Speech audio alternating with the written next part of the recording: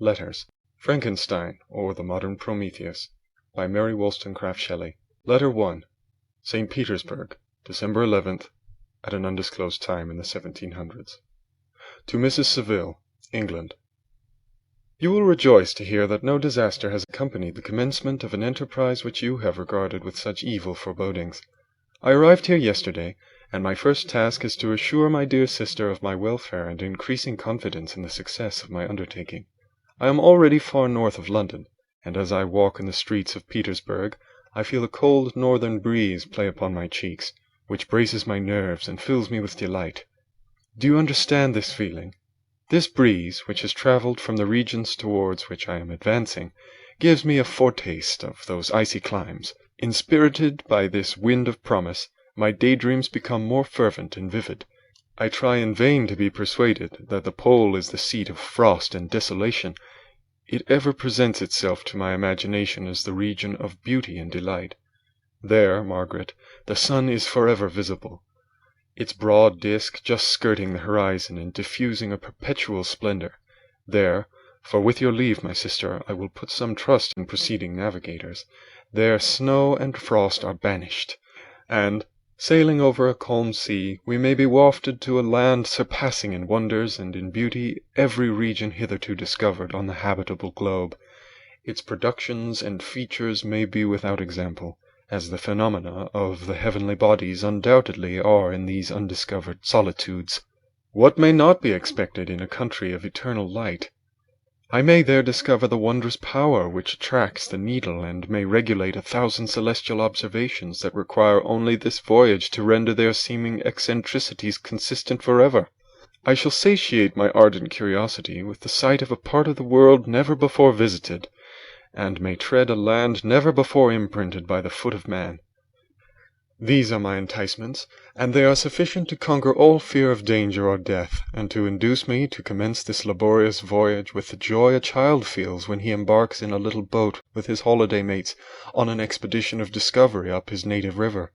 But, supposing all these conjectures to be false, you cannot contest the inestimable benefit which I shall confer on all mankind, the last generation, by discovering a passage near the pole to these countries, to reach which at present so many months are requisite, or by ascertaining the secret of the magnet, which, if at all possible, can only be effected by an undertaking such as mine. These reflections have dispelled the agitation with which I began my letter, and I feel my heart glow with an enthusiasm which elevates me to heaven, for nothing contributes so much to tranquilize the mind as a steady purpose, a point on which the soul may fix its intellectual eye. This expedition has been the favorite dream of my early years. I have read with ardor the accounts of the various voyages which have been made in the prospect of arriving at the North Pacific Ocean, through the seas which surround the pole. You may remember that a history of all the voyages made for purposes of discovery composed the whole of our good Uncle Thomas' library. My education was neglected, yet I was passionately fond of reading. These volumes were my study day and night, and my familiarity with them increased that regret which I had felt as a child, on learning that my father's dying injunction had forbidden my uncle to allow me to embark in a seafaring life. These visions faded when I perused for the first time those poets whose effusions entranced my soul and lifted it to heaven. I also became a poet, and for 1 year lived in a paradise of my own creation. I imagined that I might also obtain a niche in the temple where the names of Homer and Shakespeare are consecrated. You are well acquainted with my failure and how heavily I bore the disappointment, but just at that time I inherited the fortune of my cousin, and my thoughts were turned into the channel of their earlier bent. 6 years have passed since I resolved on my present undertaking. I can, even now, remember the hour from which I dedicated myself to this great enterprise. I commenced by inuring my body to hardship. I accompanied the whale fishers on several expeditions to the North Sea. I voluntarily endured cold, famine, thirst, and want of sleep. I often worked harder than the common sailors during the day, and devoted my nights to the study of mathematics, the theory of medicine, and those branches of physical science from which a naval adventurer might derive the greatest practical advantage. Twice I actually hired myself as an undermate in a Greenland whaler, and acquitted myself to admiration. I must own I felt a little proud when my captain offered me the second dignity in the vessel, and entreated me to remain with the greatest earnestness, so valuable did he consider my services. And now, my dear Margaret, do I not deserve to accomplish some great purpose? My life might have been passed in ease and luxury, but I preferred glory to every enticement that wealth placed in my path. Oh, that some encouraging voice would answer in the affirmative! My courage and my resolution is firm, but my hopes fluctuate, and my spirits are often depressed. I am about to proceed on a long and difficult voyage, the emergencies of which will demand all my fortitude. I am required not only to raise the spirits of others, but sometimes to sustain my own when theirs are failing. This is the most favorable period for traveling in Russia. They fly quickly over the snow in their sledges, the motion is pleasant, and in my opinion far more agreeable than that of an English stagecoach. The cold is not excessive, if you are wrapped in furs, a dress which I have already adopted, for there is a great difference between walking the deck and remaining seated motionless for hours, when no exercise prevents the blood from actually freezing in your veins. I have no ambition to lose my life on the post road between St. Petersburg and Archangel. I shall depart for the latter town in a fortnight or 3 weeks, and my intention is to hire a ship there, which can easily be done by paying the insurance for the owner, and to engage as many sailors as I think necessary among those who are accustomed to the whale fishing. I do not intend to sail until the month of June, and when shall I return? Ah, dear sister, how can I answer this question? If I succeed, many, many months, perhaps years, will pass before you and I may meet. If I fail, you will see me again soon, or never. Farewell, my dear, excellent Margaret. Heaven shower down blessings on you, and save me, that I may again and again testify my gratitude for all your love and kindness. Your affectionate brother, R. Walton. Letter 2. Archangel, 28th March, at an undisclosed time in the 1700s. To Mrs. Saville, England. How slowly the time passes here, encompassed as I am by frost and snow! Yet a second step is taken towards my enterprise. I have hired a vessel, and am occupied in collecting my sailors. Those whom I have already engaged appear to be men on whom I can depend, and are certainly possessed of dauntless courage. But I have one want which I have never yet been able to satisfy, and the absence of the object of which I now feel as a most severe evil. I have no friend, Margaret. When I am glowing with the enthusiasm of success, there will be none to participate my joy. If I am assailed by disappointment, no one will endeavour to sustain me in dejection. I shall commit my thoughts to paper, it is true, but that is a poor medium for the communication of feeling. I desire the company of a man who could sympathize with me, whose eyes would reply to mine. You may deem me romantic, my dear sister, but I bitterly feel the want of a friend. I have no one near me, gentle yet courageous, possessed of a cultivated as well as of a capacious mind, whose tastes are like my own, to approve or amend my plans. How would such a friend repair the faults of your poor brother? I am too ardent in execution, and too impatient of difficulties. But it is still greater evil to me that I am self-educated. For the first 14 years of my life I ran wild on a common, and read nothing but our Uncle Thomas' books of voyages. At that age I became acquainted with the celebrated poets of our own country. But it was only when it had ceased to be in my power to derive its most important benefits from such a conviction, that I perceived the necessity of becoming acquainted with more languages than that of my native country. Now I am 28, and am in reality more illiterate than many schoolboys of 15. It is true that I have thought more, and that my daydreams are more extended and magnificent, but they want, as the painters call it, keeping, and I greatly need a friend who would have sense enough not to despise me as a romantic, and affection enough for me to endeavour to regulate my mind. Well, these are useless complaints.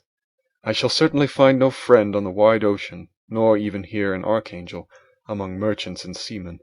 Yet some feelings, unallied to the dross of human nature, beat even these rugged bosoms.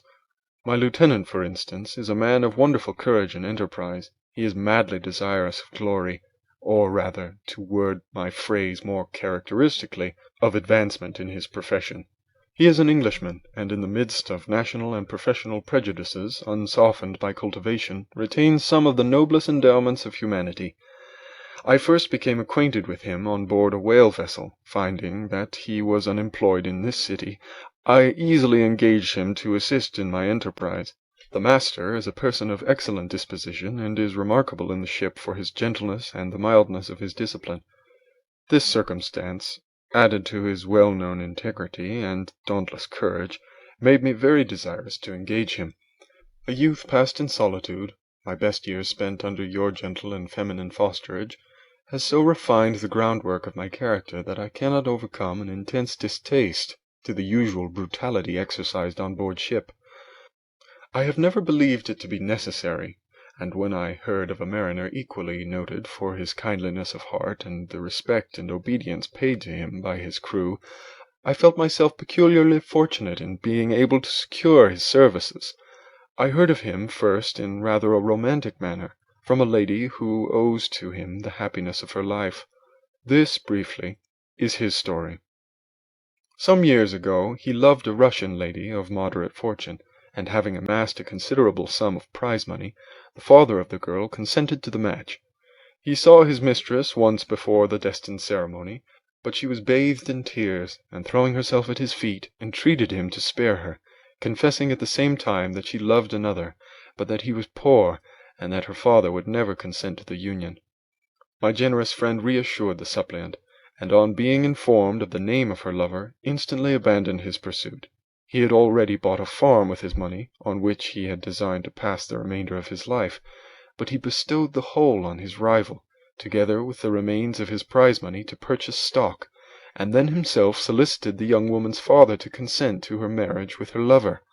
But the old man decidedly refused, thinking himself bound in honor to my friend, who, when he found the father inexorable, quitted his country, nor returned until he heard that his former mistress was married according to her inclinations.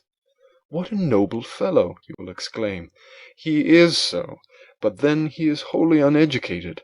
He is as silent as a Turk, and a kind of ignorant carelessness attends him, which, while it renders his conduct the more astonishing, detracts from the interest and sympathy which otherwise he would command.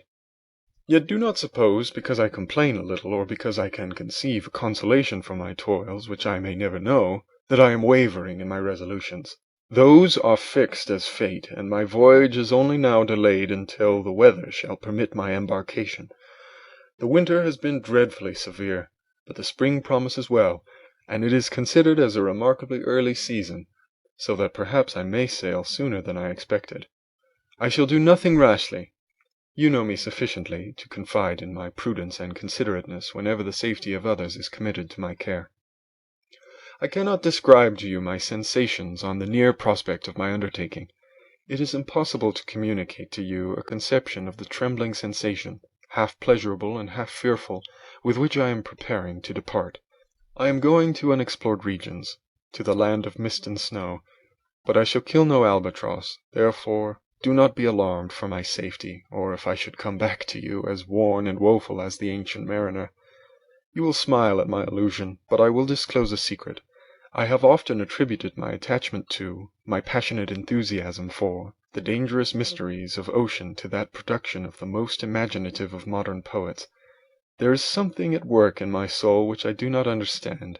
I am practically industrious, painstaking, a workman to execute with perseverance and labor, but besides this there is a love for the marvelous, a belief in the marvelous, intertwined in all my projects, which hurries me out of the common pathways of men, even to the wild sea and unvisited regions I am about to explore.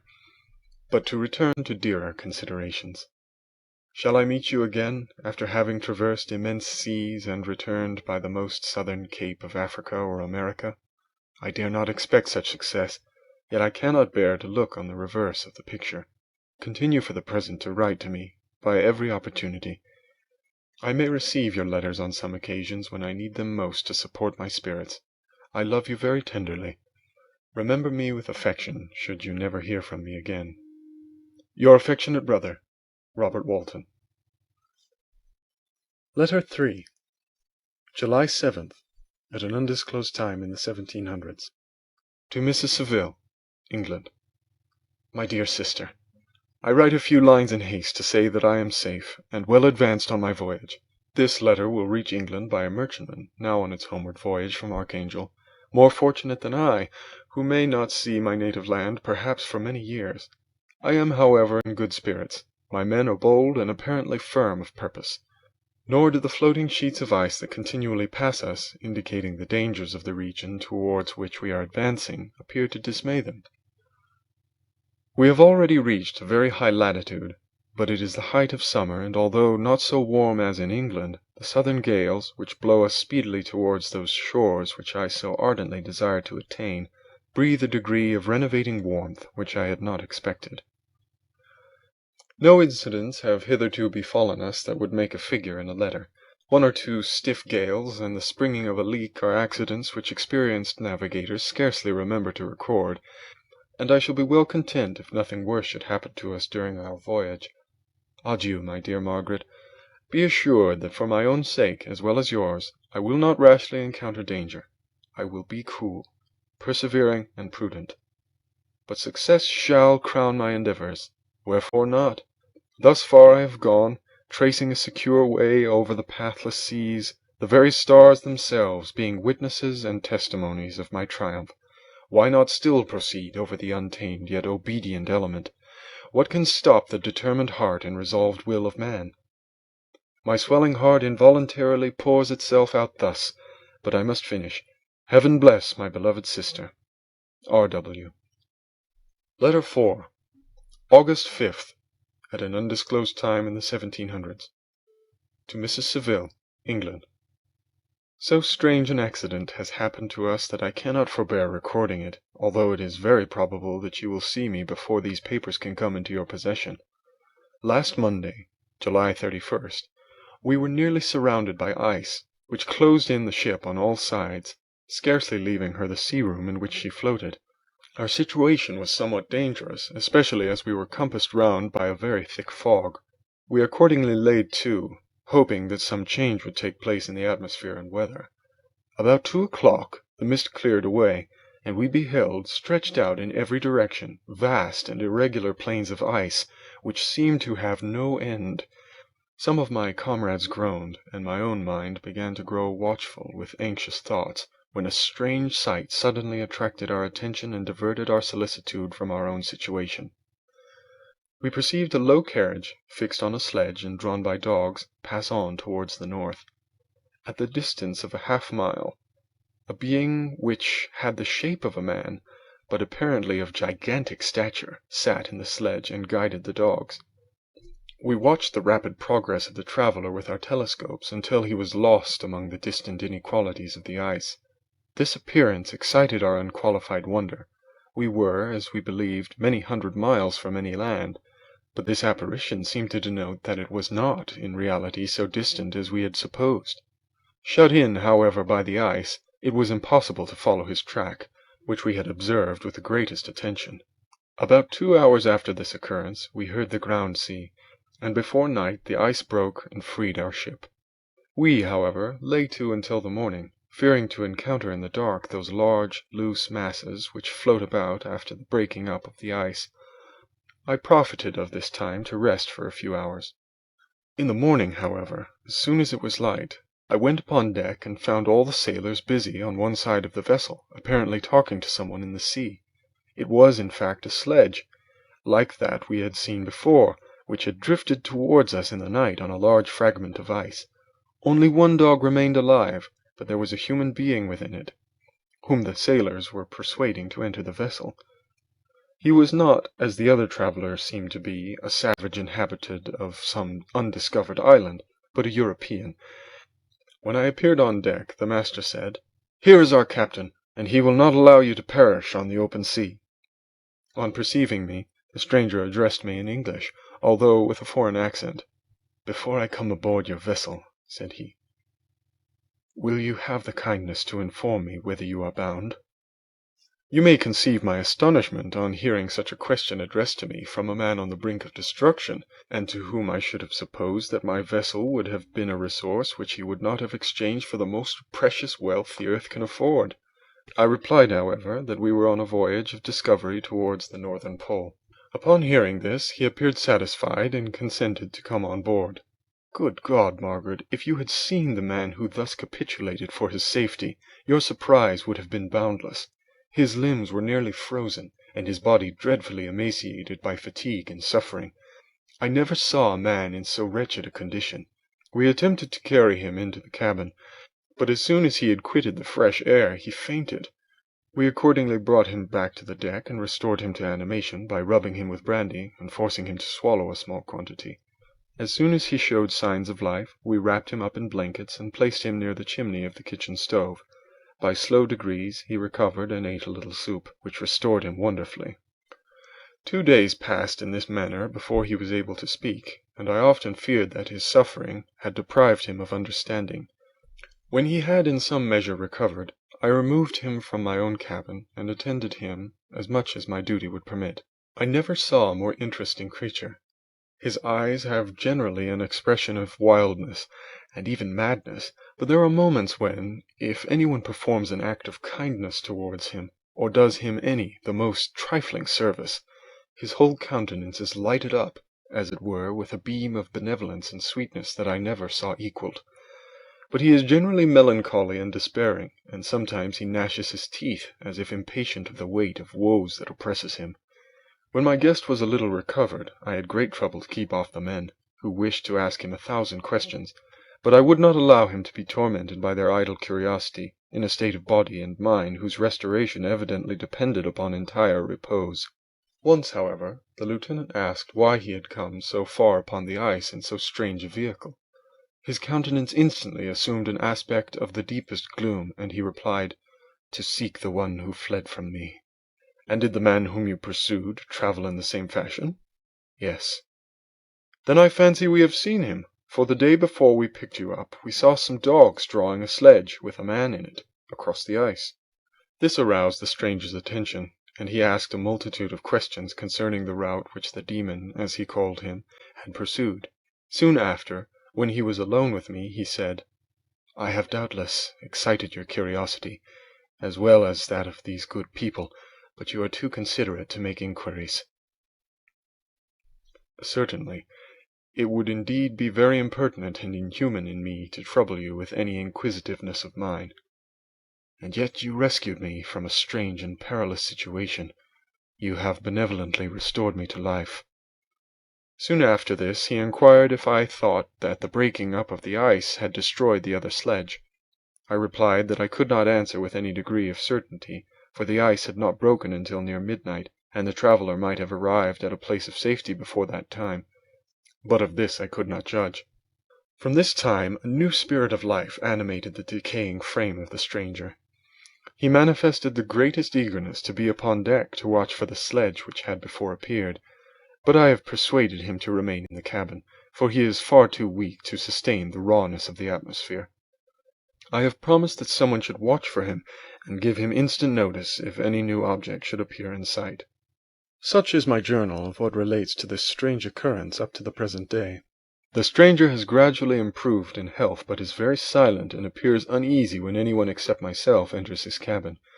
Yet his manners are so conciliating and gentle that the sailors are all interested in him, although they have had very little communication with him. For my own part, I began to love him as a brother, and his constant and deep grief fills me with sympathy and compassion. He must have been a noble creature in his better days, being even now in wreck so attractive and amiable. I said in one of my letters, my dear Margaret, that I should find no friend on the wide ocean. Yet I have found a man who, before his spirit had been broken by misery, I should have been happy to have possessed as the brother of my heart.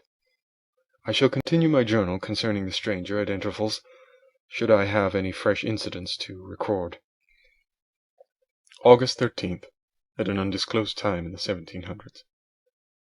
My affection for my guest increases every day. He excites at once my admiration and my pity to an astonishing degree. How can I see so noble a creature destroyed by misery without feeling the most poignant grief?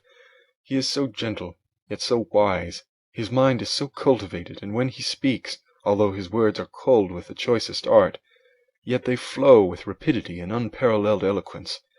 He is now much recovered from his illness, and is continually on the deck, apparently watching for the sledge that preceded his own. Yet although unhappy, he is not so utterly occupied by his own misery but that he interests himself deeply in the projects of others.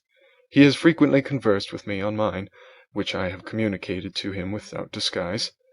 He entered attentively into all my arguments in favour of my eventual success, and into every minute detail of the measures I had taken to secure it.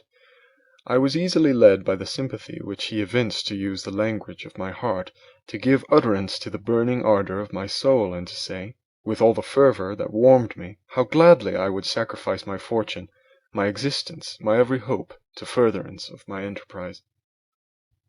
One man's life or death were but a small price to pay for the acquirement of the knowledge which I sought, for the dominion I should acquire and transmit over the elemental foes of our race. As I spoke, a dark gloom spread over my listener's countenance. At first I perceived that he tried to suppress his emotion. He placed his hands before his eyes, and my voice quivered and failed me, as I beheld tears trickle fast from between his fingers. A groan burst from his heaving breast. I paused. At length he spoke in broken accents. "Unhappy man, do you share my madness? Have you drunk also of the intoxicating draught? Hear me. Let me reveal my tale, and you will dash the cup from your lips." Such words, you may imagine, strongly excited my curiosity, but the paroxysm of grief that had seized the stranger overcame his weakened powers, and many hours of repose and tranquil conversation were necessary to restore his composure. Having conquered the violence of his feelings, he appeared to despise himself for being the slave of passion and quelling the dark tyranny of despair. He led me again to converse concerning myself personally. He asked me the history of my earlier years. The tale was quickly told, but it awakened various trains of reflection. I spoke of my desire of finding a friend, of my thirst for a more intimate sympathy with a fellow mind than had ever fallen to my lot, and expressed my conviction that a man could boast of little happiness who did not enjoy this blessing. "I agree with you," replied the stranger. "We are unfashioned creatures, but half made up. If one wiser, better, dearer than ourselves, such a friend ought to be, do not lend his aid to perfectionate our weak and faulty natures. I once had a friend, the most noble of human creatures, and I am entitled, therefore, to judge respecting friendship. You have hope and the world before you, and have no cause for despair, but I have lost everything and cannot begin life anew." As he said this, his countenance became expressive of a calm, settled grief that touched me to the heart, but he was silent and presently retired to his cabin. Even broken in spirit as he is, no one can feel more deeply than he does the beauties of nature. The starry sky, the sea, and every sight afforded by these wonderful regions seem still to have the power of elevating his soul from earth. Such a man has double existence. He may suffer misery and be overwhelmed by disappointments, yet when he is retired into himself, he will be like a celestial spirit that has a halo around him, within whose circle no grief or folly ventures. Will you smile at the enthusiasm I express concerning this divine wanderer? You would not if you saw him. You have been tutored and refined by books and retirement from the world, and you are therefore somewhat fastidious, but this only renders you the more fit to appreciate the extraordinary merits of this wonderful man. Sometimes I have endeavoured to discover what quality it is that he possesses that elevates him so immeasurably above any other person I ever knew. I believe it to be an intuitive discernment, a quick but never failing power of judgment, a penetration into the causes of things, unequalled for clearness and precision. Add to this a facility of expression, and a voice whose varied intonations are soul-subduing music. August 19th, at an undisclosed time in the 1700s. Yesterday the stranger said to me, "You may easily perceive, Captain Walton, that I have suffered great and unparalleled misfortunes. I had determined at one time that the memory of these evils should die with me, But you have won me to alter my determination. You seek for knowledge and wisdom as I once did, and I ardently hope that the gratification of your wishes may not be a serpent to sting you, as mine has been. I do not know that the relation of my disasters will be useful to you, yet when I reflect that you are pursuing the same course, exposing yourself to the same dangers which have rendered me what I am, I imagine that you may deduce an apt moral from my tale, one that may direct you if you succeed in your undertaking, and console you in case of failure. Prepare to hear of occurrences which are usually deemed marvelous. Were we among the tamer scenes of nature, I might fear to encounter your unbelief, perhaps your ridicule, but many things will appear possible in these wild and mysterious regions which would provoke the laughter of those unacquainted with the ever-varied powers of nature. Nor can I doubt but that my tale conveys in its series internal evidence of the truth of the events of which it is composed.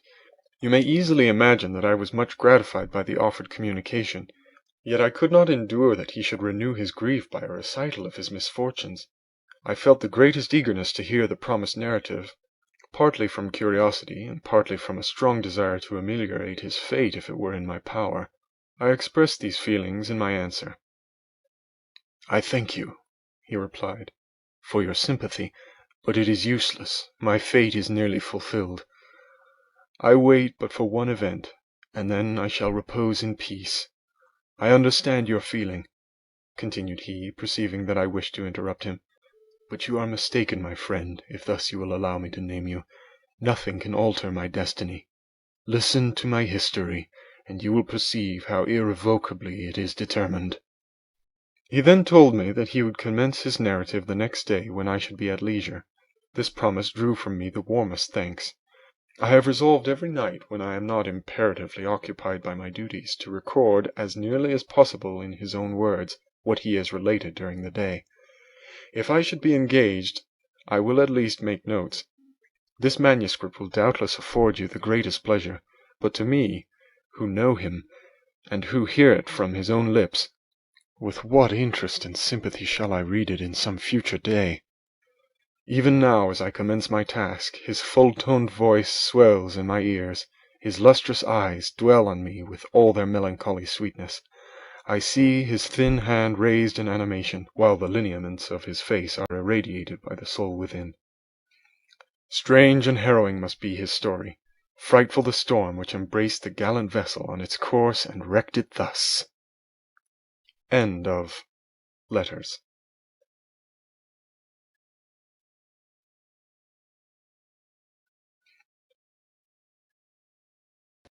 Chapter 1. I am by birth a Genevese, and my family is one of the most distinguished of that republic. My ancestors had been for many years councillors and syndics, and my father had filled several public situations with honor and reputation. He was respected by all who knew him for his integrity and indefatigable attention to public business.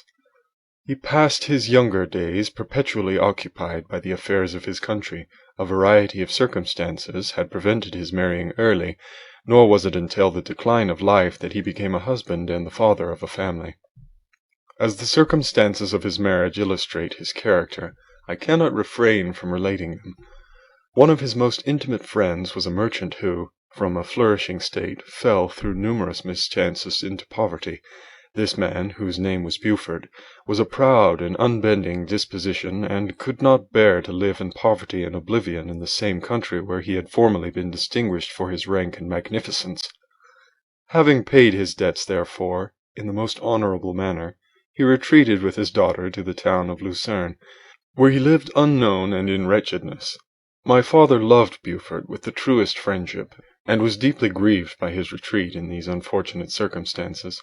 He bitterly deplored the false pride which led his friend to a conduct so little worthy of the affection that united them. He lost no time in endeavouring to seek him out, with the hope of persuading him to begin the world again through his credit and assistance.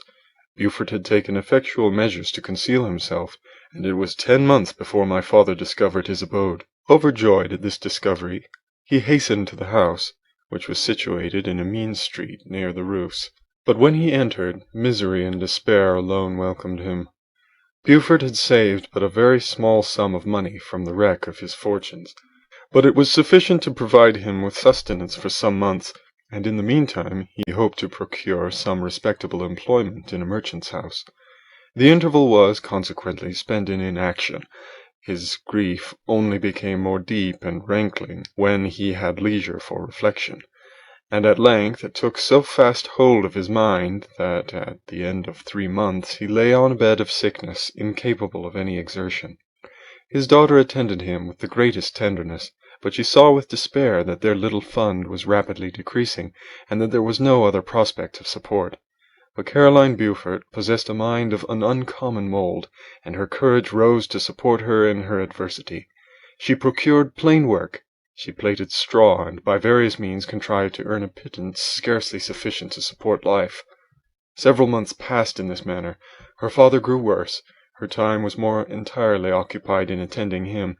Her means of subsistence decreased, and in the 10th month her father died in her arms, leaving her an orphan and a beggar. This last blow overcame her, and she knelt by Beaufort's coffin, weeping bitterly. When my father entered the chamber, he came like a protecting spirit to the poor girl, who committed herself to his care, and after the interment of his friend, he conducted her to Geneva and placed her under the protection of a relation. 2 years after this event, Caroline became his wife. There was a considerable difference between the ages of my parents, but this circumstance seemed to unite them only closer in bonds of devoted affection. There was a sense of justice in my father's upright mind which rendered it necessary that he should approve highly to love strongly. Perhaps during former years he had suffered from the late discovered unworthiness of one beloved, and so was disposed to set a greater value on tried worth. There was a show of gratitude and worship in his attachment to my mother, differing wholly from the doting fondness of age, for it was inspired by reverence for her virtues, and a desire to be the means of, in some degree, recompensing her for the sorrows she had endured, but which gave inexpressible grace to his behaviour to her. Everything was made to yield to her wishes and her convenience. He strove to shelter her, as a fair exotic is sheltered by the gardener, from every rougher wind, and to surround her with all that could tend to excite pleasurable emotion in her soft and benevolent mind. Her health, and even the tranquillity of her hitherto constant spirit, had been shaken by what she had gone through. During the 2 years that had elapsed previous to their marriage, my father had gradually relinquished all his public functions, and immediately after their union they sought the pleasant climate of Italy, and the change of scene and interest attendant on a tour through that land of wonders as a restorative for her weakened frame. From Italy they visited Germany and France. I, their eldest child, was born in Naples, and as an infant accompanied them in their rambles. I remained for several years their only child. Much as they were attached to each other, they seemed to draw inexhaustible stores of affection from a very mine of love to bestow them upon me. My mother's tender caresses and my father's smile of benevolent pleasure while regarding me are my first recollections. I was their plaything and their idol, and something better, their child, the innocent and helpless creature bestowed on them by heaven, whom to bring up to good, and whose future lot it was in their hands to direct to happiness or misery, according as they fulfilled their duties towards me. With this deep consciousness of what they owed towards the being to which they had given life, added to the active spirit of tenderness that animated both, it may be imagined that while during every hour of my infant life I received a lesson of patience, of charity, and of self-control, I was so guided by a silken cord that all seemed but one train of enjoyment to me. For a long time I was their only care. My mother had much desired to have a daughter, but I continued their single offspring. When I was about 5 years old, while making an excursion beyond the frontiers of Italy, they passed a week on the shores of the lake of Como. Their benevolent disposition often made them enter the cottages of the poor. This, to my mother, was more than a duty. It was a necessity, a passion, remembering what she had suffered and how she had been relieved, for her to act in turn, the guardian angel to the afflicted. During one of their walks, a poor cot in the foldings of a vale attracted their notice as being singularly disconsolate, while the number of half-clothed children gathered about it spoke of penury in its worst shape. One day, when my father had gone by himself to Milan, My mother, accompanied by me, visited this abode. She found a peasant and his wife, hard-working, bent down by care and labor, distributing a scanty meal to 5 hungry babes. Among these there was one which attracted my mother far above all the rest. She appeared of a different stock. The 4 others were dark-eyed, hardy little vagrants. This child was thin and very fair. Her hair was the brightest living gold, and despite the poverty of her clothing, seemed to set a crown of distinction on her head. Her brow was clear and ample, her blue eyes cloudless, and her lips and the moulding of her face so expressive of sensibility and sweetness that none could behold her without looking on her as of a distinct species, a being heaven-sent and bearing a celestial stamp in all her features. The peasant woman, perceiving that my mother fixed eyes of wonder and admiration on this lovely girl, eagerly communicated her history. She was not her child, but the daughter of a Milanese nobleman. Her mother was a German and had died on giving birth. The infant had been placed with these good people to nurse. They were better off then. They had not been long married, and their eldest child was but just born. The father of their charge was one of those Italians nursed in the memory of the antique glory of Italy, one among the Schiavi Agnor Frumenti, who exerted himself to obtain the liberty of his country. He became the victim of its weakness. Whether he had died or still lingered in the dungeons of Austria was not known. His property was confiscated. His child became an orphan and a beggar. She continued with her foster parents and bloomed in their rude abode, fairer than a garden rose among dark-leaved brambles. When my father returned from Milan, he found playing with me in the hall of our villa a child fairer than pictured cherub, a creature who seemed to shed radiance from her looks, and whose form and motions were lighter than the chamois of the hills. The apparition was soon explained. With his permission, my mother prevailed on her rustic guardians to yield their charge to her. They were fond of the sweet orphan. Her presence had seemed a blessing to them, but it would be unfair to her to keep her in poverty and want when Providence afforded her such powerful protection. They consulted their village priest, and the result was that Elizabeth Lavenza became the inmate of my parents' house, my more than sister, the beautiful and adored companion of all my occupations and my pleasures. Everyone loved Elizabeth. The passionate and almost reverential attachment with which all regarded her became, while I shared it, my pride and my delight. On the evening previous to her being brought to my home, my mother had said playfully, "I have a pretty present for my Victor. Tomorrow he shall have it." And when on the morrow she presented Elizabeth to me as her promised gift, I, with childish seriousness, interpreted her words literally, and looked upon Elizabeth as mine to protect, love, and cherish. All praises bestowed on her I received as made to a possession of my own. We called each other familiarly by the name of cousin. No word, no expression could body forth the kind of relation in which she stood to me, my more than sister, since till death she was to be mine only. End of Chapter 1.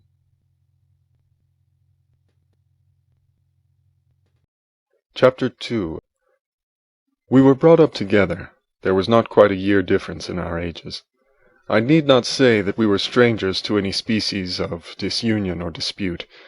Harmony was the soul of our companionship, and the diversity and contrast that subsisted in our characters drew us nearer together. Elizabeth was of a calmer and more concentrated disposition, but with all my ardor I was capable of more intense application, and was more deeply smitten with the thirst for knowledge.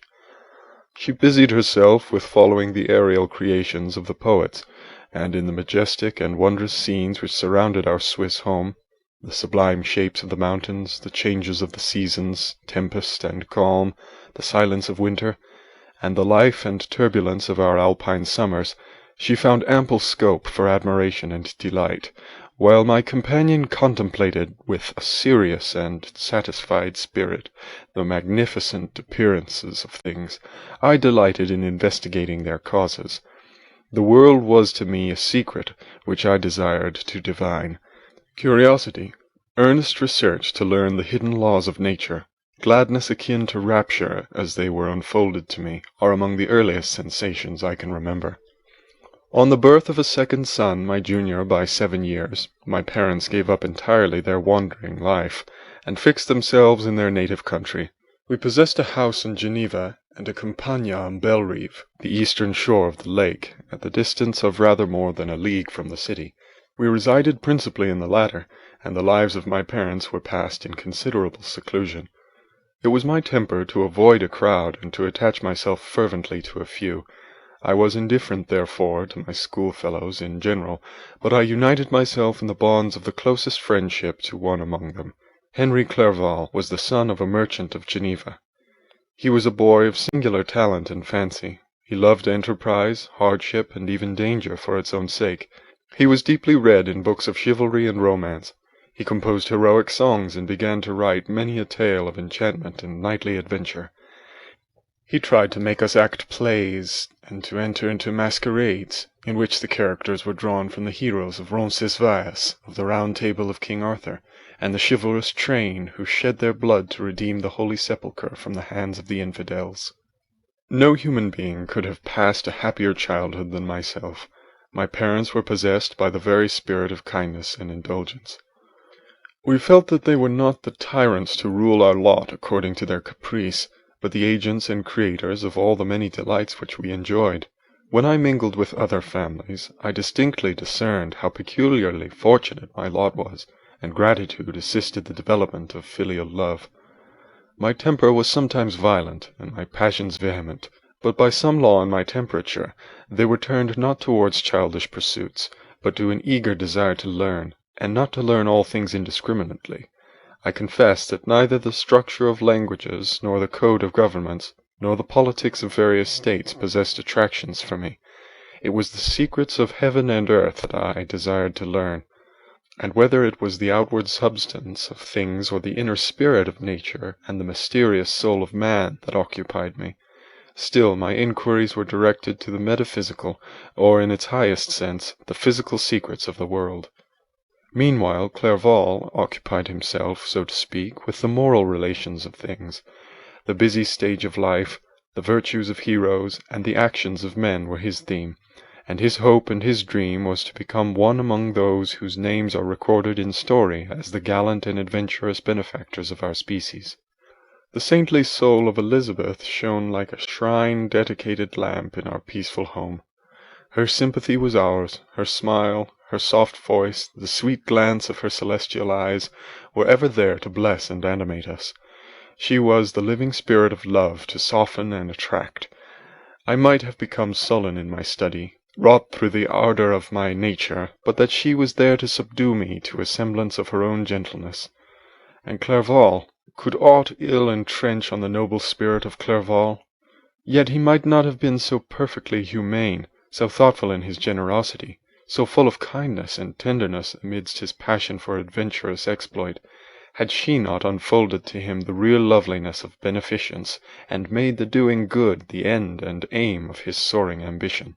I feel exquisite pleasure on dwelling on the recollections of childhood, before misfortune had tainted my mind and changed its bright visions of extensive usefulness into gloomy and narrow reflections upon self. Besides, in drawing the picture of my early days, I also record those events which led by insensible steps to my after-tale of misery, for when I would account to myself for the birth of that passion which afterwards ruled my destiny, I find it arise, like a mountain river, from ignoble and almost forgotten sources, but swelling as it proceeded, it became the torrent which, in its course, has swept away all my hopes and joys.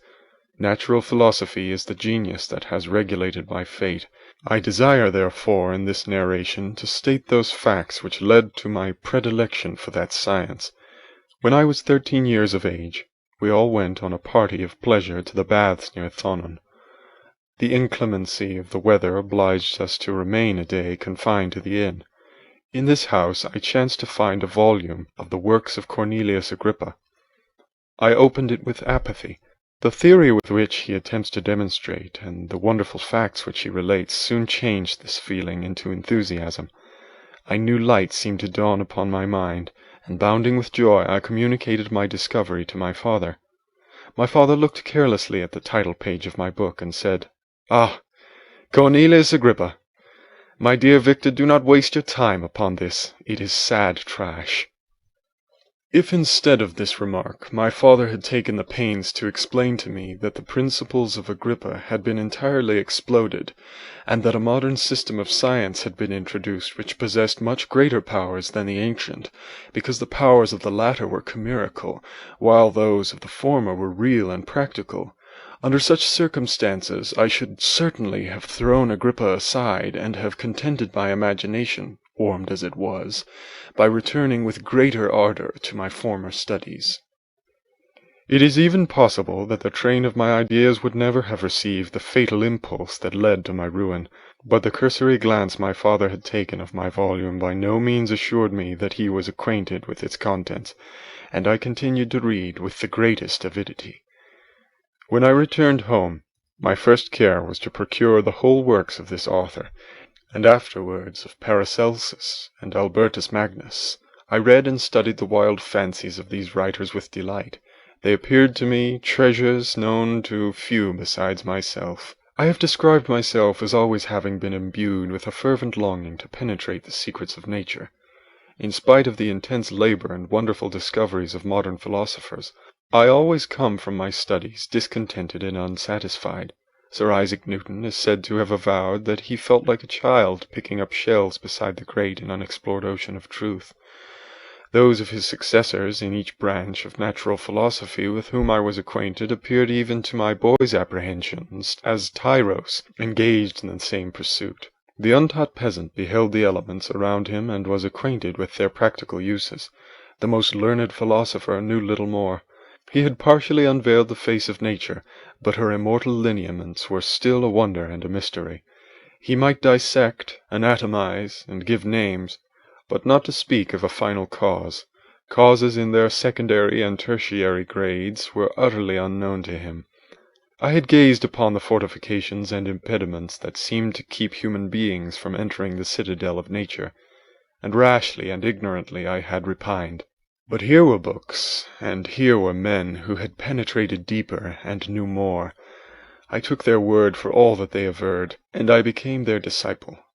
It may appear strange that such should arise in the 18th century, but while I followed the routine of education in the schools of Geneva, I was to a great degree self-taught with regard to my favorite studies. My father was not scientific, and I was left to struggle with a child's blindness, added to a student's thirst for knowledge. Under the guidance of my new preceptors, I entered with the greatest diligence into the search of the philosopher's stone and the elixir of life, but the latter soon obtained my undivided attention. Wealth was an inferior object, but what glory would attend the discovery if I could banish disease from the human frame, and render man invulnerable to any but a violent death? Nor were these my only visions. The raising of ghosts or devils was a promise liberally accorded by my favorite authors, the fulfillment of which I most eagerly sought, and if my incantations were always unsuccessful, I attributed the failure rather to my own inexperience and mistake than to a want of skill or fidelity in my instructors. And thus for a time I was occupied by exploded systems, mingling, like an unadept, 1,000 contradictory theories and floundering desperately in a very slough of multifarious knowledge, guided by an ardent imagination and childish reasoning, till an accident again changed the current of my ideas.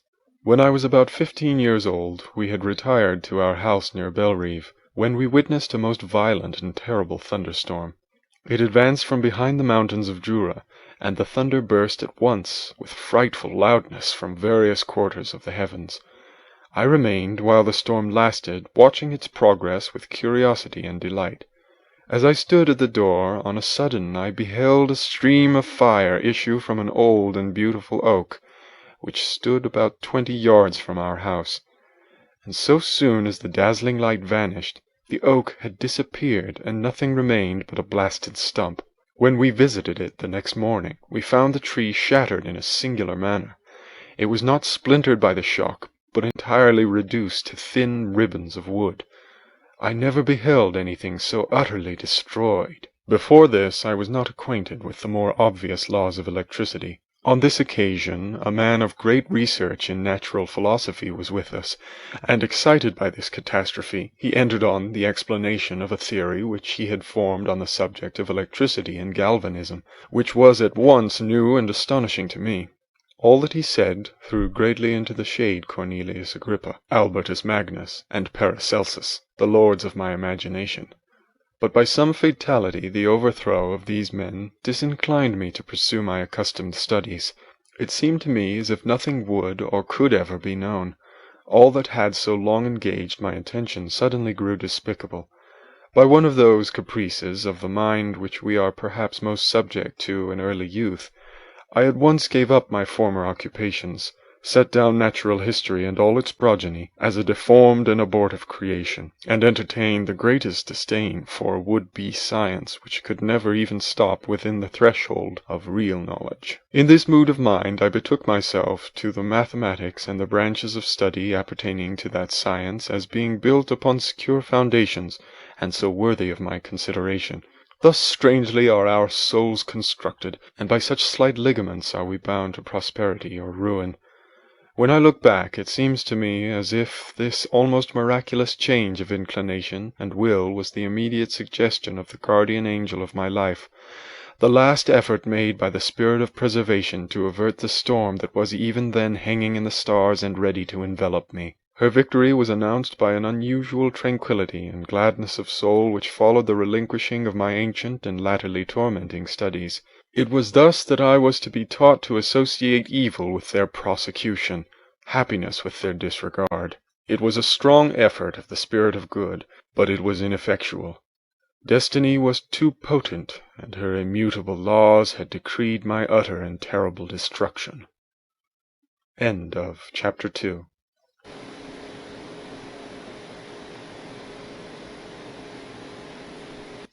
Chapter 3. When I had attained the age of 17, my parents resolved that I should become a student at the University of Ingolstadt. I had hitherto attended the schools of Geneva, but my father thought it necessary for the completion of my education that I should be made acquainted with other customs than those of my native country. My departure was therefore fixed at an early date, but before the day resolved upon could arrive, the first misfortune of my life occurred, an omen, as it were, of my future misery. Elizabeth had caught the scarlet fever. Her illness was severe, and she was in the greatest danger. During her illness, many arguments had been urged to persuade my mother to refrain from attending upon her. She had at first yielded to our entreaties, but when she heard that the life of her favourite was menaced, she could no longer control her anxiety. She attended her sick-bed. Her watchful attentions triumphed over the malignity of the distemper. Elizabeth was saved, but the consequences of this imprudence were fatal to her preserver. On the third day my mother sickened. Her fever was accompanied by the most alarming symptoms, and the looks of her medical attendants prognosticated the worst event. On her deathbed the fortitude and benignity of this best of women did not desert her. She joined the hands of Elizabeth and myself. "My children," she said, "my firmest hopes of future happiness were placed on the prospect of your union. This expectation will now be the consolation of your father. Elizabeth, my love, you must supply my place to my younger children. Alas! I regret that I am taken from you, and happy and beloved as I have been, is it not hard to quit you all? But these are not thoughts befitting me. I will endeavour to resign myself cheerfully to death, and will indulge a hope of meeting you in another world." She died calmly, and her countenance expressed affection even in death. I need not describe the feelings of those whose dearest ties are rent by that most irreparable evil, the void that presents itself to the soul, and the despair that is exhibited on the countenance. It is so long before the mind can persuade itself that she whom we saw every day, and whose very existence appeared a part of our own, can have departed forever, that the brightness of a beloved eye can have been extinguished, and the sound of a voice so familiar and dear to the ear can be hushed, never more to be heard. These are the reflections of the first days, but when the lapse of time proves the reality of the evil, then the actual bitterness of grief commences. Yet from whom has not that rude hand rent away some dear connection? And why should I describe a sorrow which all have felt and must feel? The time at length arrives when grief is rather an indulgence than a necessity, and the smile that plays upon the lips, although it may be deemed a sacrilege, is not banished. My mother was dead, but we had still duties which we ought to perform. We must continue our course with the rest, and learn to think ourselves fortunate whilst one remains whom the spoiler has not seized. My departure for Ingolstadt, which had been deferred by these events, was now again determined upon. I obtained from my father a respite of some weeks. It appeared to me sacrilege so soon to leave the repose, akin to death, of the house of mourning, and to rush into the thick of life. I was new to sorrow, but it did not the less alarm me. I was unwilling to quit the sight of those that remained to me, and, above all, I desired to see my sweet Elizabeth in some degree consoled. She indeed veiled her grief, and strove to act the comforter to us all. She looked steadily on life, and assumed its duties with courage and zeal. She devoted herself to those whom she had been taught to call her uncle and cousins. Never was she so enchanting as at this time, when she recalled the sunshine of her smiles, and spent them upon us. She forgot her own regret in her endeavours to make us forget. The day of my departure at length arrived. Clerval spent the last evening with us. He had endeavoured to persuade his father to permit him to accompany me and to become my fellow student, but in vain. His father was a narrow-minded traitor, and saw idleness and ruin in the aspirations and ambition of his son. Henry deeply felt the misfortune of being debarred from a liberal education. He said little, but when he spoke, I read in his kindling eye and in his animated glance a restrained but firm resolve not to be chained by the miserable details of commerce. We sat late. We could not tear ourselves away from each other, nor persuade ourselves to say the word farewell. It was said, and we retired under the pretence of seeking repose, each fancying that the other was deceived. But when at morning's dawn I descended to the carriage which was to convey me away, they were all there. My father again to bless me, Clerval to press my hand once more, my Elizabeth to renew her entreaties that I would write often, and to bestow the last feminine attentions on her playmate and friend. I threw myself into the chaise that was to convey me away, and indulged in the most melancholy reflections. I, who had ever been surrounded by amiable companions, continually engaged in endeavouring to bestow mutual pleasure, I was now alone. In the university whither I was going, I must form my own friends and be my own protector. My life had hitherto been remarkably secluded and domestic, and this had given me invincible repugnance to new countenances. I loved my brothers, Elizabeth and Clerval. These were old familiar faces, but I believed myself totally unfitted for the company of strangers. Such were my reflections as I commenced my journey, but as I proceeded, my spirits and hopes rose. I ardently desired the acquisition of knowledge. I had often, when at home, thought it hard to remain during my youth cooped up in one place, and had longed to enter the world and take my station among other human beings.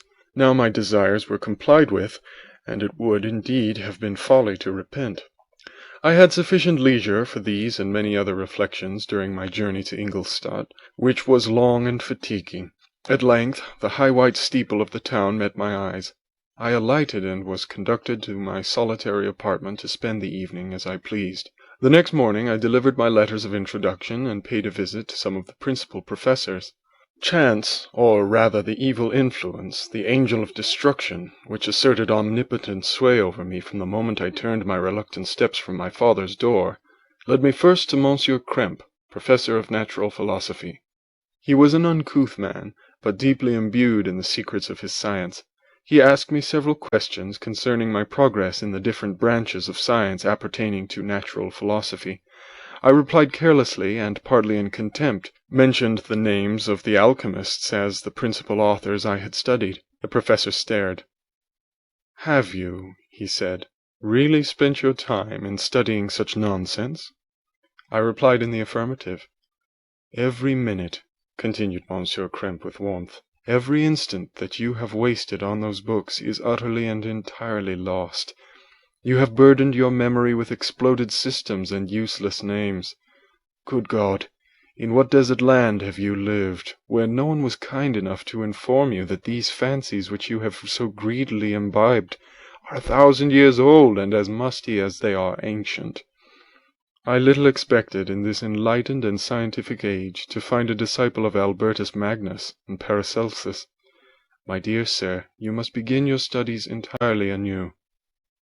So saying, he stepped aside and wrote down a list of several books treating of natural philosophy, which he desired me to procure, and dismissed me after mentioning that in the beginning of the following week he intended to commence a course of lectures upon natural philosophy in its general relations, and that Monsieur Waldman, a fellow professor, would lecture upon chemistry the alternate days that he omitted.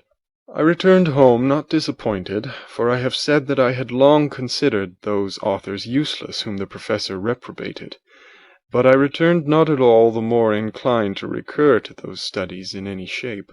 Monsieur Krempe was a little squat man with a gruff voice and a repulsive countenance. The teacher therefore did not prepossess me in favour of his pursuits. In rather a too philosophical and connected a strain, perhaps, I have given an account of the conclusions I had come to concerning them in my early years. As a child I had not been content with the results promised by the modern professors of natural science. With a confusion of ideas only to be accounted for by my extreme youth and my want of a guide on such matters, I had retrod the steps of knowledge along the paths of time, and exchanged the discoveries of recent inquirers for the dreams of forgotten alchemists. Besides, I had a contempt for the uses of modern natural philosophy.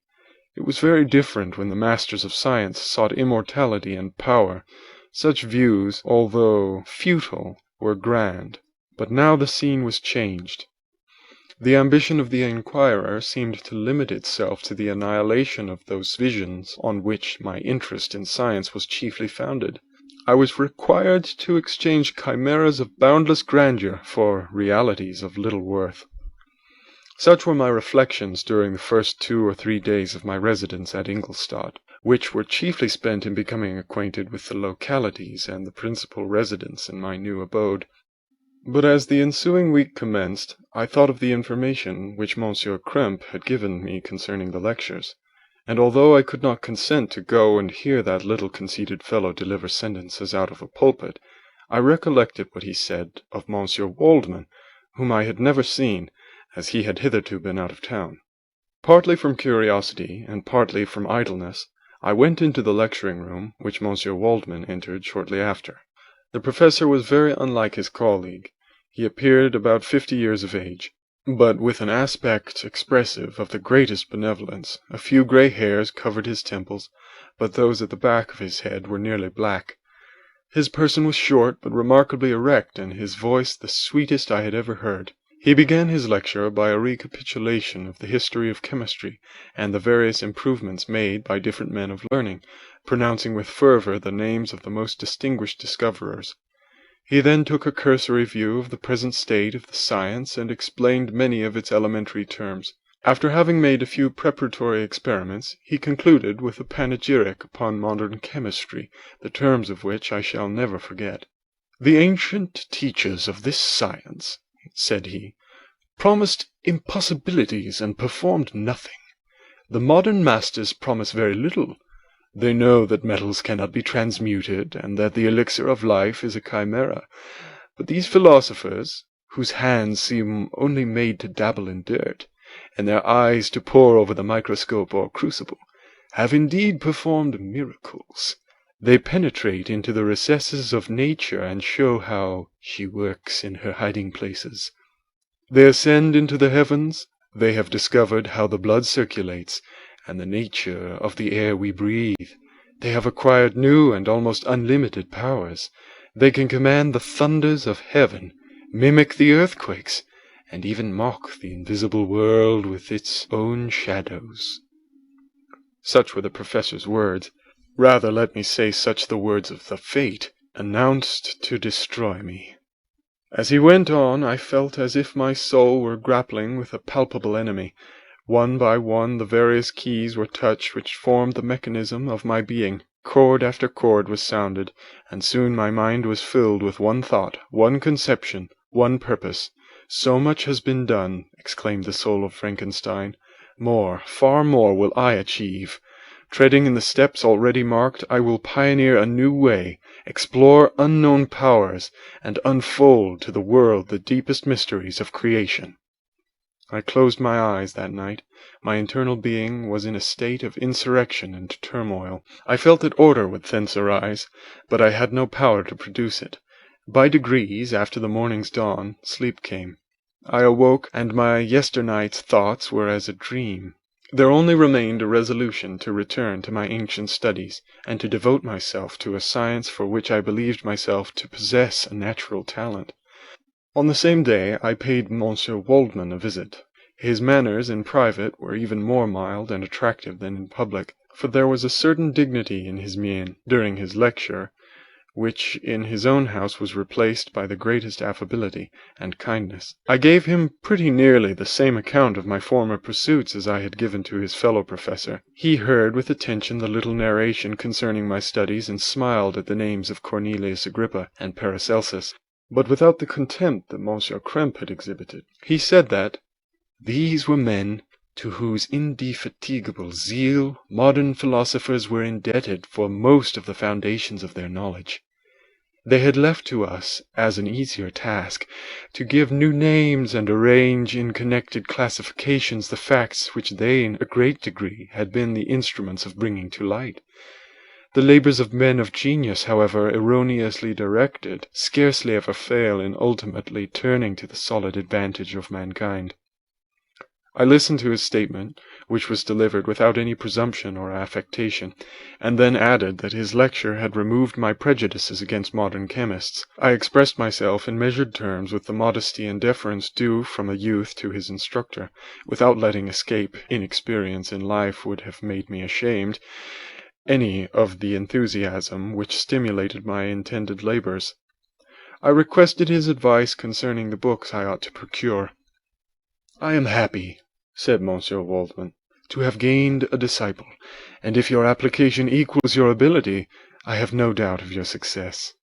Chemistry is that branch of natural philosophy in which the greatest improvements have been and may be made. It is on that account that I have made it my peculiar study.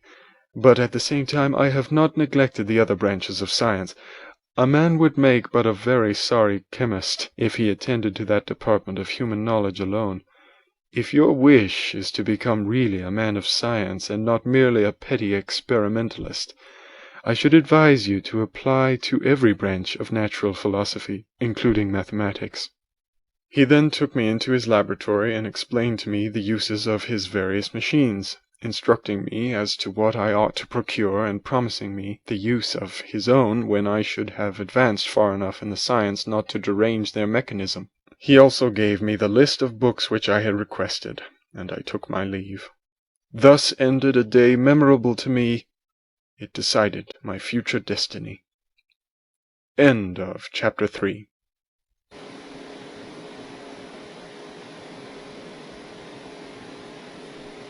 Chapter 4. From this day, natural philosophy, and particularly chemistry in the most comprehensive sense of the term, became nearly my sole occupation.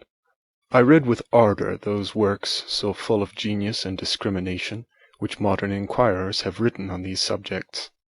I attended the lectures and cultivated the acquaintances of the men of science of the university, and I found even in Monsieur Krempe a great deal of sound sense and real information, combined, it is true, with a repulsive physiognomy and manners, but not on that account the less valuable.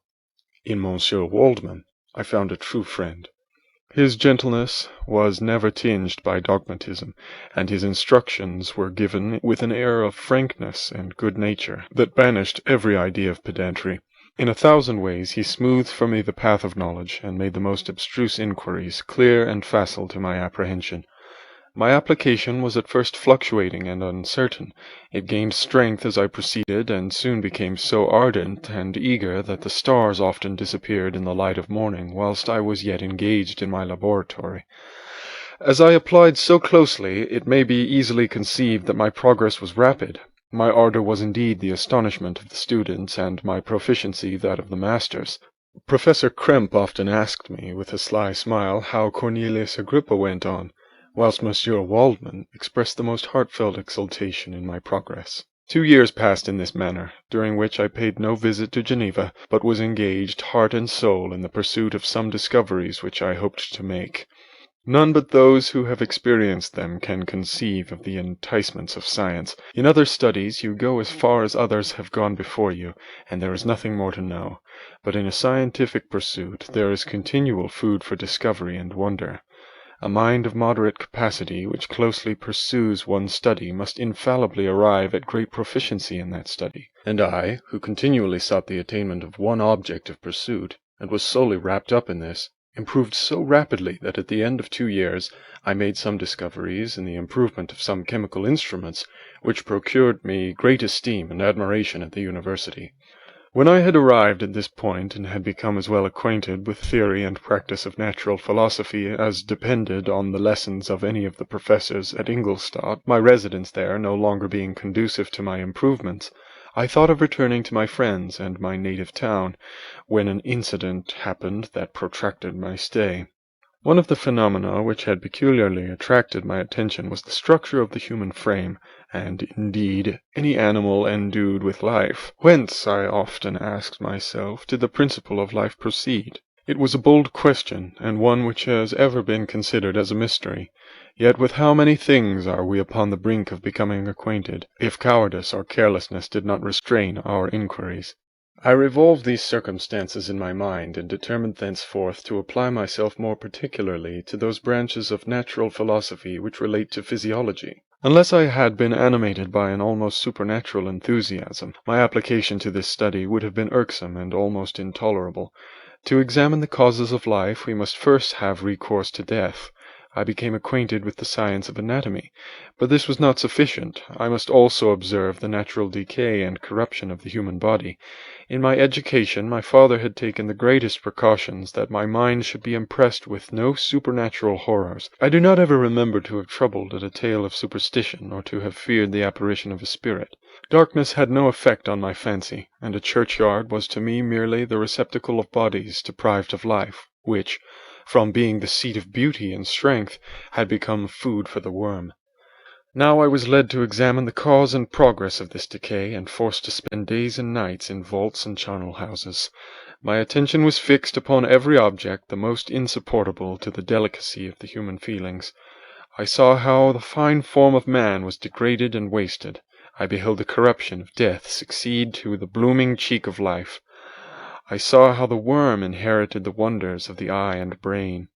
I paused, examining and analyzing all the minutiae of causation, as exemplified in the change from life to death, and death to life, until from the midst of this darkness a sudden light broke in upon me, a light so brilliant and wondrous, yet so simple, that while I became dizzy with the immensity of the prospect which it illustrated, I was surprised that among so many men of genius who had directed their inquiries towards the same science, that I alone should be reserved to discover so astonishing a secret. Remember, I am not recording the vision of a madman. The sun does not more certainly shine in the heavens than that which I now affirm is true. Some miracle might have produced it, yet the stages of the discovery were distinct and probable. After days and nights of incredible labor and fatigue, I succeeded in discovering the cause of generation and life. Nay, more, I became myself capable of bestowing animation upon lifeless matter. The astonishment which I had first experienced on this discovery soon gave place to delight and rapture.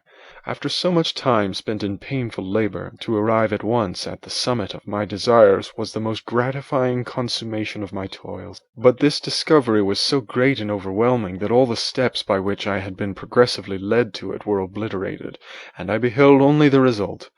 What had been the study and desire of the wisest men since the creation of the world was now within my grasp. Not that, like a magic scene, it all opened upon me at once. The information I had obtained was of a nature rather to direct my endeavors so soon as I should point them towards the object of my search, than to exhibit that object already accomplished. I was like the Arabian, who had been buried with the dead and found a passage to life, aided only by one glimmering and seemingly ineffectual light. I see by your eagerness and the wonder and hope which your eyes express, my friend, that you expect to be informed of the secret which I am acquainted. That cannot be. Listen patiently until the end of my story, and you will easily perceive why I am reserved upon that subject. I will not lead you on, unguarded and ardent as I then was, to your destruction and infallible misery. Learn from me, if not by my precepts, at least by my example, how dangerous is the acquirement of knowledge, and how much happier that man is who believes his native town would be the world, than he who aspires to become greater than his nature will allow. When I found so astonishing a power placed within my hands, I hesitated a long time concerning the manner in which I should employ it. Although I possessed the capacity of bestowing animation, yet to prepare a frame for the reception of it, with all its intricacies of fibres, muscles, and veins, still remained a work of inconceivable difficulty and labour. I doubted at first whether I should attempt the creation of a being like myself, or one of simpler organization, but my imagination was too much exalted by my first success to permit me to doubt of my ability to give life to an animal as complex and wonderful as man. The materials at present within my command hardly appeared adequate to so arduous an undertaking, but I doubted not that I should ultimately succeed. I prepared myself for a multitude of reverses. My operations might be incessantly baffled, and at last my work be imperfect. Yet when I considered the improvement which every day takes place in science and mechanics, I was encouraged to hope my present attempts would at least lay the foundations of future success. Nor could I consider the magnitude and complexity of my plan as any argument of its impracticability. It was with these feelings that I began the creation of a human being. As the minuteness of the parts formed a great hindrance to my speed, I resolved, contrary to my first intention, to make the being of a gigantic stature, that is to say, about 8 feet in height, and proportionably large. After having formed this determination, and having spent some months in successfully collecting and arranging my materials, I began. No one can conceive the variety of feelings which bore me onwards, like a hurricane, in the first enthusiasm of success. Life and death appeared to me ideal bounds, which I should first break through, and pour a torrent of light into our dark world. A new species would bless me as its creator and source. Many happy and excellent natures would owe their being to me. No father could claim the gratitude of his child so completely as I should deserve theirs. Pursuing these reflections, I thought that if I could bestow animation upon lifeless matter, I might in process of time, although I now found it impossible, renew life where death had apparently devoted the body to corruption. These thoughts supported my spirits, while I pursued my undertaking with unremitting ardor. My cheek had grown pale with study, and my person had become emaciated with confinement. Sometimes, on the very brink of certainty, I failed, yet still I clung to the hope which the next day or the next hour might realize.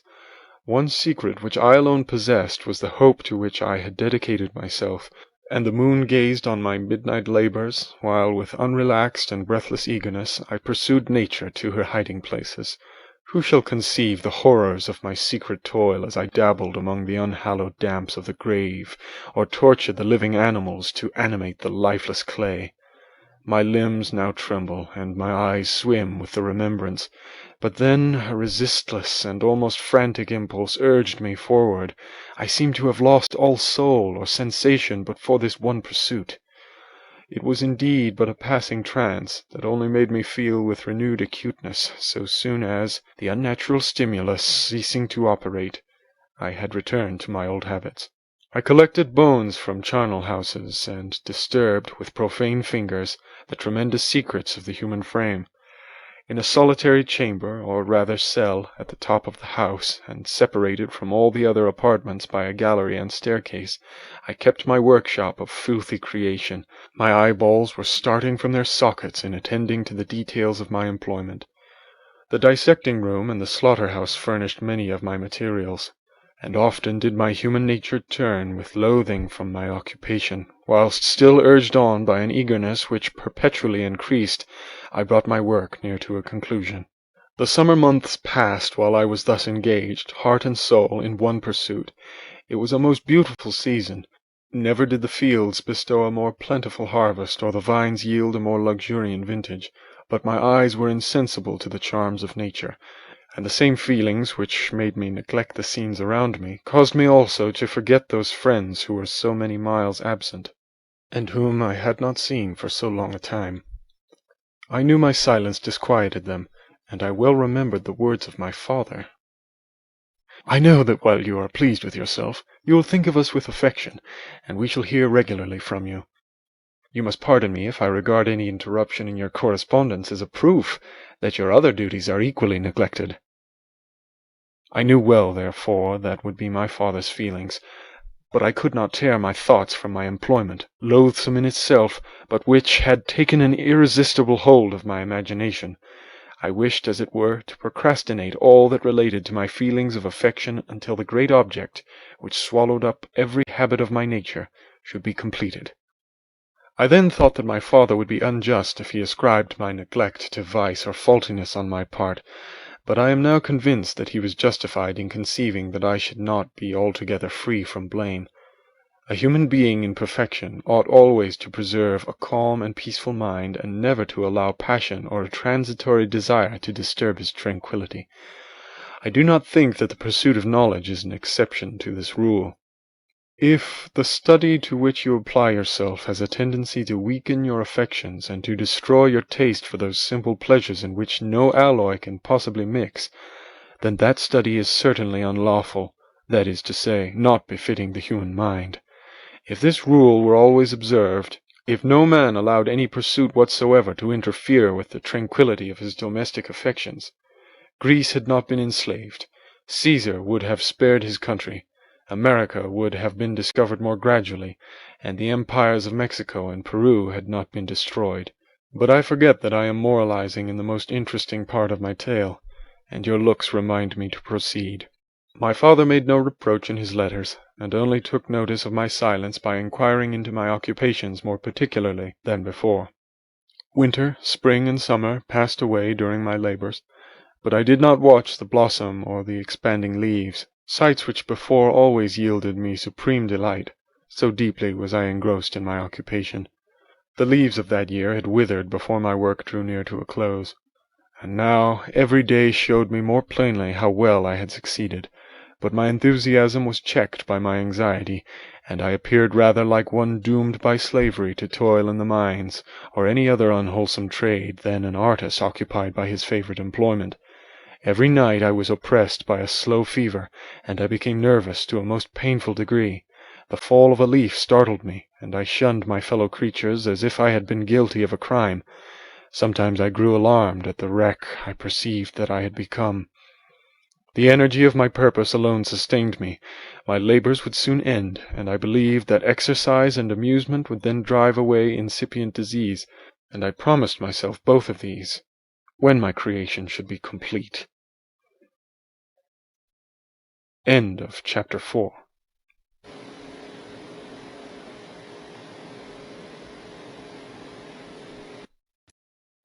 Chapter 5. It was on a dreary night of November that I beheld the accomplishment of my toils. With an anxiety that almost amounted to agony, I collected the instruments of life around me, that I might infuse a spark of being into the lifeless thing that lay at my feet.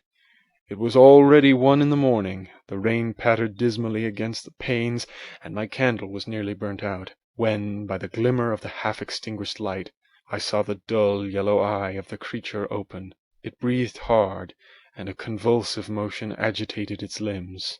How can I describe my emotions at this catastrophe, or how delineate the wretch whom with such infinite pains and care I had endeavoured to form?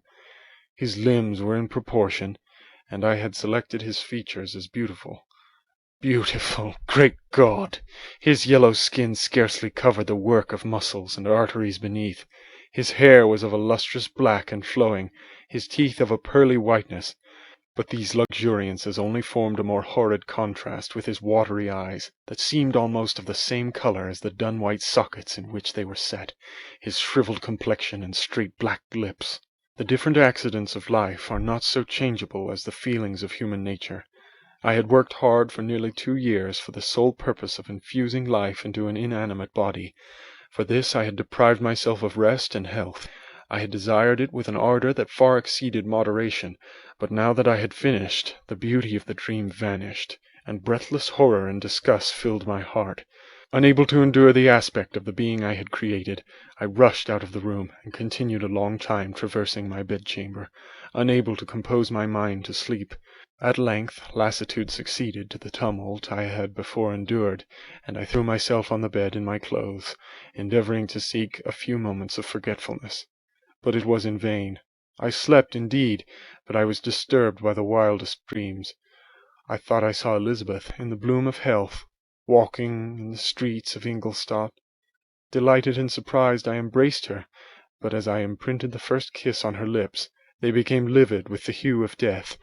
Her features appeared to change, and I thought that I held the corpse of my dead mother in my arms. A shroud enveloped her form, and I saw the grave worms crawling in the folds of the flannel. I started from my sleep with horror.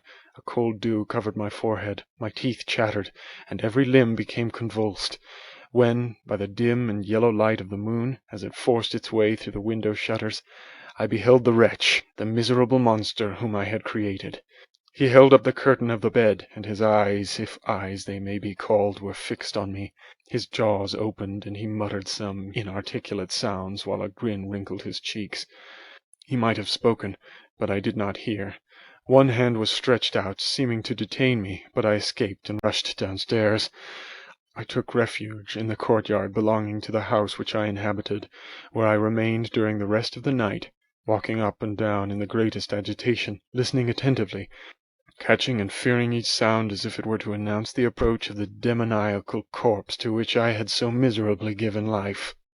Oh, no mortal could support the horror of that countenance. A mummy again endued with animation could not be so hideous as that wretch. I had gazed on him while unfinished. He was ugly then, but when those muscles and joints were rendered capable of motion, it became a thing such as even Dante could not have conceived.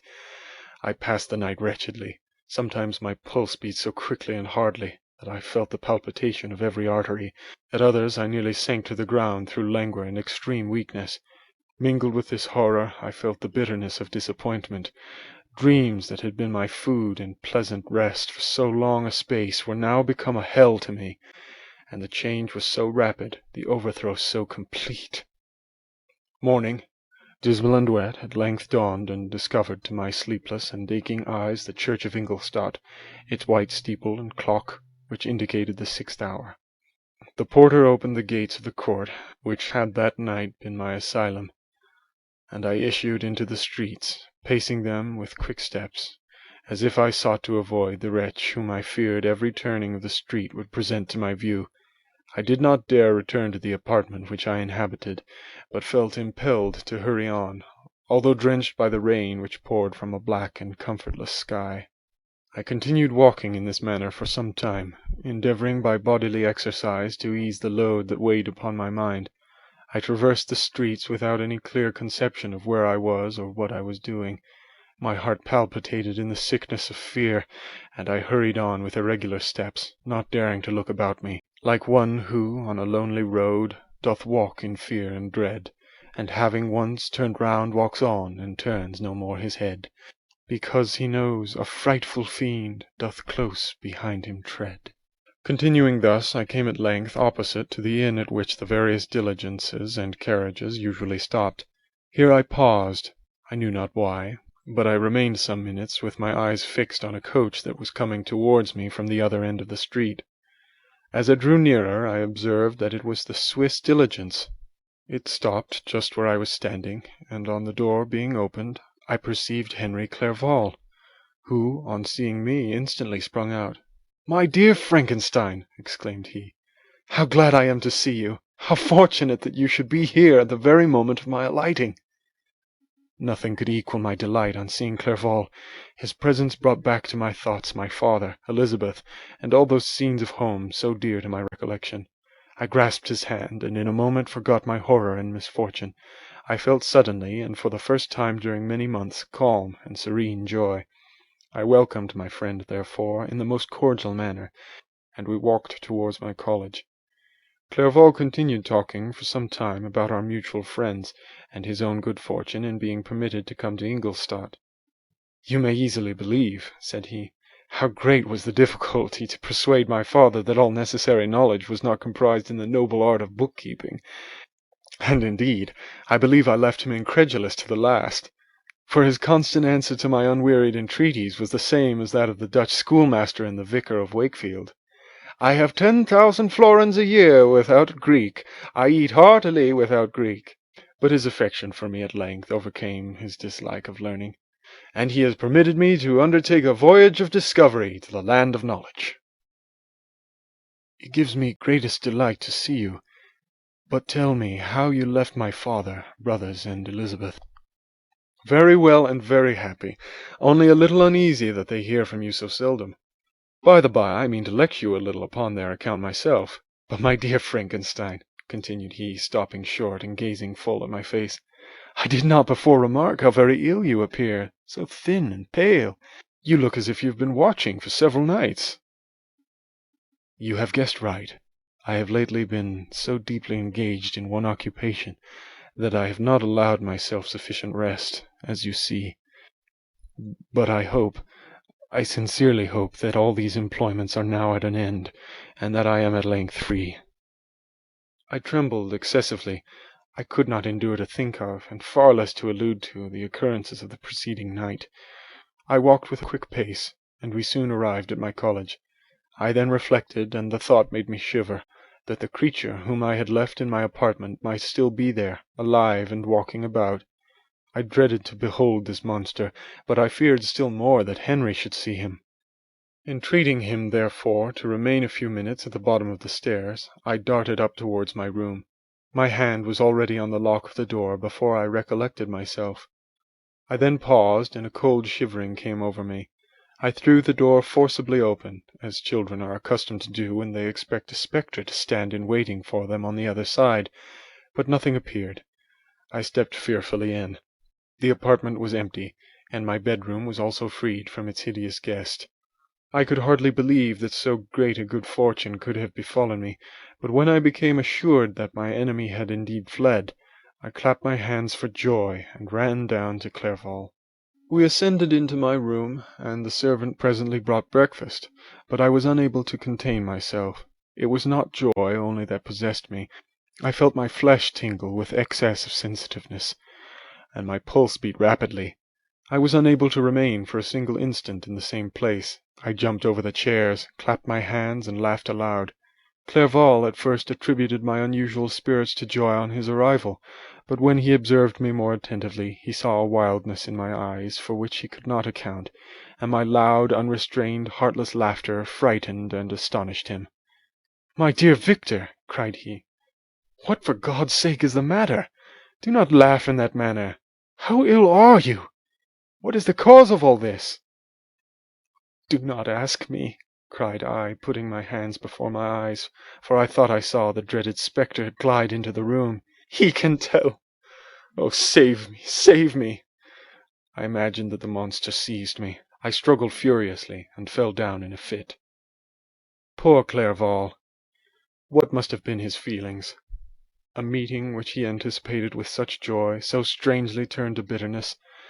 But I was not the witness of his grief, for I was lifeless and did not recover my senses for a long, long time.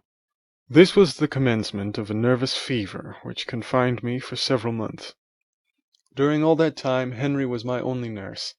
I afterwards learned that, knowing my father's advanced age and unfitness for so long a journey, and how wretched my sickness would make Elizabeth, he spared them this grief by concealing the extent of my disorder. He knew that I could not have a more kind and attentive nurse than himself, and, firm in the hope he felt of my recovery, he did not doubt that, instead of doing harm, he performed the kindest action that he could towards them.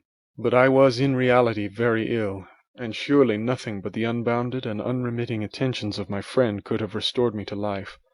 The form of the monster on whom I had bestowed existence was forever before my eyes, and I raved incessantly concerning him.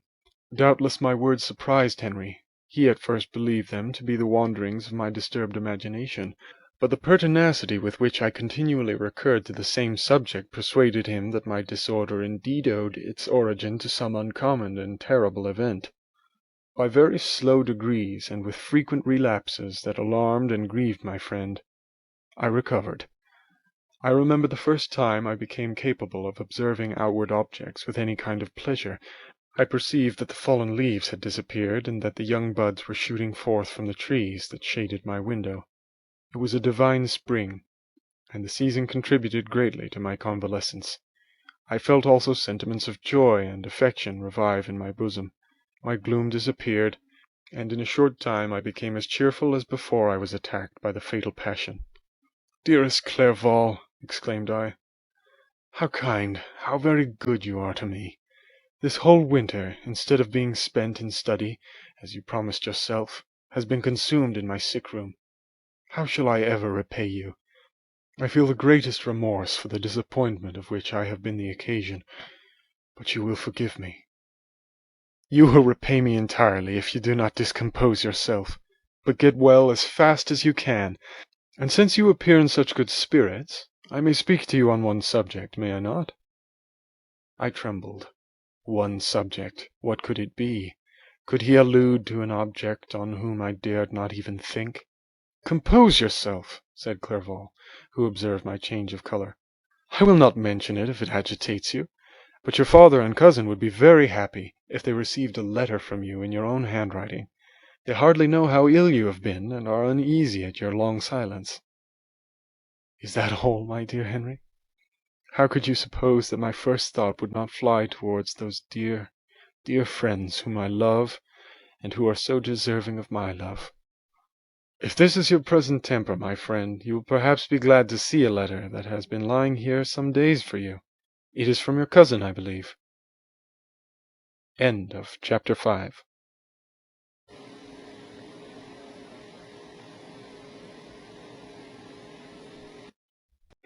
Chapter 6. Clerval then put the following letter into my hands. It was from my own Elizabeth. "My dearest cousin, you have been ill, very ill, and even the constant letters of dear kind Henry are not sufficient to reassure me on your account. You are forbidden to write, to hold a pen, yet one word from you, dear Victor, is necessary to calm our apprehensions. For a long time I have thought that each post would bring this line, and my persuasions have restrained my uncle from undertaking a journey to Ingolstadt.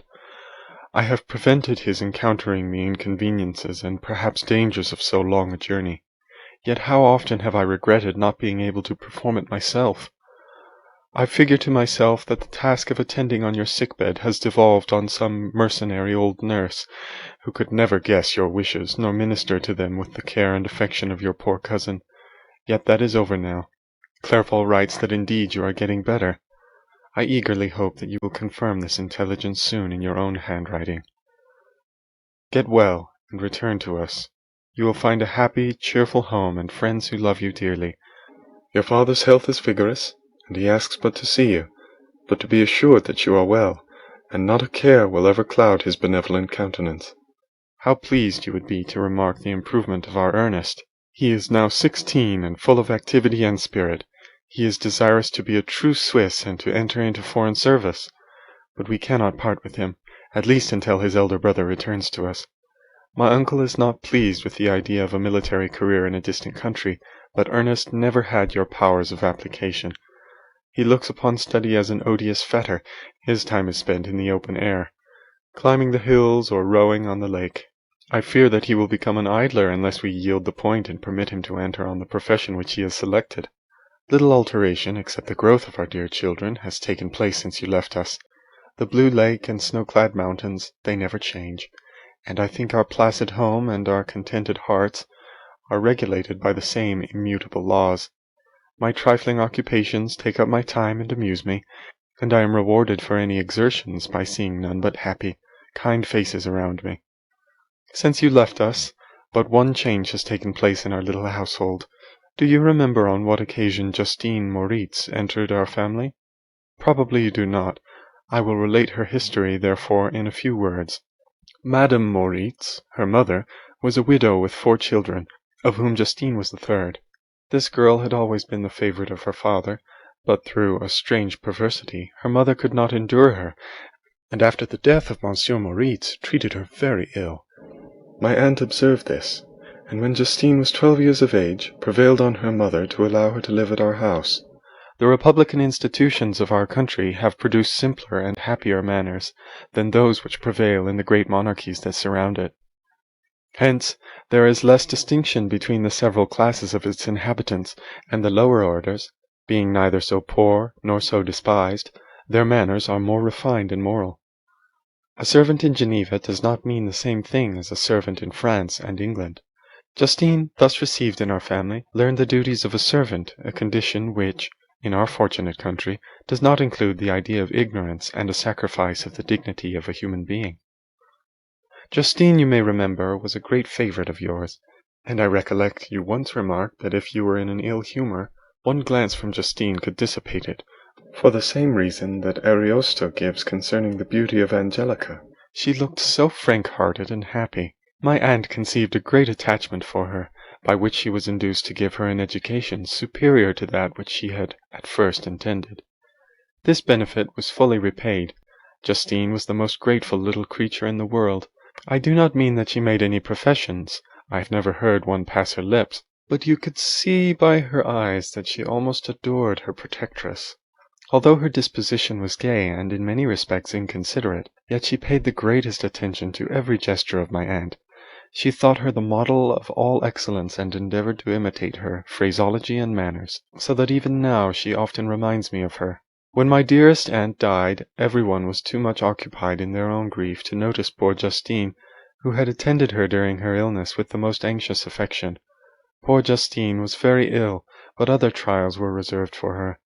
One by one, her brothers and sister died, and her mother, with the exception of her neglected daughter, was left childless. The conscience of the woman was troubled. She began to think that the deaths of her favourites were a judgment from heaven to chastise her partiality. She was a Roman Catholic, and I believe her confessor confirmed the idea which she had conceived. Accordingly, a few months after your departure for Ingolstadt, Justine was called home by her repentant mother. Poor girl! She wept when she quitted our house. She was much altered since the death of my aunt. Grief had given softness and a winning mildness to her manners, which had before been remarkable for vivacity, nor was her residence at her mother's house of a nature to restore her gaiety. The poor woman was very vacillating in her repentance. She sometimes begged Justine to forgive her unkindness, but much oftener accused her of having caused the deaths of her brothers and sister. Perpetual fretting at length threw Madame Moritz into a decline which at first increased her irritability, but she is now at peace forever.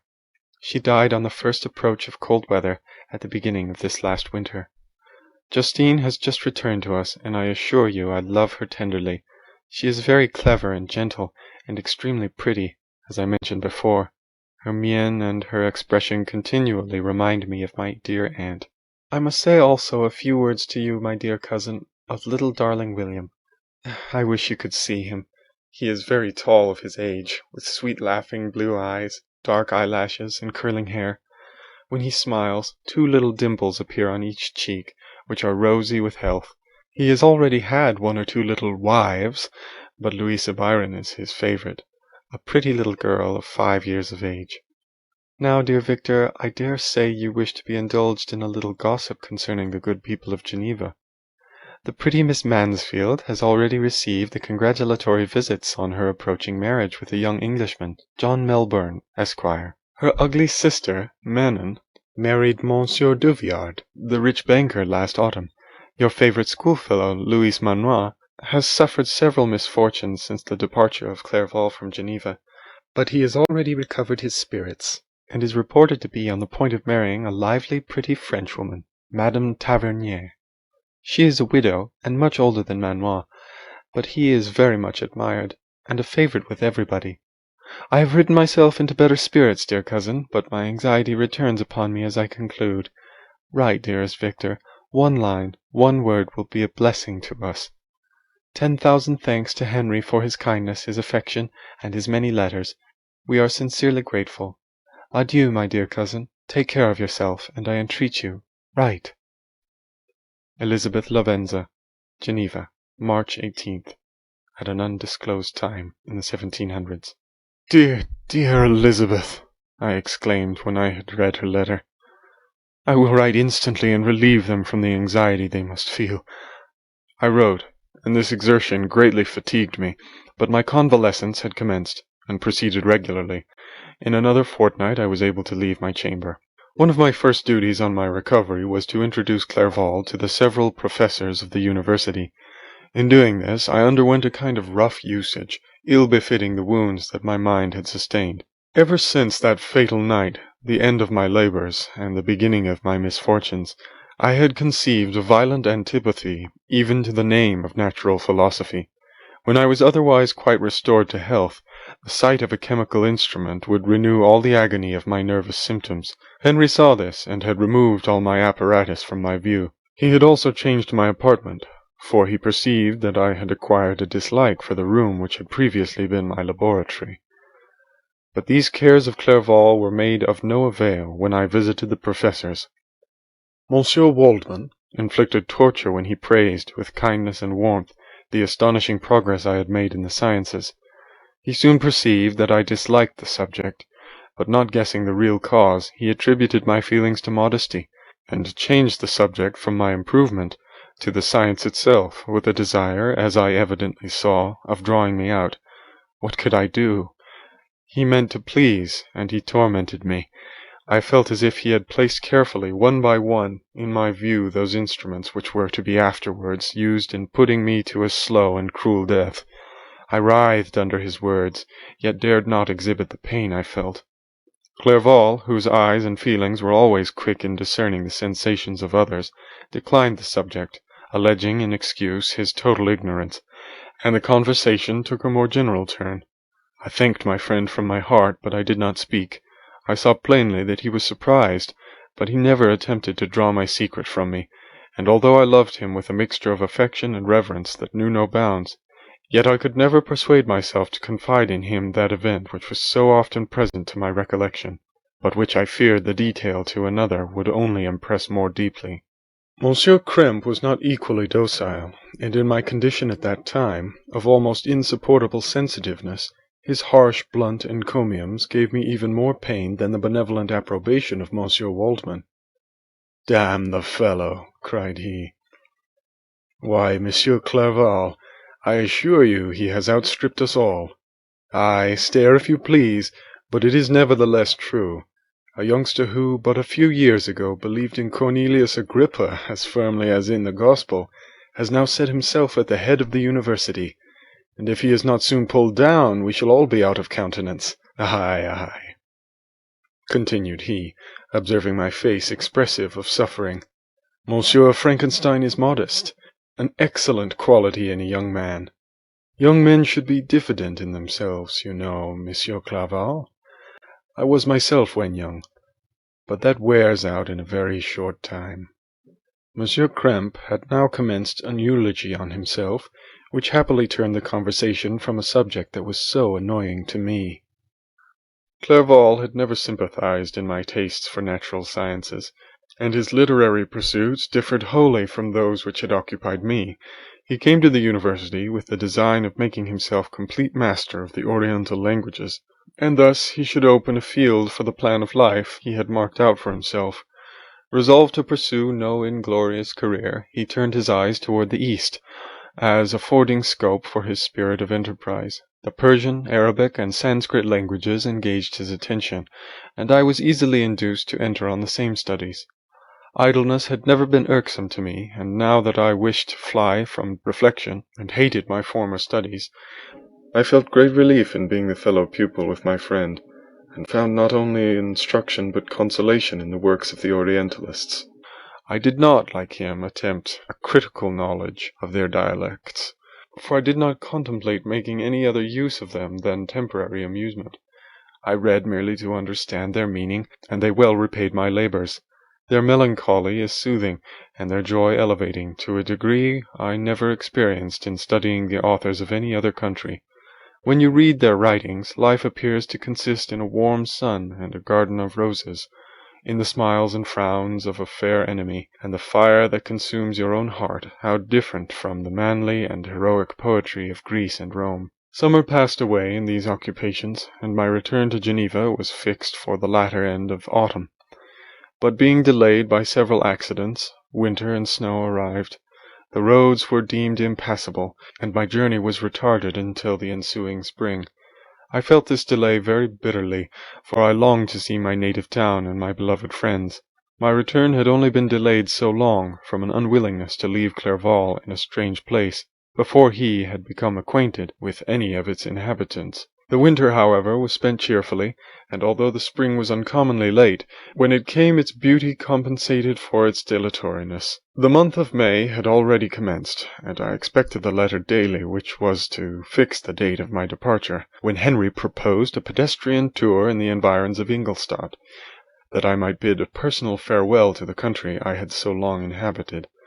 I acceded with pleasure to this proposition. I was fond of exercise, and Clerval had always been my favourite companion in the ramble of this nature that I had taken among the scenes of my native country. We passed a fortnight in these perambulations, and my health and spirits had long been restored, and they gained additional strength from the salubrious air I breathed, the natural incidents of our progress, and the conversation of my friend. Study had before secluded me from the intercourse of my fellow creatures, and rendered me unsocial, but Clerval called forth the better feelings of my heart. He again taught me to love the aspect of nature, and the cheerful faces of children. Excellent friend, how sincerely you did love me, and endeavour to elevate my mind until it was on a level with your own. A selfish pursuit has cramped and narrowed me, until your gentleness and affection warmed and opened my senses. I became the same happy creature who, a few years ago, loved and beloved by all, had no sorrow or care. When happy, inanimate nature had the power of bestowing on me the most delightful sensations. A serene sky and verdant fields filled me with ecstasy. The present season was indeed divine. The flowers of spring bloomed in the hedges, while those of summer were already in bud. I was undisturbed by thoughts which during the preceding year had pressed upon me, notwithstanding my endeavours to throw them off with an invincible burden. Henry rejoiced in my gaiety, and sincerely sympathized in my feelings. He exerted himself to amuse me, while he expressed the sensations that filled his soul. The resources of his mind on this occasion were truly astonishing. His conversation was full of imagination, and very often, in imitation of the Persian and Arabic writers, he invented tales of wonderful fancy and passion. At other times he repeated my favourite poems, or drew me out into arguments, which he supported with great ingenuity. We returned to our college on a Sunday afternoon. The peasants were dancing, and every one we met appeared gay and happy. My own spirits were high, and I bounded along with feelings of unbridled joy and hilarity. End of Chapter 6.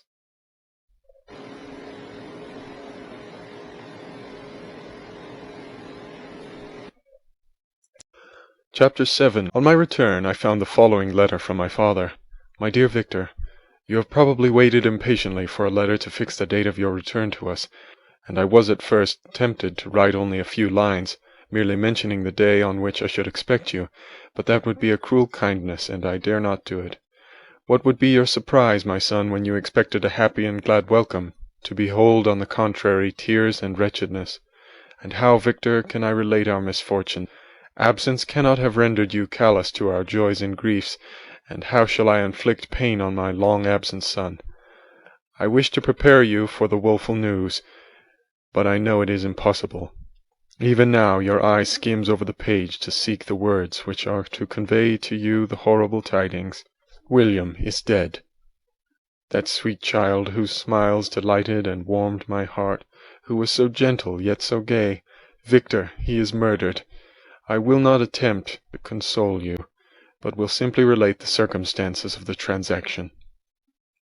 Last Thursday, May 7th, I, my niece, and your 2 brothers went to walk in Plainpalais. The evening was warm and serene, and we prolonged our walk farther than usual. It was already dusk before we thought of returning, and then we discovered that William and Ernest, who had gone on before, were not to be found. We accordingly rested on a seat until they should return. Presently Ernest came and inquired if we had seen his brother. He said that he had been playing with him, that William had run away to hide himself, and that he vainly sought for him, and afterwards waited for a long time, but that he did not return. This account rather alarmed us, and we continued to search for him until night fell, when Elizabeth conjectured that he might have returned to the house. He was not there. We returned again with torches, for I could not rest. When I thought that my sweet boy had lost himself and was exposed to all the damps and dews of night, Elizabeth also suffered extreme anguish. About 5 in the morning I discovered my lovely boy, whom the night before I had seen blooming and active in health, stretched on the grass, livid and motionless. The print of the murderous finger was on his neck. He was conveyed home, and the anguish that was visible in my countenance betrayed the secret to Elizabeth. She was very earnest to see the corpse. At first I attempted to prevent her, but she persisted, and entering the room where it lay, hastily examined the neck of the victim, and clasping her hands exclaimed, "Oh God, I have murdered my darling child!" She fainted, and was restored with extreme difficulty. When she again lived, it was only to weep and sigh. She told me that same evening William had teased her to let him wear a very valuable miniature that she possessed of your mother. This picture is gone, and was doubtless the temptation which urged the murderer to the deed. We have no trace of him at present, although our exertions to discover him are unremitted, but they will not restore my beloved William. Come, dearest Victor, you alone can console Elizabeth. She weeps continually, and accuses herself unjustly as the cause of his death. Her words pierce my heart. We are all unhappy, but will not that be an additional motive for you, my son, to return and be our comforter? Your dear mother, alas, Victor, I now say, thank God she did not live to witness the cruel, miserable death of her youngest darling. Come, Victor, not brooding thoughts of vengeance against the assassin, but with feelings of peace and gentleness that will heal instead of festering the wounds of our minds.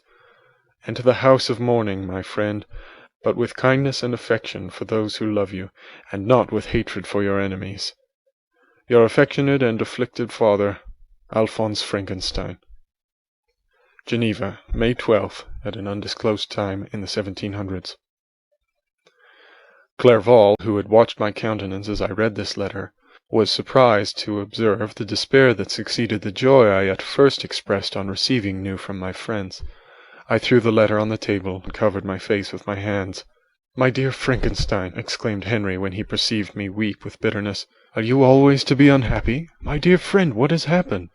I motioned him to take up the letter, while I walked up and down the room in the extremest agitation. Tears also gushed from the eyes of Clerval as he read the account of my misfortune. "I can offer you no consolation, my friend," said he. "Your disaster is irreparable. What do you intend to do?" "To go instantly to Geneva. Come with me, Henry, to order the horses." During our walk, Clerval endeavoured to say a few words of consolation. He could only express his heartfelt sympathy.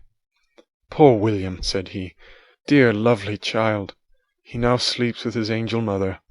Who that had seen him bright and joyous in his young beauty, but must weep over his untimely loss? To die so miserably, to feel the murderer's grasp, how much more a murder that could destroy radiant innocence! Poor little fellow! Only one consolation have we, his friends mourn and weep, but he is at rest. The pang is over, his sufferings are at an end forever. A sod covers his gentle form, and he knows no pain. He can no longer be a subject for pity. We must reserve that for his miserable survivors." Clerval spoke thus, and we hurried through the streets. The words impressed themselves on my mind, and I remembered them afterwards in solitude. But now, as soon as the horses arrived, I hurried into the cabriolet, and bade farewell to my friend. My journey was very melancholy. At first I wished to hurry on, for I longed to console and sympathize with my loved and sorrowing friends. But when I drew near my native town, I slackened my progress. I could hardly sustain the multitude of feelings that crowded into my mind. I passed through scenes familiar to my youth, but which I had not seen for nearly 6 years. How altered everything might be during that time! One sudden and desolating change had taken place, but 1,000 little circumstances might have by degrees worked other alterations, which, although they were done more tranquilly, might not be the less decisive. Fear overcame me. I dared no advance, dreading 1,000 nameless evils that made me tremble, although I was unable to define them. I remained 2 days at Lausanne in this painful state of mind. I contemplated the lake. The waters were placid, all around was calm, and the snowy mountains, palaces of nature, were not changed. By degrees the calm and heavenly scene restored me, and I continued my journey towards Geneva. The road ran by the side of the lake, which became narrower as I approached my native town. I discovered more distinctly the black sides of Jura, and the bright summit of Mont Blanc. I wept like a child. Dear mountains, my own beautiful lake, how do you welcome your wanderer? Your summits are clear, the sky and lake are blue and placid. Is this to prognosticate peace, or to mock at my unhappiness? I fear, my friend, that I shall render myself tedious by dwelling on these preliminary circumstances, but they were days of comparative happiness, and I think of them with pleasure. My country, my beloved country, who but a native can tell the delight I took in again, beholding the streams, thy mountains, and more than all, thy lovely lake. Yet as I drew nearer home, grief and fear again overcame me. Night also closed around, and when I could hardly see the dark mountains, I felt still more gloomily. The picture appeared a vast and dim scene of evil, and I foresaw obscurely that I was destined to become the most wretched of human beings. Alas! I prophesied truly, and failed only in one single circumstance, that in all the misery I imagined and dreaded, I did not conceive the 100th part of the anguish I was destined to endure. It was completely dark when I arrived in the environs of Geneva. The gates of the town were already shut, and I was obliged to pass the night at Secaron, a village at the distance of half a league from the city. The sky was serene, and as I was unable to rest, I resolved to visit the spot where my poor William had been murdered. As I could not pass through the town, I was obliged to cross the lake in a boat to arrive at Plainpalais. During this short voyage, I saw the lightning playing on the summit of Mont Blanc, in the most beautiful figures. The storm appeared to approach rapidly, and on landing I ascended a low hill that I might observe its progress. It advanced, the heavens were clouded, and I soon felt rain coming slowly in large drops, but its violence quickly increased. I quitted my seat and walked on, although the darkness and storm increased every minute, and the thunder burst with terrific crash over my head. It was echoed from Salive, the Juras, and the Alps of Savoy. Vivid flashes of lightning dazzled my eyes, illuminating the lake, making it appear like a vast sheet of fire. Then for an instant everything seemed of a pitchy darkness, until the eye recovered itself from the preceding flash. The storm, as is often the case in Switzerland, appeared at once in various parts of the heavens. The most violent storm hung exactly north of the town over the part of the lake which lies between the promontory of Bellerive and the village of Coppet. Another storm enlightened Jura with faint flashes, and another darkened and sometimes disclosed the Mole, a peak mountain to the east of the lake. While I watched the tempest, so beautiful and yet terrific, I wandered on with a hasty step. This noble war in the sky elevated my spirits. I clasped my hands and exclaimed aloud, "William, dear angel, this is thy funeral, this is thy dirge." As I said these words, I perceived, in the gloom, a figure which stole from behind a clump of trees near me. I stood fixed, gazing intently. I could not be mistaken. A flash of lightning illuminated the object, and discovered its shape plainly to me. Its gigantic stature, and the deformity of its aspect more hideous than belongs to humanity, instantly informed me that it was the wretch, the filthy demon to whom I had given life. What did he there? Could he be, I shuddered at the conception, the murderer of my brother? No sooner did the idea cross my imagination than I became convinced of its truth. My teeth chattered, and I was forced to lean against a tree for support. The figure passed me quickly, and I lost it in the gloom. Nothing in human shape could have destroyed the fair child. He was the murderer. I could not doubt it. The mere presence of the idea was an irresistible proof of the fact. I thought of pursuing the devil, but it would have been in vain, for another flash discovered him to me hanging among the rocks of the nearly perpendicular ascent to Mont Salève, a hill that bounds Plainpalais on the south. He soon reached the summit and disappeared. I remained motionless. The thunder ceased, but the rain still continued, and the scene was enveloped in an impenetrable darkness. I revolved in my mind the events which I had until now sought to forget, the whole train of my progress toward the creation, the appearance of the works of my own hands at my bedside, its departure. 2 years had now nearly elapsed since the night on which he first received life, and was this his first crime? Alas! I had turned loose into the world a depraved wretch, whose delight was in carnage and misery. Had he not murdered my brother? No one can conceive the anguish I suffered during the remainder of the night, which I spent cold and wet in the open air. But I did not feel the inconvenience of the weather. My imagination was busy in scenes of evil and despair. I considered the being whom I had cast among mankind, and endowed with the will and power to effect purposes of horror, such as the deed which he had now done. Nearly in the light of my own vampire, my own spirit let loose from the grave, and forced to destroy all that was dear to me. Day dawned, and I directed my steps toward the town. The gates were open, and I hastened to my father's house. My first thought was to discover what I knew of the murderer, and cause instant pursuit to be made, but I paused when I reflected on the story that I had to tell. A being whom I myself had formed, and endued with life, had met me at midnight among the precipices of an inaccessible mountain. I remembered also the nervous fever with which I had been seized just at the time that I dated my creation, and which would give an air of delirium to a tale otherwise so utterly improbable. I well knew that if any other had communicated such a relation to me, I should have looked upon it as the ravings of insanity. Besides, the strange nature of the animal would elude all pursuit, even if I were so far credited as to persuade my relatives to commence it. And then, of what use would be pursuit? Who could arrest a creature capable of scaling the overhanging sides of Mont Salève? These reflections determined me, and I resolved to remain silent. It was about 5 in the morning when I entered my father's house. I told the servants not to disturb the family, and went into the library to attend their usual hour of rising. 6 years had elapsed, passed in a dream but for one indelible trace, and I stood in the same place where I had last embraced my father before my departure for Ingolstadt. Beloved and venerable parent, he still remained to me. I gazed on the picture of my mother which stood over the mantelpiece. It was an historical subject, painted at my father's desire, and represented Caroline Beaufort in an agony of despair, kneeling by the coffin of her dead father. Her garb was rustic and her cheek pale, but there was an air of dignity and beauty that hardly permitted the sentiment of pity. Below this picture was a miniature of William, and my tears flowed when I looked upon it. While I was thus engaged, Ernest entered. He had heard me arrive, and hastened to welcome me. "Welcome, my dearest Victor," said he. "Ah, I wish you had come 3 months ago, and then you would have found us all joyous and delighted.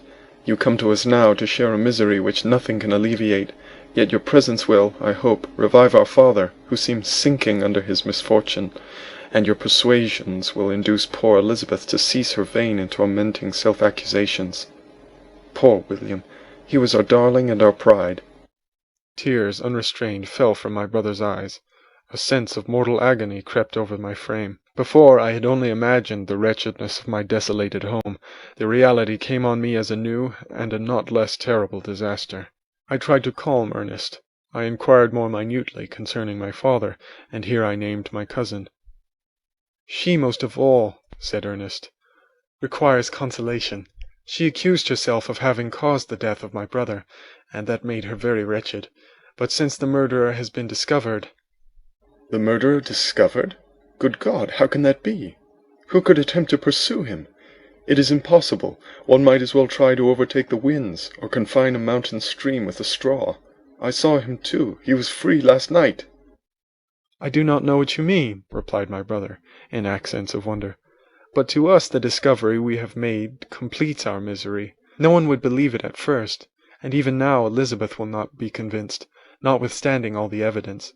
Indeed, who would credit that Justine Moritz, who was so amiable and fond of all the family, could suddenly become so capable of so frightful, so appalling a crime?" "Justine Moritz? Poor, poor girl, is she the accused? But it is wrongfully. Everyone knows that. No one believes it, surely, Ernest?"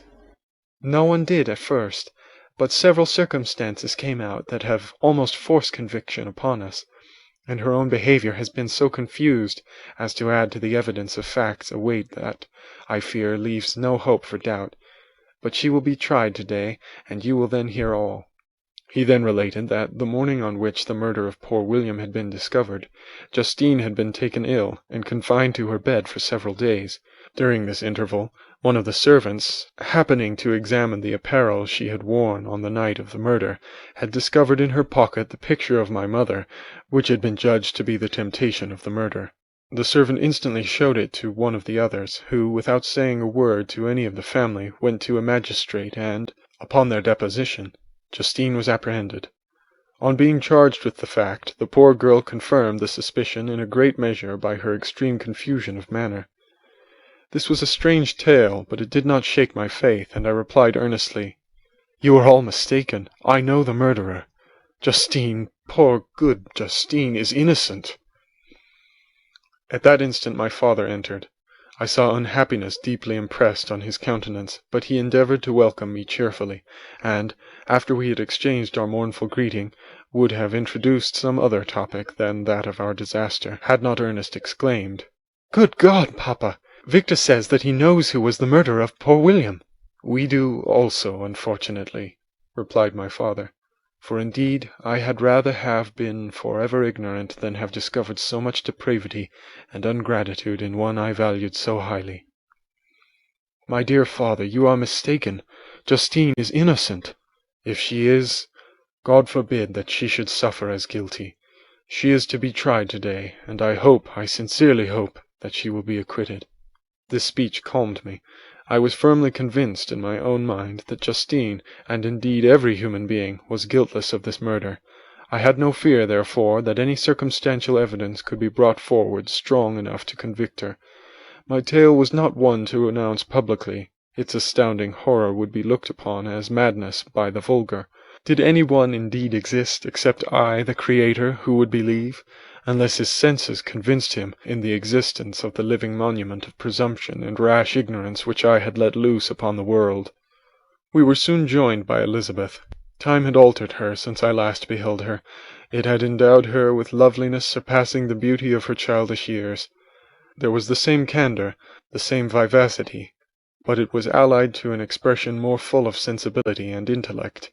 She welcomed me with the greatest affection. "Your arrival, my dear cousin," said she, "fills me with hope. You perhaps will find some means to justify my poor guiltless Justine. Alas! who is safe if she be convicted of crime? I rely on her innocence as certainly as I do upon my own. Our misfortune is doubly hard to us. We have not only lost that lovely, darling boy, but this poor girl, whom I sincerely love, is to be torn away by even a worse fate. If she is condemned, I never shall know joy more. But she will not, I am sure she will not. And then I shall be happy again, even after the sad death of my little William." "She is innocent, my Elizabeth," said I, "and that shall be proved. Fear nothing, but let your spirits be cheered by the assurance of her acquittal." "How kind and generous you are! Everyone else believes in her guilt, and that made me wretched, for I knew that it was impossible, and to see everyone else prejudiced in so deadly a manner rendered me hopeless and despairing." She wept. "Dearest niece," said my father, "dry your tears. If she is, as you believe, innocent, rely on the justice of our laws, and the activity with which I shall prevent the slightest shadow of partiality." End of Chapter 7.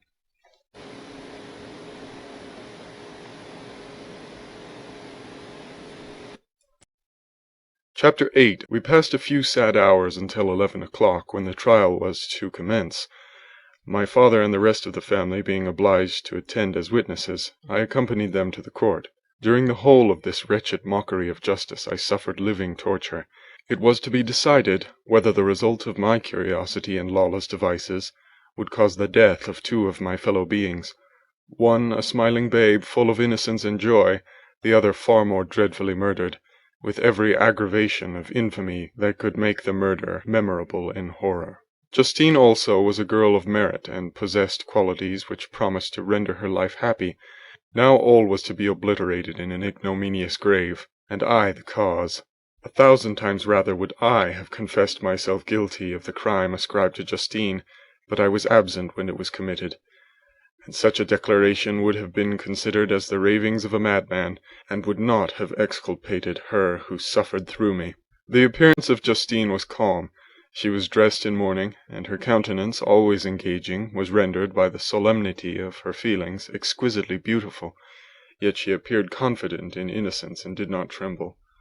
Although gazed on and execrated by thousands, for all the kindness which her beauty might otherwise have excited was obliterated in the minds of the spectators by the imagination of the enormity she was supposed to have committed. She was tranquil, yet her tranquillity was evidently constrained, and as her confusion had before been adduced as proof of her guilt, she worked up her mind into an appearance of courage. When she entered the court, she threw her eyes round it and quickly discovered where we were seated. A tear seemed to dim her eye when she saw us, but she quickly recovered herself, and a look of sorrowful affection seemed to attest her utter guiltlessness. The trial began, and after the advocate against her had stated the charge, several witnesses were called. Several strange facts combined against her, which might have staggered anyone who had not such proof of her innocence as I had. She had been out the whole of the night on which the murder had been committed, and towards morning had been perceived by a market woman not far from the spot where the body of the murdered child had been afterwards found. The woman asked her what she did there, but she looked very strangely and only returned a confused and unintelligible answer. She returned to the house about 8 o'clock, and when one inquired where she had passed the night, she replied that she had been looking for the child, and demanded earnestly if anything had been heard concerning him. When shown the body, she fell into violent hysterics, and kept her bed for several days. The picture was then produced, which the servant had found in her pocket, and when Elizabeth, in a faltering voice, proved that it was the same which, an hour before the child had been missed, she had placed round his neck, a murmur of horror and indignation filled the court. Justine was called on for her defence. As the trial had proceeded, her countenance had altered. Surprise, horror, and misery were strongly expressed. Sometimes she struggled with her tears, but when she was desired to plead, she collected her powers and spoke in an audible, although variable voice.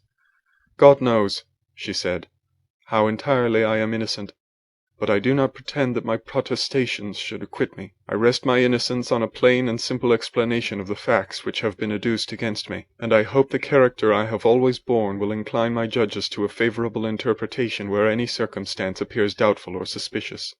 She then related that, by the permission of Elizabeth, she had passed the evening of the night on which the murder had been committed at the house of an aunt at Shen, a village situated about a league from Geneva. On her return, at about 9 o'clock, she met a man who asked her if she had seen anything of the child who was lost. She was alarmed by this account, and passed several hours in looking for him, when the gates of Geneva were shut, and she was forced to remain several hours of the night in a barn belonging to a cottage, being unwilling to call up the inhabitants, to whom she was well known. Most of the night she spent here, watching. Towards morning, she believed that she slept for a few minutes. Some steps disturbed her, and she awoke. It was dawn, and she quitted her asylum, that she might again endeavour to find my brother. If she had gone near the spot where his body lay, it was without her knowledge. That she had been bewildered when questioned by the market woman was not surprising, since she had passed a sleepless night, and the fate of poor William was yet uncertain. Concerning the picture, she could give no account. "I know," continued the unhappy victim, "how heavily and fatally this one circumstance weighs against me, but I have no power of explaining it, and when I have expressed my utter ignorance, I am only left to conjecture concerning the probabilities by which it might have been placed in my pocket. But here also I am checked. I believe that I have no enemy on earth, and none surely would have been so wicked as to destroy me wantonly. Did the murderer place it there? I know of no opportunity afforded him for doing so, or if I had, why should he have stolen the jewel, to part with it again so soon? I commit my cause to the justice of my judges, yet I see no room for hope. I beg permission to have a few witnesses examined concerning my character, and if their testimony shall not overweigh my supposed guilt, I must be condemned, although I would pledge my salvation on my innocence." Several witnesses were called, who had known her for many years, and they spoke well of her, but fear and hatred of the crime of which they supposed her guilty rendered them timorous and unwilling to come forward. Elizabeth saw even the last resource, her excellent dispositions and irreproachable conduct, about to fail the accused, when, although violently agitated, she desired permission to address the court. "I am," said she, "the cousin of the unhappy child who was murdered, or rather his sister, for I was educated by and have lived with his parents ever since and even long before his birth. It may therefore be judged indecent in me to come forward on this occasion, but when I see a fellow creature about to perish through the cowardice of her pretended friends, I wish to be allowed to speak, that I may say what I know of her character. I am well acquainted with the accused. I have lived in the same house with her, at one time for 5 and at another for nearly 2 years. During all that period she appeared to me the most amiable and benevolent of human creatures. She nursed Madame Frankenstein, my aunt, in her last illness, with the greatest affection and care, and afterwards attended her own mother during a tedious illness, in a manner that excited the admiration of all who knew her. After which she again lived in my uncle's house, where she was beloved by all the family. She was warmly attached to the child who is now dead, and acted towards him like a most affectionate mother. For my own part, I do not hesitate to say that, notwithstanding all the evidence produced against her, I believe and rely on her perfect innocence. She had no temptation for such an action. As to the bauble on which the chief proof rests, if she had earnestly desired it, I should have willingly given it to her. So much do I esteem and value her." A murmur of approbation followed Elizabeth's simple and powerful appeal, but it was excited by her generous interference, and not in favour of poor Justine, on whom the public indignation was turned with renewed violence, charging her with the blackest ingratitude. She herself wept as Elizabeth spoke, but she did not answer. My own agitation and anguish was extreme during the whole trial. I believed in her innocence. I knew it. Could the demon who had, I did not for a minute doubt, murdered my brother also in his hellish sport have betrayed the innocent to death and ignominy? I could not sustain the horror of my situation, and when I perceived that the popular voice and the countenances of the judges had already condemned my unhappy victim, I rushed out of the court in agony. The tortures of the accused did not equal mine. She was sustained by innocence, but the fangs of remorse tore my bosom and would not forego their hold. I passed the night of unmingled wretchedness. In the morning I went to the court. My lips and throat were parched. I dared not ask the fatal question, but I was known, and the officer guessed the cause of my visit. The ballots had been thrown. They were all black, and Justine was condemned. I cannot pretend to describe what I then felt. I had before experienced sensations of horror, and have endeavoured to bestow upon them adequate expressions, but words cannot convey an idea of the heart-sickening despair that I then endured. The person to whom I addressed myself added that Justine had already confessed her guilt. "That evidence," he observed, "was hardly required in so glaring a case, but I am glad of it, and indeed none of our judges like to condemn a criminal upon circumstantial evidence, be it ever so decisive." This was strange and unexpected intelligence. What could it mean? Had my eyes deceived me, and was I really as mad as the whole world would believe me to be if I disclosed the object of my suspicions? I hastened to return home, and Elizabeth eagerly demanded the result. "My cousin," replied I, "it is decided as you may have expected. All judges had rather that 10 innocent should suffer than that 1 guilty should escape. But she has confessed." This was a dire blow to poor Elizabeth, who had relied with firmness upon Justine's innocence. "Alas," said she, "how shall I ever again believe in human goodness? Justine, whom I loved and esteemed as my sister, how could she put on those smiles of innocence, only to betray? Her mild eyes seemed incapable of any severity or guile, and yet she has committed a murder." Soon after we heard that the poor victim had expressed a desire to see my cousin. My father wished her not to go, but said that he left it to her own judgment and feelings to decide. "Yes," said Elizabeth, "I will go, although she is guilty, and you, Victor, shall accompany me. I cannot go alone." The idea of this visit was torture to me, yet I could not refuse.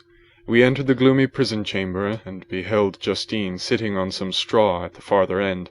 Her hands were manacled, and her head rested on her knees. She rose on seeing us enter, and when we were left alone with her, she threw herself at the feet of Elizabeth, weeping bitterly. My cousin wept also. "Oh, Justine," said she, "why did you rob me of my last consolation? I relied on your innocence, and although I was then very wretched, I was not so miserable as I am now. And do you also believe that I am so very, very wicked? Do you also join with my enemies to crush me, to condemn me as a murderer?" Her voice was suffocated with sobs. "Rise, my poor girl," said Elizabeth. "Why do you kneel, if you are innocent? I am not one of your enemies. I believed you guiltless, notwithstanding every evidence, until I heard that you had yourself declared your guilt. That report, you say, is false, and be assured, dear Justine, that nothing can shake my confidence in you for a moment but your own confession." "I did confess, but I confessed a lie. I confessed that I might obtain absolution, but now that falsehood lies heavier at my heart than all my other sins. The God of heaven forgive me! Ever since I was condemned, my confessor has besieged me. He threatened and menaced until I almost began to think that I was the monster that he said I was. He threatened excommunication and hellfire in my last moments if I continued obdurate. Dear lady, I had none to support me. All looked on me as a wretch, doomed to ignominy and perdition. What could I do? In an evil hour I subscribed to a lie, and now only am I truly miserable." She paused, weeping, and then continued. "I thought with horror, my sweet lady, that you should believe your Justine, whom your blessed aunt had so highly honoured, and whom you loved, was a creature capable of a crime which none but the devil himself could have perpetrated. Dear William, dearest blessed child, I soon shall see you again in heaven, where we shall all be happy, and that consoles me, going as I am to suffer ignominy and death. Oh, Justine, forgive me for having for one moment distrusted you. Why did you confess? But do not mourn, dear girl, do not fear. I will proclaim, I will prove your innocence. I will melt the stony hearts of your enemies by my tears and prayers. You shall not die. You, my playfellow, my companion, my sister, perish on the scaffold? No, no, I never could survive so horrible a misfortune." Justine shook her head mournfully. "I do not fear to die," she said. "That pain is past. God raises my weakness and gives me courage to endure the worst. I leave a sad and bitter world, and if you remember me and think of me as one unjustly condemned, I am resigned to the fate awaiting me. Learn from me, dear lady, to submit in patience to the will of heaven." During this conversation I had retired to a corner of the prison room, where I could conceal the horrid anguish that possessed me. Despair! Who dared talk of that? The poor victim, who on the morrow was to pass the awful boundary between life and death, felt not, as I did, such deep and bitter agony. I gnashed my teeth and ground them together, uttering a groan that came from my inmost soul. Justine started. When she saw who it was, she approached me and said, "Dear sir, you are very kind to visit me. You, I hope, do not believe that I am guilty?" I could not answer. "No, Justine," said Elizabeth. "He is more convinced of your innocence than I was, for even when he heard that you had confessed, he did not credit it. I truly thank him. In these last moments I feel the sincerest gratitude towards those who think of me with kindness. How sweet is the affection of others to such a wretch as I am! It removes more than half my misfortune, and I feel as if I could die in peace now that my innocence is acknowledged by you, dear lady, and your cousin." Thus the poor sufferer tried to comfort others and herself. She indeed gained the resignation she desired, but I, the true murderer, felt the never-dying worm alive in my bosom, which allowed of no hope or consolation. Elizabeth also wept and was unhappy, but hers also was the misery of innocence, which, like a cloud that passes over the fair moon, for a while hides but cannot tarnish its brightness. Anguish and despair had penetrated into the core of my heart. I bore a hell within me which nothing could extinguish. We stayed several hours with Justine, and it was with great difficulty that Elizabeth could tear herself away. "I wish," cried she, "that I were to die with you. I cannot live in this world of misery." Justine assumed an air of cheerfulness, while she with difficulty repressed her bitter tears. She embraced Elizabeth, and said in a voice of half-suppressed emotion, "Farewell, sweet lady. Dearest Elizabeth, my beloved and only friend, may heaven in its bounty bless and preserve you. May this be the last misfortune that you will ever suffer. Live and be happy, and make others so." And on the morrow Justine died. Elizabeth's heart-rending eloquence failed to move the judges from their settled conviction in the criminality of the saintly sufferer. My passionate and indignant appeals were lost upon them, and when I received their cold answers and heard the harsh, unfeeling reasoning of these men, my purposed avowal died away on my lips. Thus I might proclaim myself a madman, but not revoke the sentence passed upon my wretched victim. She perished on the scaffold as a murderess. From the tortures of my own heart I turned to contemplate the deep and voiceless grief of my Elizabeth. This also was my doing, and my father's woe and the desolation of that late so smiling home was all the work of my thrice accursed hands. Ye weep, unhappy ones, but these are not your last tears. Again shall you raise the funeral wail, and the sound of your lamentations shall again and again be heard. Frankenstein, your son, your kinsman, your early, much-loved friend, he who would spend each vital drop of blood for your sakes, who has no thought nor sense of joy except as it is mirrored also in your dear countenances, who would fill the air with blessings and spend his life in serving you, he bids you weep, to shed countless tears, happy beyond his hopes, if thus inexorable fate be satisfied, and if the destruction paused before the peace of the grave have succeeded in your sad torments. Thus spoke my prophetic soul, as, torn by remorse, horror, and despair, I beheld those I loved spend vain sorrow upon the graves of William and Justine, the first hapless victims to my unhallowed arts. End of Chapter 8.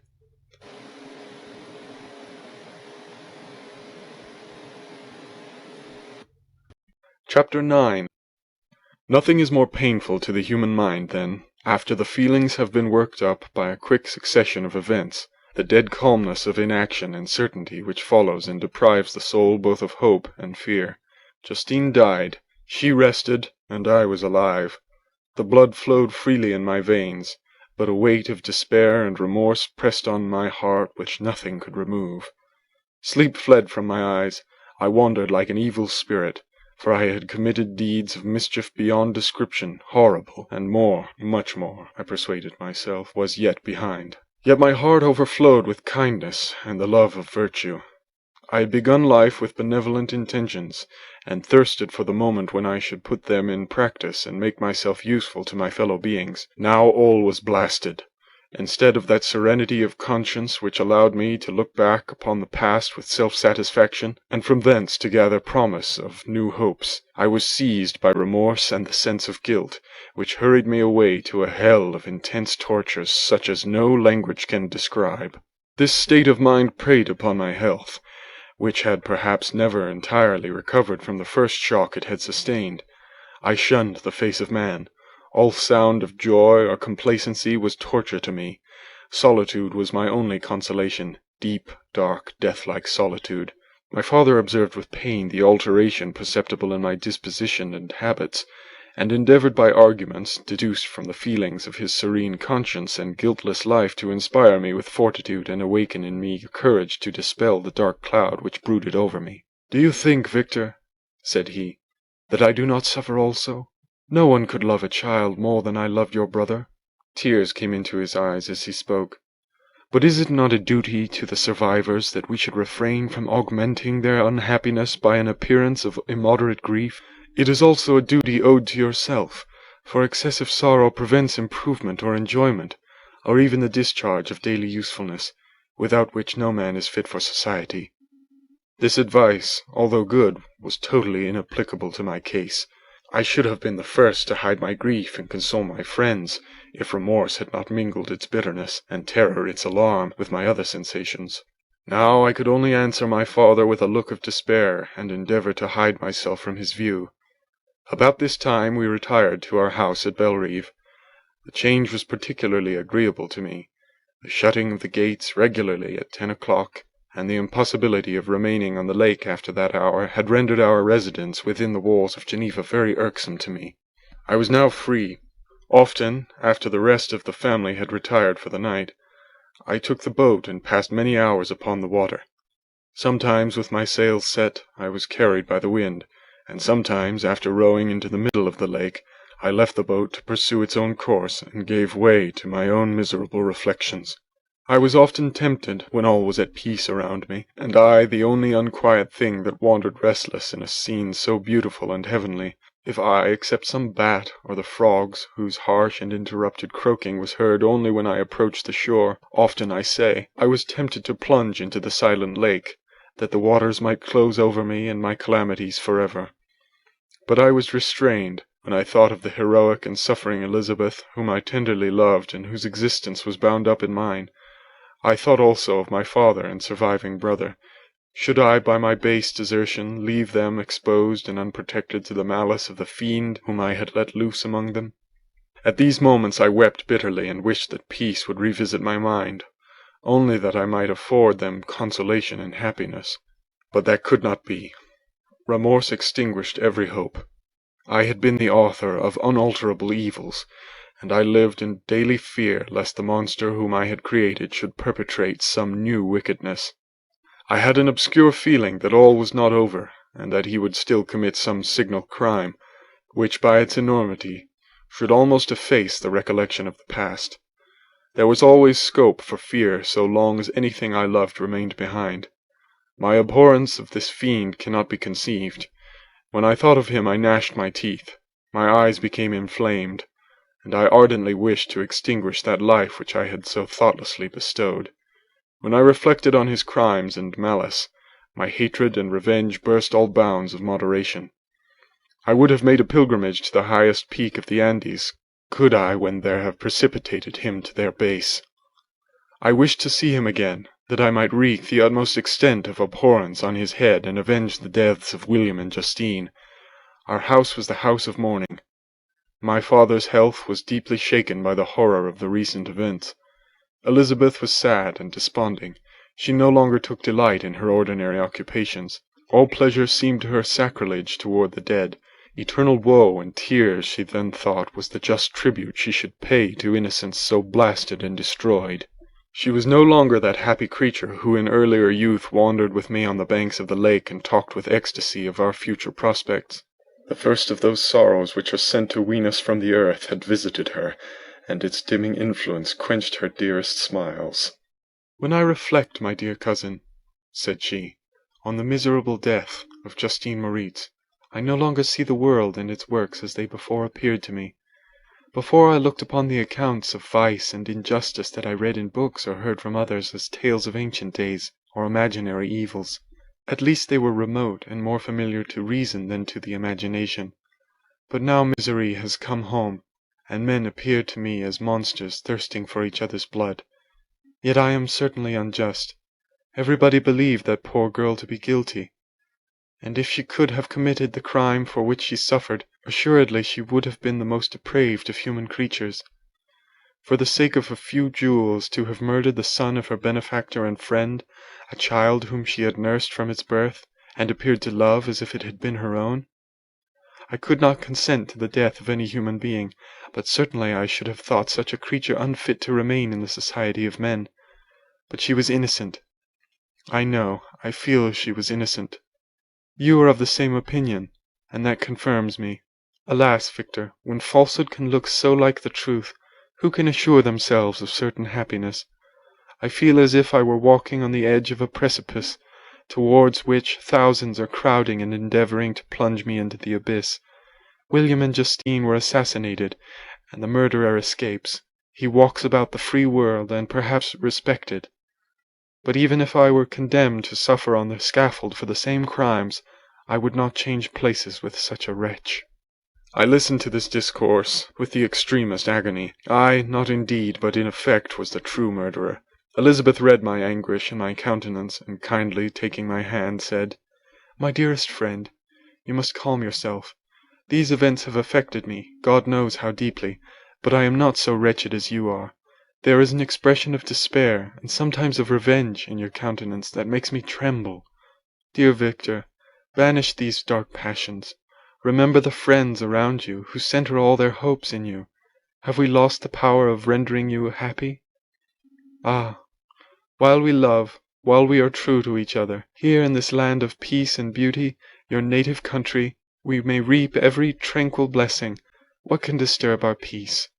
And could not such words from her whom I fondly prized before every other gift of fortune suffice to chase away the fiend that lurked in my heart? Even as she spoke, I drew near to her, as if in terror, lest at that very moment the destroyer had been near to rob me of her. Thus not the tenderness of friendship, nor the beauty of earth, nor of heaven, could redeem my soul from woe. The very accents of love were ineffectual. I was encompassed by a cloud which no beneficial influence could penetrate. The wounded deer dragging its fainting limbs to some untrodden brake, there to gaze upon the arrow which had pierced it and to die, was but a type of me. Sometimes I could cope with the sullen despair that overwhelmed me, but sometimes the whirlwind passions of my soul drove me to seek, by bodily exercise and by change of place, some relief from my intolerable sensations. It was during an access of this kind that I suddenly left my home, and bending my steps towards the near alpine valleys, sought in the magnificence, the eternity of such scenes, to forget myself in my ephemeral, because human, sorrows. My wanderings were directed towards the valley of Chamonix. I had visited it frequently during my boyhood. 6 years had passed since then. I was a wreck, but naught had changed in those savage and enduring scenes. I performed the first part of my journey on horseback. I afterwards hired a mule, as the more sure-footed and least liable to receive injury on these rugged roads. The weather was fine. It was about the middle of the month of August, nearly 2 months after the death of Justine, that miserable epoch from which I dated all my woe. The weight upon my spirit was sensibly lightened as I plunged yet deeper in the ravine of Arve. The immense mountains and precipices that overhung me on every side, the sound of the river raging among the rocks, and the dashing of the waterfalls around spoke of a power mighty as omnipotent, and I ceased to fear or to bend before any being less almighty than that which had created and ruled the elements, here displayed in their most terrific guise. Still, as I ascended higher, the valley assumed a more magnificent and astonishing character. Ruined castles hanging on the precipices of piny mountains, the impetuous Arve, and the cottages every here and there peeping forth from among the trees formed a scene of singular beauty. But it was augmented and rendered sublime by the mighty Alps, whose white and shining pyramids and domes towered above all, as belonging to another earth, the habitations of another race of beings. I passed the bridge of Pelissier, where the ravine which the river forms opened before me, and I began to ascend the mountain that overhangs it. Soon after I entered the valley of Chamonix. This valley is more wonderful and sublime, but not so beautiful and picturesque as that of Cerveau, through which I had just passed. The height and snowy mountains were its immediate boundaries, but I saw no more ruined castles and fertile fields. Immense glaciers approached the road. I heard the rumbling thunder of the falling avalanche and marked the smoke of its passage. Mont Blanc, the supreme and magnificent Mont Blanc, raised itself from the surrounding Arguiers, and its tremendous dome overlooked the valley. A tingling, long-lost sense of pleasure often came across me during this journey. Some turn in the road, some new object suddenly perceived and recognized, reminded me of days gone by, and were associated with the light-hearted gaiety of boyhood. The very winds whispered in soothing accents, and maternal nature bade me weep no more. Then again the kindly influence ceased to act. I found myself fettered again to grief and indulging in all the misery of reflection. Then I spurred on my animal, striving so to forget the world, my fears, and more than all, myself. Or, in a more desperate fashion, I alighted and threw myself on the grass, weighed down by horror and despair. At length I arrived at the village of Chamonix. Exhaustion succeeded to the extreme fatigue both of body and of mind which I had endured. For a short space of time I remained at the window, watching the pallid lightnings that played above Mont Blanc, and listening to the rushing of the Arve, which pursued its noisy way beneath. The same lulling sounds acted as a lullaby to my too keen sensations. When I placed my head upon my pillow, sleep crept over me. I felt it as it came and blessed the giver of oblivion. End of chapter 9.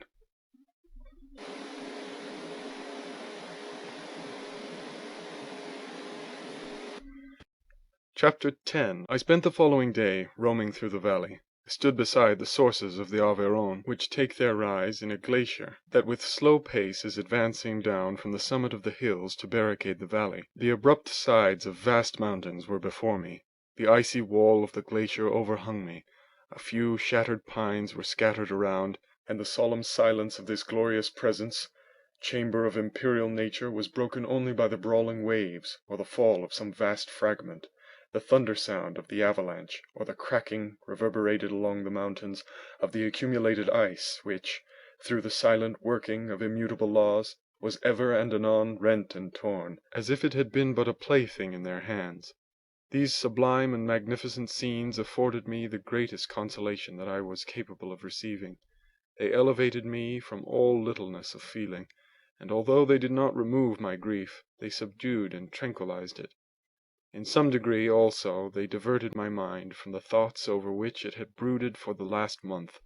I retired to rest at night. My slumbers, as it were, waited on and ministered to by the semblance of grand shapes which I had contemplated during the day. They congregated round me, the unstained snowy mountain top, the glittering pinnacle, the pine woods and ragged bare ravine, the eagle soaring amidst the clouds. They all gathered round me and bade me be at peace. Where had they fled when the next morning I awoke? All of soul inspiriting fled with sleep. The dark melancholy clouded every thought. The rain was pouring in torrents, and the thick mist hid the summits of the mountains, so that I even saw not the faces of those mighty friends. Still I would penetrate their misty veil, and seek them in their cloudy retreats. What were rain and storm to me? My mule was brought to the door, and I resolved to ascend to the summit of Montanvert. I remembered the effect that the view of the tremendous and ever-moving glacier had produced upon my mind when I first saw it. It had then filled me with a sublime ecstasy that gave wings to the soul, and allowed it to soar from the obscure world to light and joy. The sight of the awful and majestic in nature had indeed always the effect of solemnizing my mind, and causing me to forget the passing cares of life. I determined to go without a guide, for I was well acquainted with the path, and the presence of another would destroy the solitary grandeur of the scene. The ascent is precipitous, but the path is cut into continual and short windings, which enable you to surmount the perpendicularity of the mountain. It is a scene terrifically desolate. In 1,000 spots the traces of the winter avalanche may be perceived, where trees lie broken and strewn on the ground, some entirely destroyed, others bent, leaning upon the jutting rocks of the mountain or transversely upon other trees. The path, as you ascend higher, is intersected by ravines of snow, down which stones continually roll from above. One of them is particularly dangerous, as the slightest sound, such as even speaking in a loud voice, produces a concussion of air sufficient to draw destruction upon the head of the speaker. The pines are not tall or luxuriant, but they are sombre, and add an air of severity to the scene. I looked on the valley beneath. Vast mists were rising from the rivers which ran through it, and curling in thick wreaths around the opposite mountains, whose summits were hid in the uniform clouds, while rain poured from the dark sky and added to the melancholy impression I received from the objects around me. Alas! Why does man boast of sensibilities superior to those apparent in the brute? It only renders them more necessary beings. If our impulses were confined to hunger, thirst, and desire, we might be nearly free, but now we are moved by every wind that blows, and a chance word or scene that word may convey to us. We rest, a dream has power to poison sleep. We rise, one wandering thought pollutes the day. We feel, conceive, or reason, laugh or weep, embrace fond woe, or cast our cares away. It is the same, for be it joy or sorrow, the path of its departure still is free. Man's yesterday may ne'er be like his morrow, naught may endure but mutability. It was nearly noon when I arrived at the top of the ascent. For some time I sat upon the rock that overlooks the sea of ice. A mist covered both that and the surrounding mountains. Presently a breeze dissipated the cloud, and I descended upon the glacier. The surface is very uneven, rising like the waves of a troubled sea, descending low and interspersed by rifts that sink deep. The field of ice is almost a league in width, but I spent nearly 2 hours in crossing it. The opposite mountain is a bare perpendicular rock. From the side where I now stood, Montanvert was exactly opposite, at the distance of a league, and above it rose Mont Blanc, in awful majesty. I remained in a recess of the rock, gazing on this wonderful and stupendous scene. The sea, or rather the vast river of ice, wound among its dependent mountains, whose aerial summits hung over its recesses. Their icy and glittering peaks shone in the sunlight over the clouds. My heart, which was before sorrowful, now swelled with something like joy. I exclaimed, "Wandering spirits! If indeed ye wander and do not rest in your narrow beds, allow me this faint happiness, or take me as your companion away from the joys of life." As I said this, I suddenly beheld the figure of a man, at some distance, advancing towards me with superhuman speed. He bounded over the crevices in the ice, among which I had walked with caution. His stature, also, as he approached, seemed to exceed that of a man. I was troubled. A mist came over my eyes, and I felt a faintness seize me, but I was quickly restored by the cold gale of the mountains.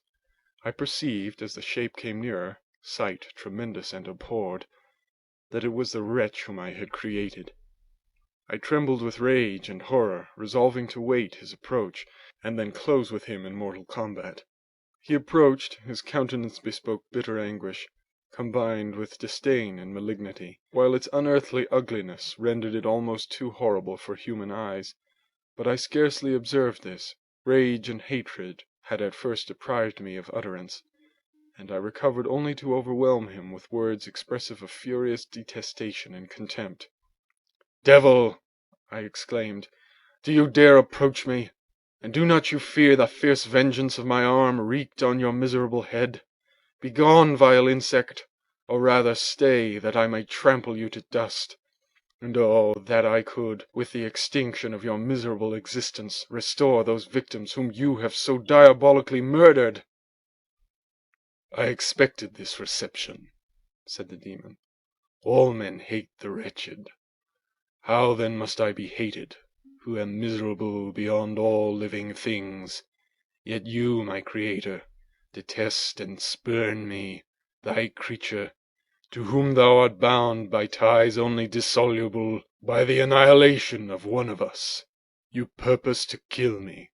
How dare you sport thus with life?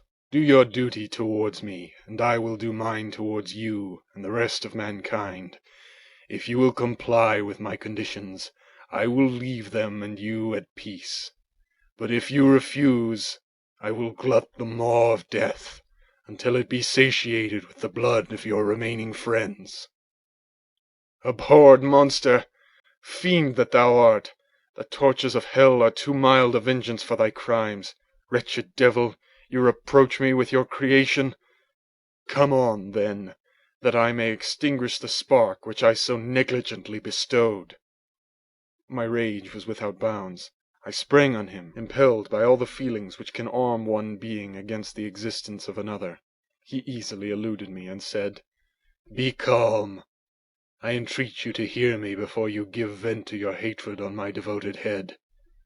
Have I not suffered enough, that you seek to increase my misery?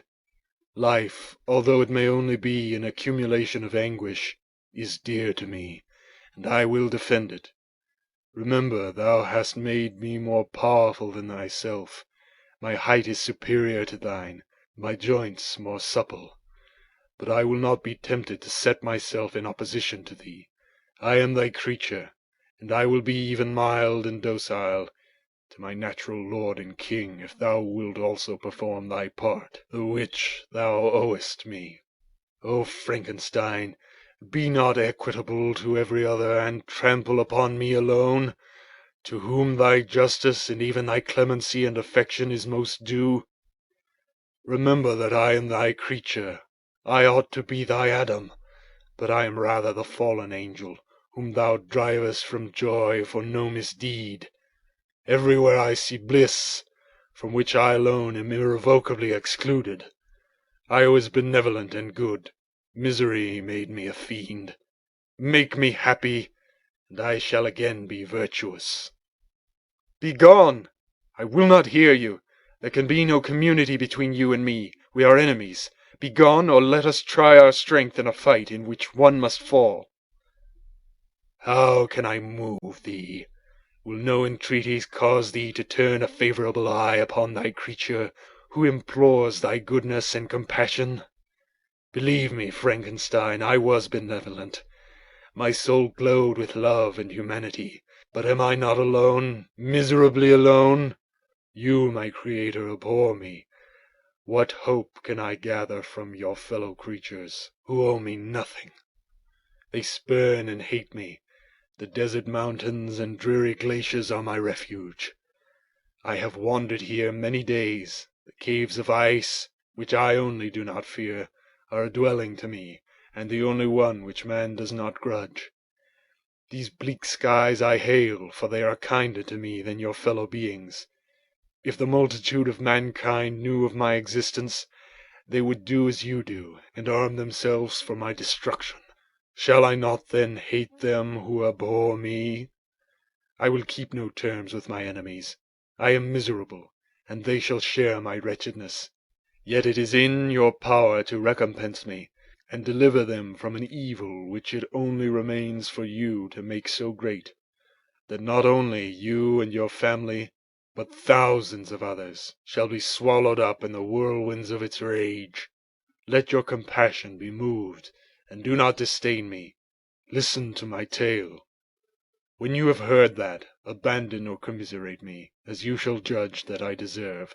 But hear me. The guilty are allowed by human laws, bloody as they are, to speak in their own defense before they are condemned. Listen to me, Frankenstein. You accuse me of murder, and yet you would with a satisfied conscience destroy your own creature. Oh, praise the eternal justice of man, yet I ask you not to spare me. Listen to me, and then, if you can, and if you will, destroy the work of your hands. Why do you call to my remembrance, I rejoined, circumstances of which I shudder to reflect, that I have been the miserable origin and author? Cursed be the day, abhorred devil, in which you first saw light. Cursed, although I curse myself, be the hands that formed you. You have made me wretched beyond expression. You have left me no power to consider whether I am just to you or not. Begone! Relieve me from the sight of your detested form. Thus I relieve thee, my creator, he said, and placed his hated hands before my eyes, which I flung from me with violence. Thus I take from thee a sight which you abhor. Still thou canst listen to me, and grant me thy compassion. By the virtues that I once possessed, I demand this from you. Hear my tale. It is long and strange, and the temperature of this place is not fitting to your fine sensations. Come to the hut upon the mountain. The sun is yet high in the heavens, before it descends to hide itself behind your snowy precipices and illuminate another world. You will have heard my story and can decide. On you it rests, whether I quit forever the neighborhood of man, and lead a harmless life, or become the scourge of your fellow creatures and the author of your own speedy ruin. As he said this, he led the way across the ice. I followed. My heart was full, and I did not answer him, but as I proceeded, I weighed the various arguments that he had used and determined at least to listen to his tale. I was partly urged by curiosity, and compassion confirmed my resolution. I had hitherto supposed him to be the murderer of my brother, and I eagerly sought a confirmation or denial of this opinion. For the first time, also, I felt what the duties of a creator towards his creature were, and that I ought to render him happy before I complained of his wickedness. These motives urged me to comply with his demand. We crossed the ice, therefore, and ascended the opposite rock. The air was cold, and the rain again began to descend. We entered the hut, the fiend with an air of exultation, I with a heavy heart and depressed spirits. But I consented to listen, and seating myself by the fire which my odious companion had lighted, he thus began his tale. End of chapter 10.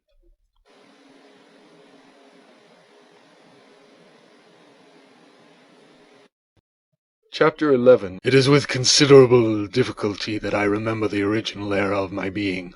All the events of that period appear confused and indistinct. A strange multiplicity of sensations seized me, and I saw, felt, heard, and smelt at the same time, and it was, indeed, a long time before I learned to distinguish between the operations of my various senses. By degrees I remember a stronger light pressed upon my nerves, so that I was obliged to shut my eyes. Darkness then came over me and troubled me, but hardly had I felt this when, by opening my eyes, as I now suppose, the light poured in upon me again. I walked, and, I believe, descended, but I presently found a great alteration in my sensations. Before, dark and opaque bodies had surrounded me, impervious to my touch or sight, but I now found that I could wander on at liberty, with no obstacles which I could not either surmount or avoid. The light became more and more oppressive to me, and the heat wearying me as I walked. I sought a place where I could receive shade. This was the forest near Ingolstadt, and here I lay by the side of a brook, resting from my fatigue, until I felt tormented by hunger and thirst. This roused me from my nearly dormant state, and I ate some berries which I found hanging on the trees or lying on the ground. I slaked my thirst at the brook, and then lying down was overcome by sleep. It was dark when I awoke. I felt cold also, and half frightened, as it were, instinctively, finding myself so desolate. Before I had quitted your apartment, on a sensation of cold, I had covered myself with some clothes, but these were insufficient to secure me from the dews of night. I was a poor, helpless, miserable wretch. I knew and could distinguish nothing. But feeling pain invade me on all sides, I sat down and wept. Soon a gentle light stole over the heavens and gave me a sensation of pleasure. I started up and beheld a radiant form rise from among the trees. The moon. I gazed with a kind of wonder. It moved slowly, but it enlightened my path, and I again went out in search of berries. I was still cold when under one of the trees I found a huge cloak, with which I covered myself, and sat down upon the ground. No distinct ideas occupied my mind. All was confused. I felt light, and hunger, and thirst, and darkness. Innumerable sounds rang in my ears, and on all sides various scents saluted me. The only object that I could distinguish was the bright moon, and I fixed my eyes on that with pleasure. Several changes of day and night passed, and the orb of night had greatly lessened, when I began to distinguish my sensations from each other. I gradually saw plainly the clear stream that supplied me with drink, and the trees that shaded me with their foliage. I was delighted when I first discovered that a pleasant sound, which often saluted my ears, proceeded from the throats of the little winged animals who had often intercepted the light from my eyes.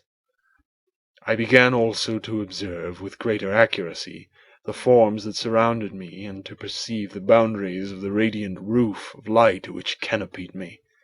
Sometimes I tried to imitate the pleasant songs of the birds, but was unable. Sometimes I wished to express my sensations in my own mode, but the uncouth and inarticulate sounds which broke from me frightened me into silence again. The moon had disappeared from the night, and again, with a lessened form, showed itself while I still remained in the forest. My sensations had by this time become distinct, and my mind received every day additional ideas. My eyes became accustomed to the light, and to perceive objects in their right forms. I distinguished the insects from the herb, and by degrees one herb from another. I found that the sparrow uttered none but harsh notes, whilst those of the blackbird and thrush were sweet and enticing. One day, when I was oppressed by cold, I found a fire which had been left by some wandering beggars, and was overcome with delight at the warmth I experienced from it. In my joy I thrust my hand into the live embers, but quickly drew it out again with a cry of pain. How strange, I thought, that the same cause should produce such opposite effects. I examined the materials of the fire, and to my joy found it to be composed of wood. I quickly collected some branches, but they were wet and would not burn. I was pained at this, and sat still, watching the operation of the fire. The wet wood which I had placed near the heat dried and itself became inflamed. I reflected on this, and by touching the various branches, I discovered the cause, and busied myself in collecting a great quantity of wood, that I might dry it and have a plentiful supply of fire. When night came on and brought sleep with it, I was in the greatest fear lest my fire should be extinguished. I covered it carefully with dry wood and leaves, and placed wet branches upon it, and then, spreading my cloak, I lay on the ground and sank into sleep. It was morning when I awoke, and my first care was to visit the fire. I uncovered it, and a gentle breeze quickly fanned it into a flame. I observed this also, and contrived a fan of branches, which roused the embers when they were nearly extinguished. When night came again, I found with pleasure that the fire gave light as well as heat, and that the discovery of this element was useful to me in my food, for I found some of the offals that the travellers had left had been roasted, and tasted much more savory than the berries I gathered from the trees.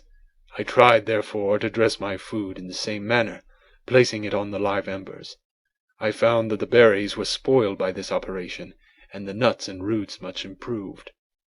Food, however, became scarce, and I often spent the whole day searching in vain for a few acorns to assuage the pains of hunger. When I found this, I resolved to quit the place that I had hitherto inhabited, to seek for one where the few wants I experienced would be more easily satisfied. In this emigration I exceedingly lamented the loss of the fire which I had obtained through accident, and knew not how to reproduce it. I gave several hours to the serious consideration of this difficulty, but I was obliged to relinquish all attempt to supply it, and wrapping myself up in my cloak, I struck across the wood toward the setting sun. I passed 3 days in these rambles, and at length discovered the open country. A great fall of snow had taken place the night before, and the fields were of one uniform white. The appearance was disconsolate, and I found my feet chilled by the cold damp substance that covered the ground. It was about 7 in the morning, and I longed to obtain food and shelter. At length I perceived a small hut on a rising ground, which had doubtless been built for the convenience of some shepherd. This was a new sight to me, and I examined the structure with great curiosity. Finding the door open, I entered. An old man sat in it near a fire, over which he was preparing his breakfast.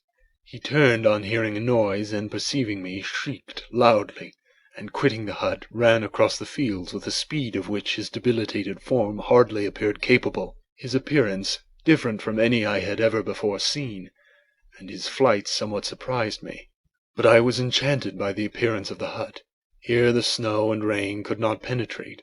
The ground was dry, and it presented to me then as exquisite and divine a retreat as pandemonium appeared to the demons of hell after their sufferings in the lake of fire. I greedily devoured the remnants of the shepherd's breakfast, which consisted of bread, cheese, milk, and wine. The latter, however, I did not like.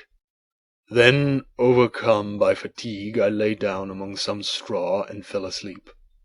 It was noon when I awoke, and allured by the warmth of the sun, which shone brightly in the white ground, I determined to recommence my travels, and, depositing the remains of the peasant's breakfast in a wallet I found, I proceeded across the fields for several hours, until at sunset I arrived at a village.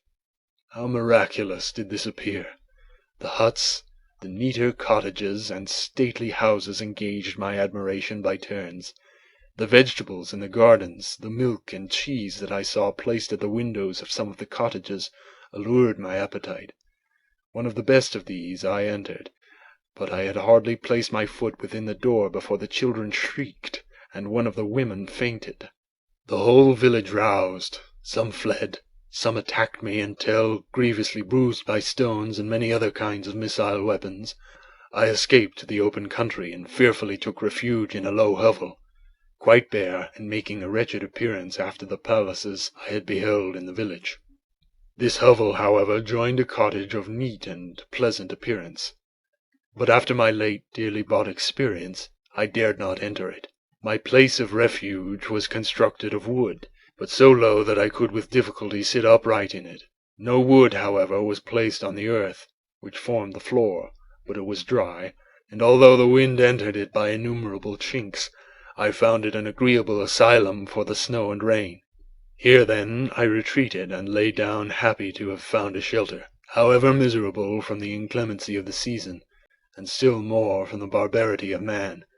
As soon as morning dawned, I crept from my kennel, that I might view the adjacent cottage and discover if I could remain in the habitation I had found. It was situated against the back of the cottage, and surrounded on the sides, which were exposed by a pigsty and clear pool of water. One part was open, and by that I had crept in, but now I covered every crevice by which I might be perceived with stones and wood, yet in such a manner that I might move them on occasion to pass out. All the light I enjoyed came through the sty, and that was sufficient for me. Having thus arranged my dwelling, and carpeted it with clean straw, I retired, for I saw the figure of a man at a distance, and I remembered too well my treatment the night before to trust myself in his power. I had first, however, provided my sustenance for that day by a loaf of coarse bread, which I purloined, and a cup with which I could drink more conveniently than from my hand of the pure water which flowed by my retreat. The floor was a little raised, so that it was kept perfectly dry, and by its vicinity to the chimney of the cottage it was tolerably warm. Being thus provided, I resolved to reside in this hovel until something should occur which might alter my determination. It was indeed a paradise compared to the bleak forest, my former residence, the rain-dropping branches and dank earth.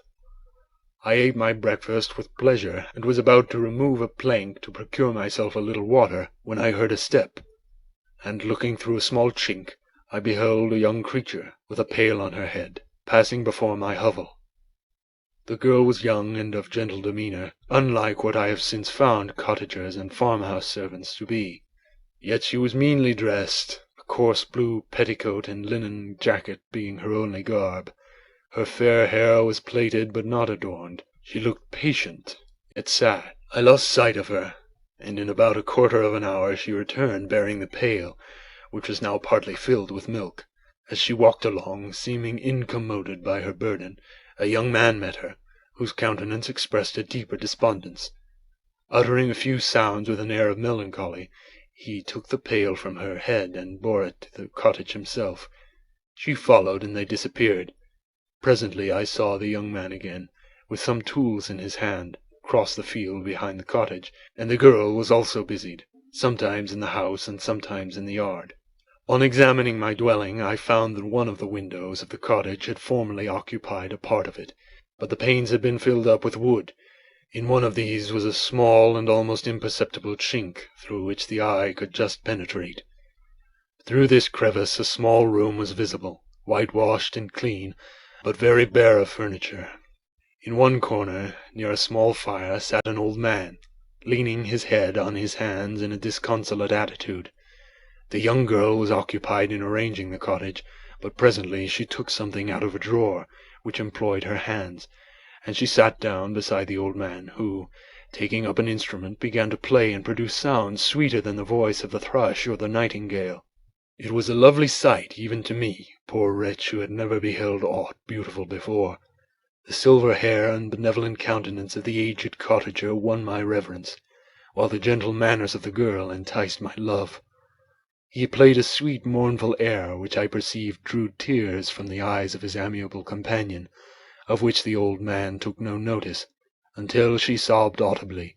He then pronounced a few sounds, and the fair creature, leaving her work, knelt at his feet. He raised her and smiled with such kindness and affection that I felt sensations of a peculiar and overpowering nature. They were a mixture of pain and pleasure, such as I had never before experienced, either from hunger or cold, warmth or food, and I withdrew from the window, unable to bear these emotions. Soon after this the young man returned, bearing on his shoulders a load of wood. The girl met him at the door, helped to relieve him of his burden, and taking some of the fuel into the cottage, placed it on the fire. Then she and the youth went apart into a nook of the cottage, and he showed her a large loaf and piece of cheese. She seemed pleased, and went into the garden for some roots and plants, which she placed in water, and then upon the fire. She afterwards continued her work, whilst the young man went into the garden and appeared busily employed in digging and pulling up roots. After he had been employed thus about an hour, the young woman joined him, and they entered the cottage together. The old man had, in the meantime, been pensive, but on the appearance of his companions he assumed a more cheerful air, and they sat down to eat. The meal was quickly dispatched. The young woman was again occupied in arranging the cottage. The old man walked before the cottage in the sun for a few minutes, leaning on the arm of the youth.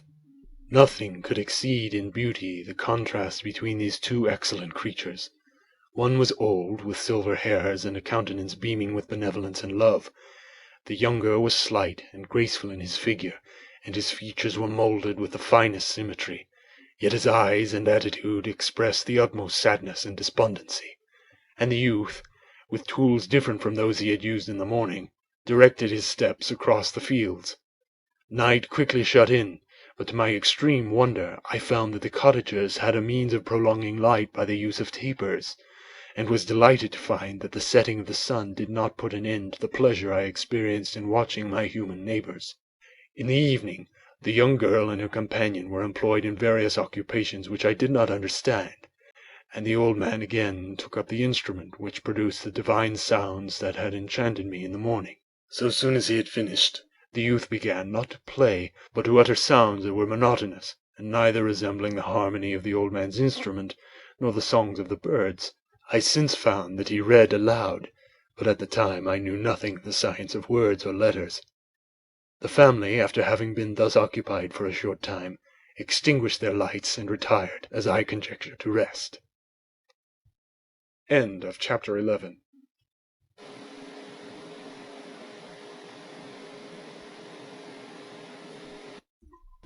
Chapter 12. I lay on the straw, but I could not sleep.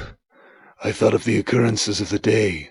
What chiefly struck me was the gentle manners of these people, and I longed to join them, but dared not. I remembered too well the treatment I had suffered the night before from the barbarous villagers, and resolved whatever course of conduct I might hereafter think it right to pursue, that for the present I would remain quietly in my hovel, watching and endeavoring to discover the motives which influenced their actions. The cottagers arose the next morning before the sun. The young woman arranged the cottage and prepared the food, and the youth departed after the first meal. This day was passed in the same routine as that which preceded it. The young man was constantly employed out of doors, and the girl in various laborious occupations within.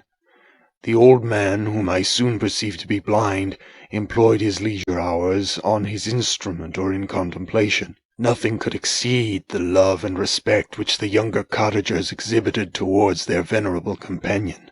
They performed towards him every little office and affection and duty with gentleness, and he rewarded them by his benevolent smiles. They were not entirely happy. The young man and his companion often went apart and appeared to weep. I saw no cause for their unhappiness, but I was deeply affected by it.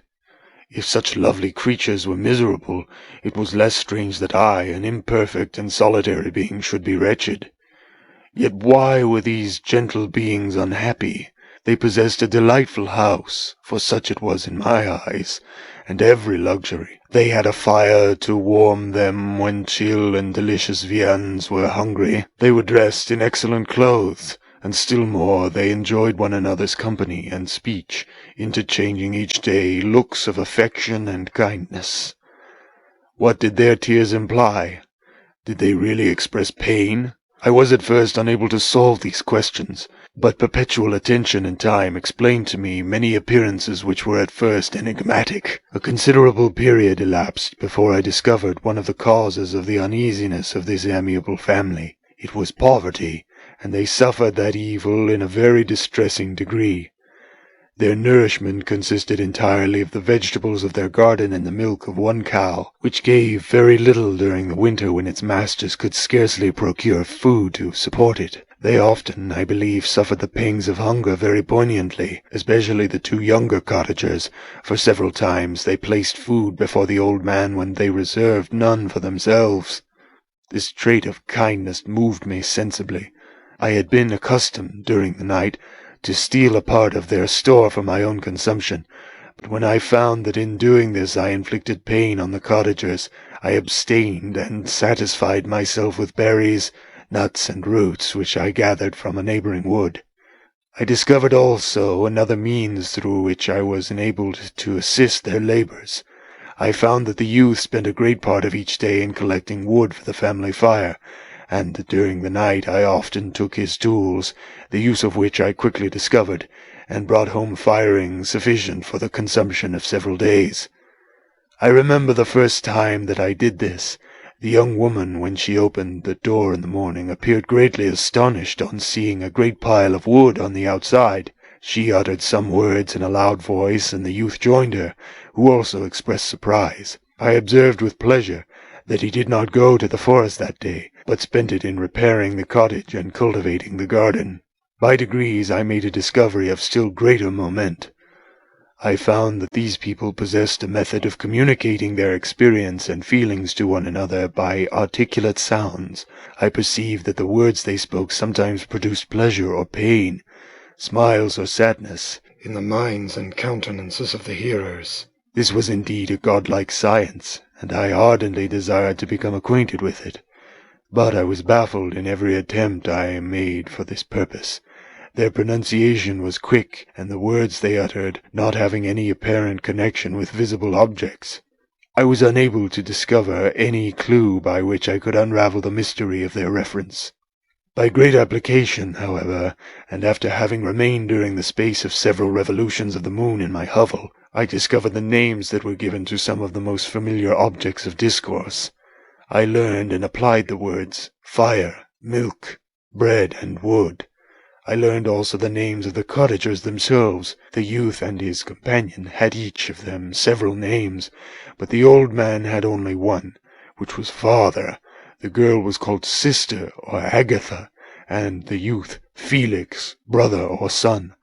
I cannot describe the delight I felt when I learned the ideas appropriated to each of these sounds and was able to pronounce them. I distinguished several other words without being able as yet to understand or apply them, such as good, dearest, unhappy. I spent the winter in this manner. The gentle manners and beauty of the cottagers greatly endeared them to me. When they were unhappy, I felt depressed. When they rejoiced, I sympathized in their joys. I saw few human beings besides them, and if any other happened to enter the cottage, their harsh manners and rude gait only enhanced to me the superior accomplishments of my friends. The old man, I could perceive, often endeavored to encourage his children, as sometimes I found that he called them, to cast off their melancholy. He would talk in a cheerful accent, with an expression of goodness that bestowed pleasure even upon me. Agatha listened with respect, her eyes sometimes filled with tears, which she endeavored to wipe away unperceived, but I generally found that her countenance and tone were more cheerful after having listened to the exhortations of her father. It was not thus with Felix. He was always the saddest of the group, and even to my unpractised senses he appeared to have suffered more deeply than his friends. But if his countenance was more sorrowful, his voice was more cheerful than that of his sister, especially when he addressed the old man. I could mention innumerable instances which, although slight, marked the dispositions of these amiable cottagers in the midst of poverty and want. Felix carried with pleasure to his sister the first little white flower that peeped out from beneath the snowy ground. Early in the morning, before she had risen, he cleared away the snow that obstructed her path to the milk-house, drew water from the well, and brought the wood from the outhouse, where, to his perpetual astonishment, he found his store always replenished by an invisible hand. In the day, I believe, he worked sometimes for a neighbouring farmer, because he often went forth and did not return until dinner, yet brought no wood with him. At other times he worked in the garden, but as there was little to do in the frosty season, he read to the old man and Agatha. This reading had puzzled me extremely at first, but by degrees I discovered that he uttered many of the same sounds when he read as when he talked. I conjectured, therefore, that he found on the paper signs for speech which he understood, and I ardently longed to comprehend these also. But how is that possible when I did not even understand the sounds for which they stood as signs? I improved, however, sensibly in this science, but not sufficiently to follow up any kind of conversation, although I applied my whole mind to the endeavour, for I easily perceived that, although I eagerly longed to discover myself to the cottagers, I ought not to make the attempt until I had first become master of their language, which knowledge might enable me to make them overlook the deformity of my figure. For with this also the contrast perpetually presented to my eyes had made me acquainted. I admired the perfect forms of my cottagers, their grace, beauty, and delicate complexions, but how was I terrified when I viewed myself in a transparent pool. At first I started back, unable to believe that it was indeed I who reflected in the mirror, and when I became fully convinced that I was in reality the monster that I am, I was filled with the bitterest sensations of despondence and mortification. Alas! I did not yet entirely know the fatal effects of this miserable deformity. As the sun became warmer and the light of day longer, the snow vanished, and I beheld the bare trees and black earth. From this time Felix was more employed, and the heart-moving indications of impending famine disappeared. Their food, as I afterwards found, was coarse, but it was wholesome, and they procured a sufficiency of it. Several new kinds of plants sprang up in the garden, which they dressed, and these signs of comfort increased daily as the season advanced. The old man, leaning on his son, walked each day at noon, when it did not rain, as I found it was called when the heavens poured forth its waters. This frequently took place, but a high wind quickly dried the earth, and the season became far more pleasant than it had been. My mode of life in my hovel was uniform. During the morning I attended the motions of the cottagers, and when they were dispersed in various occupations, I slept. The remainder of the day was spent in observing my friends. When they retired to rest, if there was any moon or the night was starlit, I went into the woods and collected my own food and fuel for the cottage. When I returned, as often as it was necessary, I cleared their path from the snow and performed these offices that I had seen done by Felix.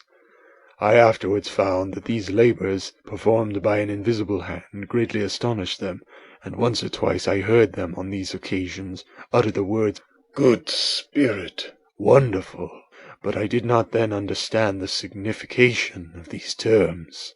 My thoughts now became more active, and I longed to discover the motives and feelings of these lovely creatures. I was inquisitive to know why Felix appeared so miserable and Agatha so sad. I thought, foolish wretch, that it might be in my power to restore happiness to these deserving people. When I slept, or was absent, the forms of the venerable blind father, the gentle Agatha, and the excellent Felix flitted before me. I looked upon them as superior beings, who would be the arbiters of my future destiny. I formed in my imagination 1,000 pictures of presenting myself to them, and their reception of me. I imagined that they would be disgusted, until by my gentle demeanour and conciliating words I should first win their favour and afterwards their love. These thoughts exhilarated me, and led me to apply with fresh ardour to the acquiring the art of language. My organs were indeed harsh, but supple, and although my voice was very unlike the soft music of their tones, yet I pronounced such words as I understood with tolerable ease. It was as the ass and the lapdog, yet surely the gentle ass, whose intentions were affectionate, although his manners were rude, deserved better treatment than blows and execration. The pleasanter showers and genial warmth of spring greatly altered the aspect of the earth. Men who before this change seemed to have been hid in caves dispersed themselves, and were employed in various arts of cultivation. The birds sang in more cheerful notes, and the leaves began to bud forth in the trees. Happy, happy earth! Fit habitation for gods, which so short a time before was bleak, damp, and unwholesome. My spirits were elevated by the enchanting appearance of nature. The past was blotted from my memory, the present was tranquil, and the future gilded by bright rays of hope and anticipations of joy. End of chapter 12.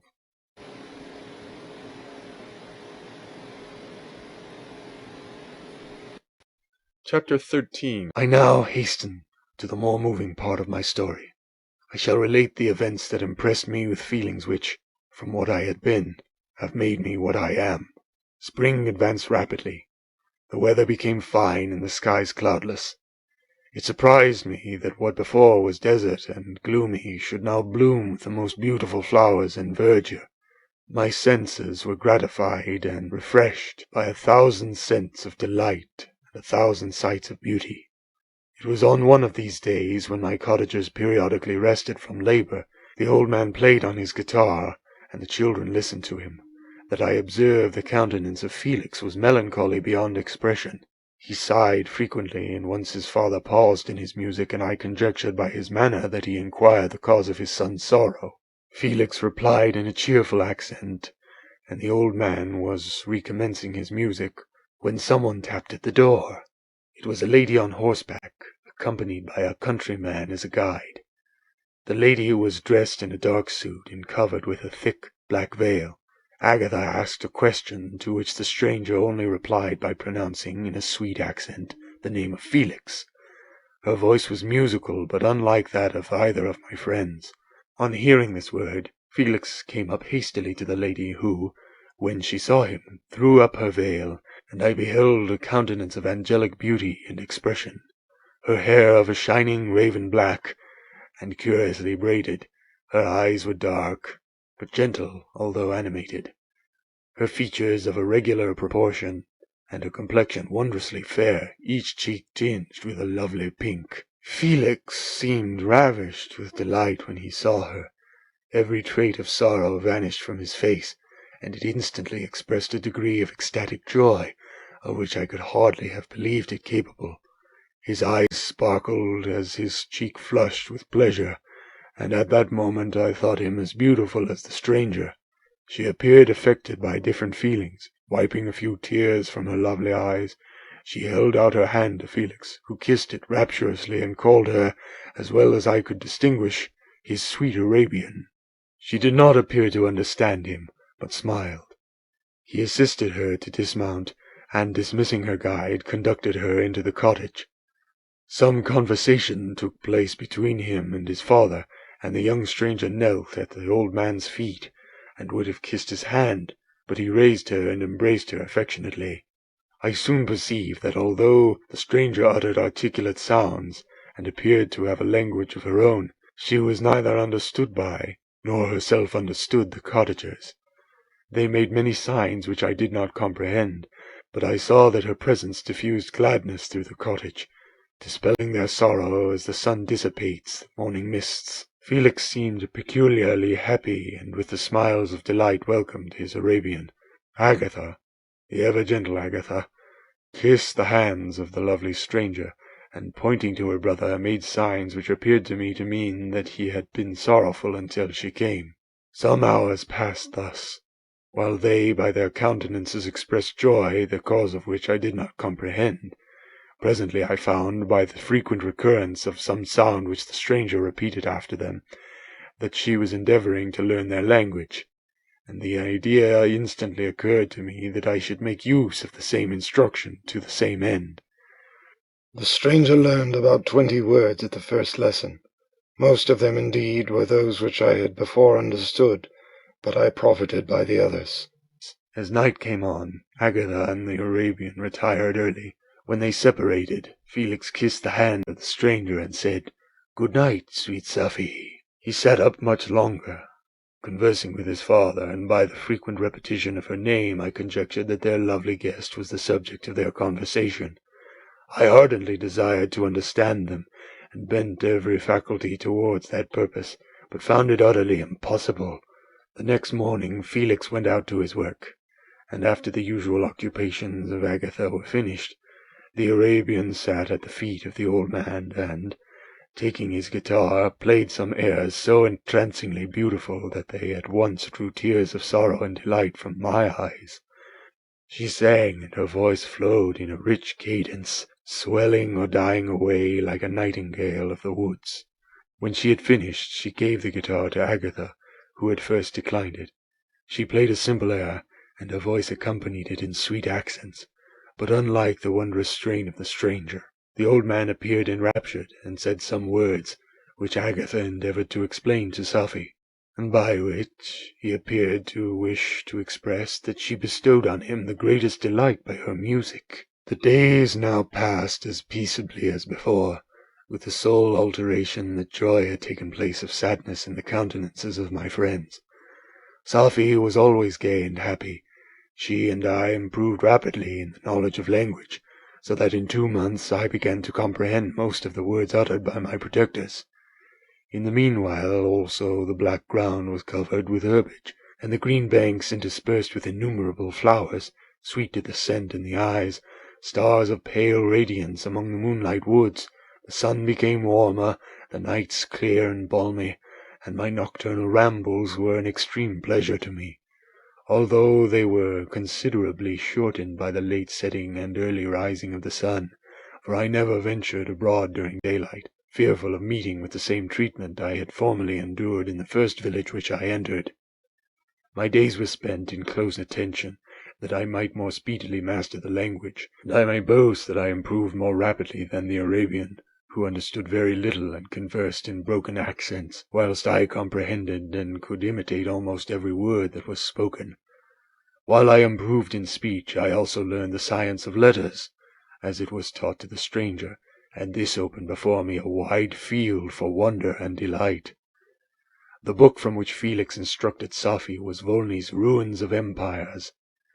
I should not have understood the purport of this book had not Felix in reading it given very minute explanations. He had chosen this work, he said, because the declamatory style was framed in the imitation of the Eastern authors. Through this work I obtained a cursory knowledge of history and a view of the several empires at present existing in the world. It gave me an insight into the manners, governments, and religions of the different nations of the earth. I heard of the slothful Asiatics, of the stupendous genius and mental activity of the Grecians, of the wars and wonderful virtue of the early Romans, of their subsequent degenerating, of the decline of that mighty empire, of chivalry, Christianity, and kings.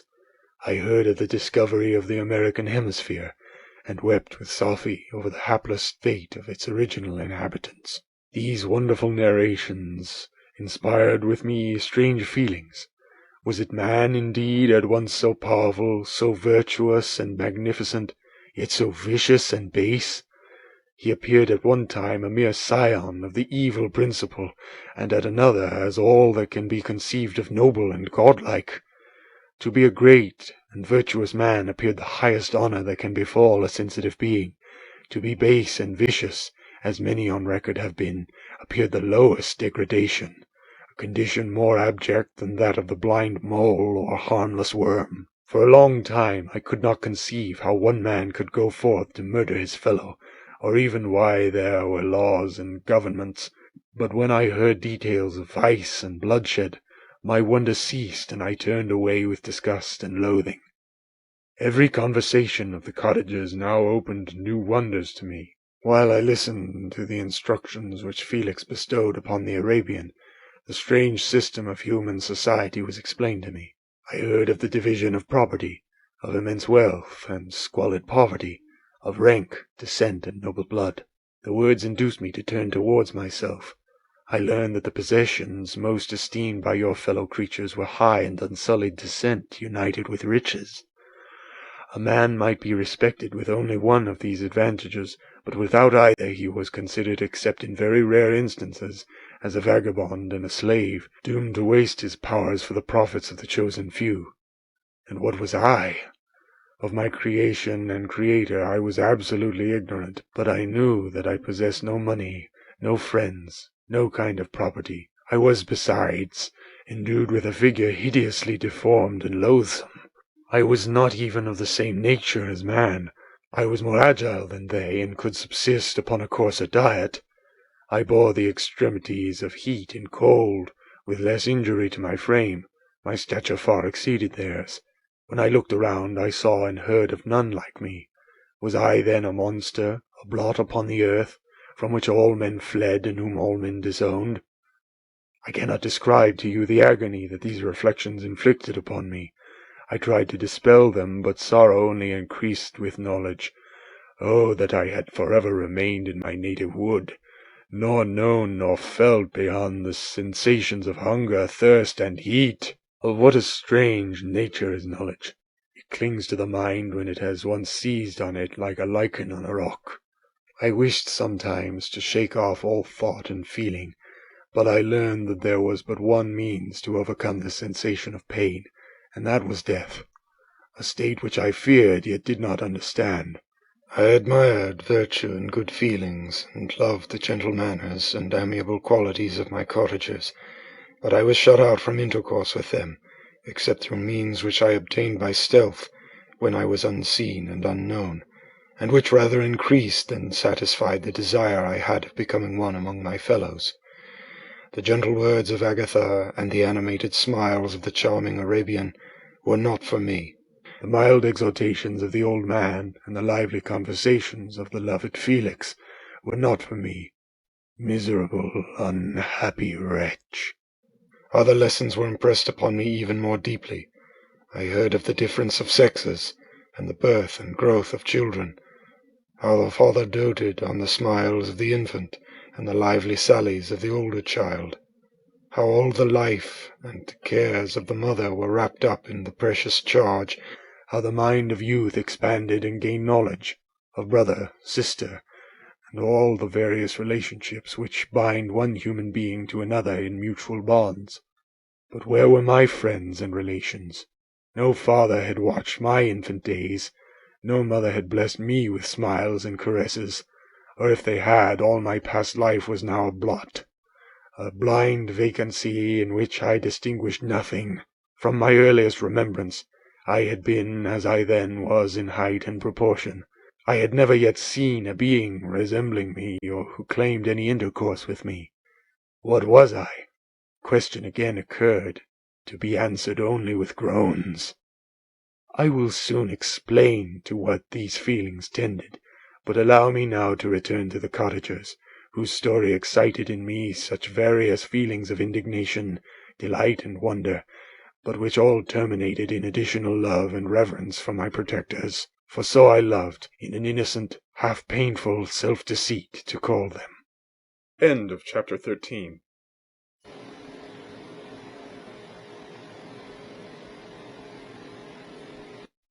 Chapter 14. Some time elapsed before I learned the history of my friends. It was one which could not fail to impress itself deeply on my mind, unfolding as it did a number of circumstances, each interesting and wonderful to one so utterly inexperienced as I was. The name of the old man was de Lacy. He was descended from a good family in France, where he had lived for many years in affluence, respected by his superiors and beloved by his equals. His son was bred in the service of his country, and Agatha had ranked with ladies of the highest distinction.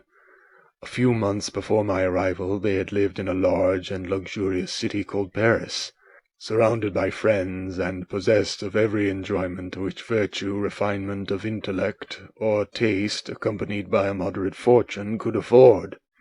The father of Sophie had been the cause of their ruin.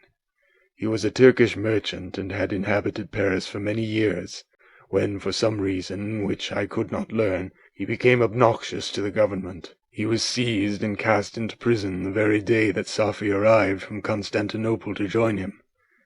He was tried and condemned to death. The injustice of his sentence was very flagrant.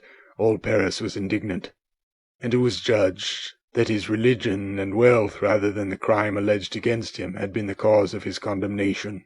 Felix had accidentally been present at the trial.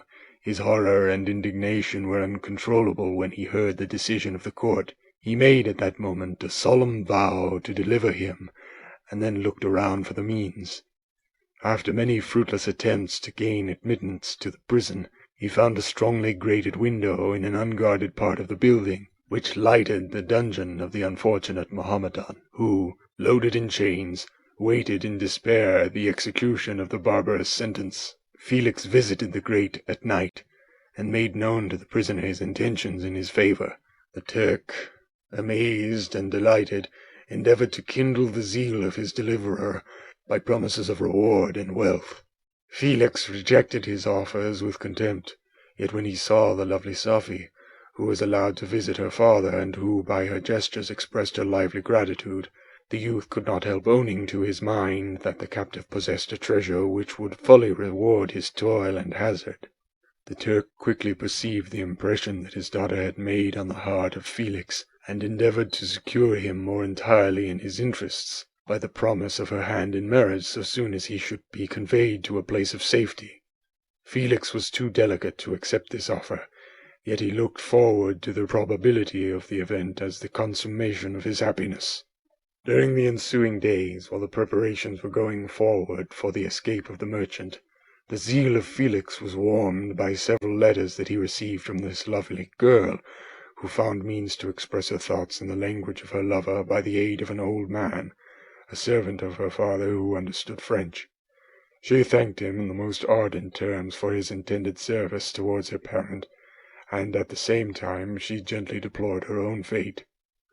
I have copies of these letters, for I found means, during my residence in the hovel, to procure the implements of writing, and the letters were often in the hands of Felix or Agatha. Before I depart I will give them to you. They will prove the truth of my tale. But at present, as the sun is already far declined, I shall only have time to repeat the substance of them to you. Safie related that her mother was a Christian Arab, seized and made a slave by the Turks. Recommended by her beauty, she had won the heart of the father of Safie, who married her. The young girl spoke in high and enthusiastic terms of her mother, who, born in freedom, spurned the bondage to which she was now reduced. She instructed her daughter in the tenets of her religion, and taught her to aspire to higher powers of intellect and an independence of spirit forbidden to the female followers of Mohammed. This lady died, but her lessons were indelibly impressed on the mind of Safie, who sickened at the prospect of again returning to Asia and being immured within the walls of a harem, allowed only to occupy herself with infantile amusements, ill-suited to the temper of her soul, now accustomed to grand ideas and a noble emulation for virtue. The prospect of marrying a Christian and remaining in a country where women were allowed to take a rank in society was enchanting to her. The day for the execution of the Turk was fixed, but on the night previous to it he quitted his prison, and before morning was distant many leagues from Paris. Felix had procured passports in the name of his father, sister, and himself.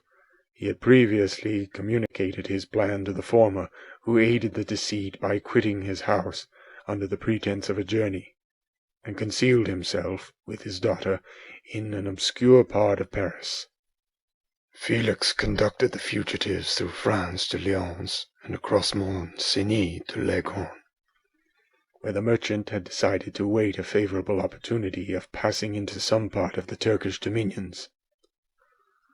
Safie resolved to remain with her father until the moment of his departure, before which time the Turk renewed his promise that she should be united to his deliverer, and Felix remained with them in expectation of that event.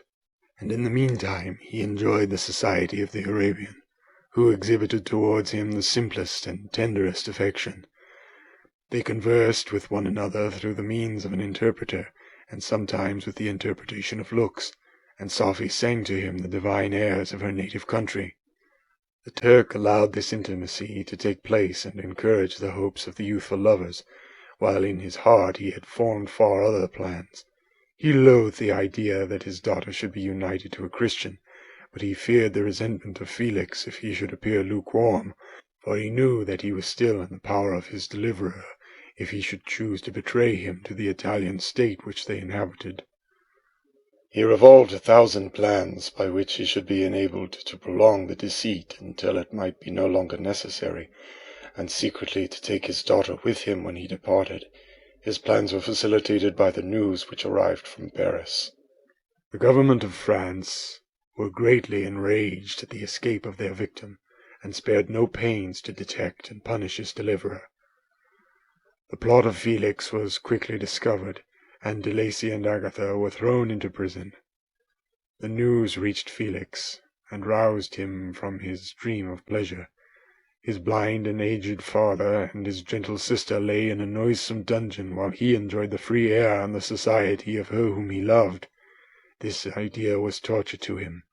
He quickly arranged with the Turk that if the latter should find a favorable opportunity for escape before Felix could return to Italy, Safie should remain as a boarder at a convent at Leghorn. Then, quitting the lovely Arabian, he hastened to Paris, and delivered himself up to the vengeance of the law, hoping to free De Lacy and Agatha by this proceeding. He did not succeed. They remained confined for 5 months before the trial took place, the result of which deprived them of their fortune, and condemned them to a perpetual exile from their native country. They found a miserable asylum in the cottage in Germany, where I discovered them.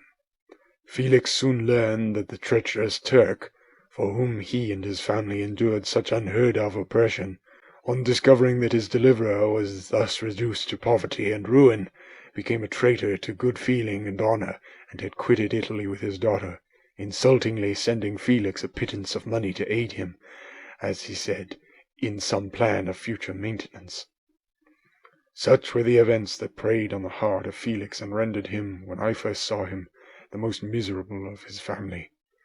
He could have endured poverty, and while this distress had been the meed of his virtue, he gloried in it, but the ingratitude of the Turk and the loss of his beloved Safie were misfortunes more bitter and irreparable.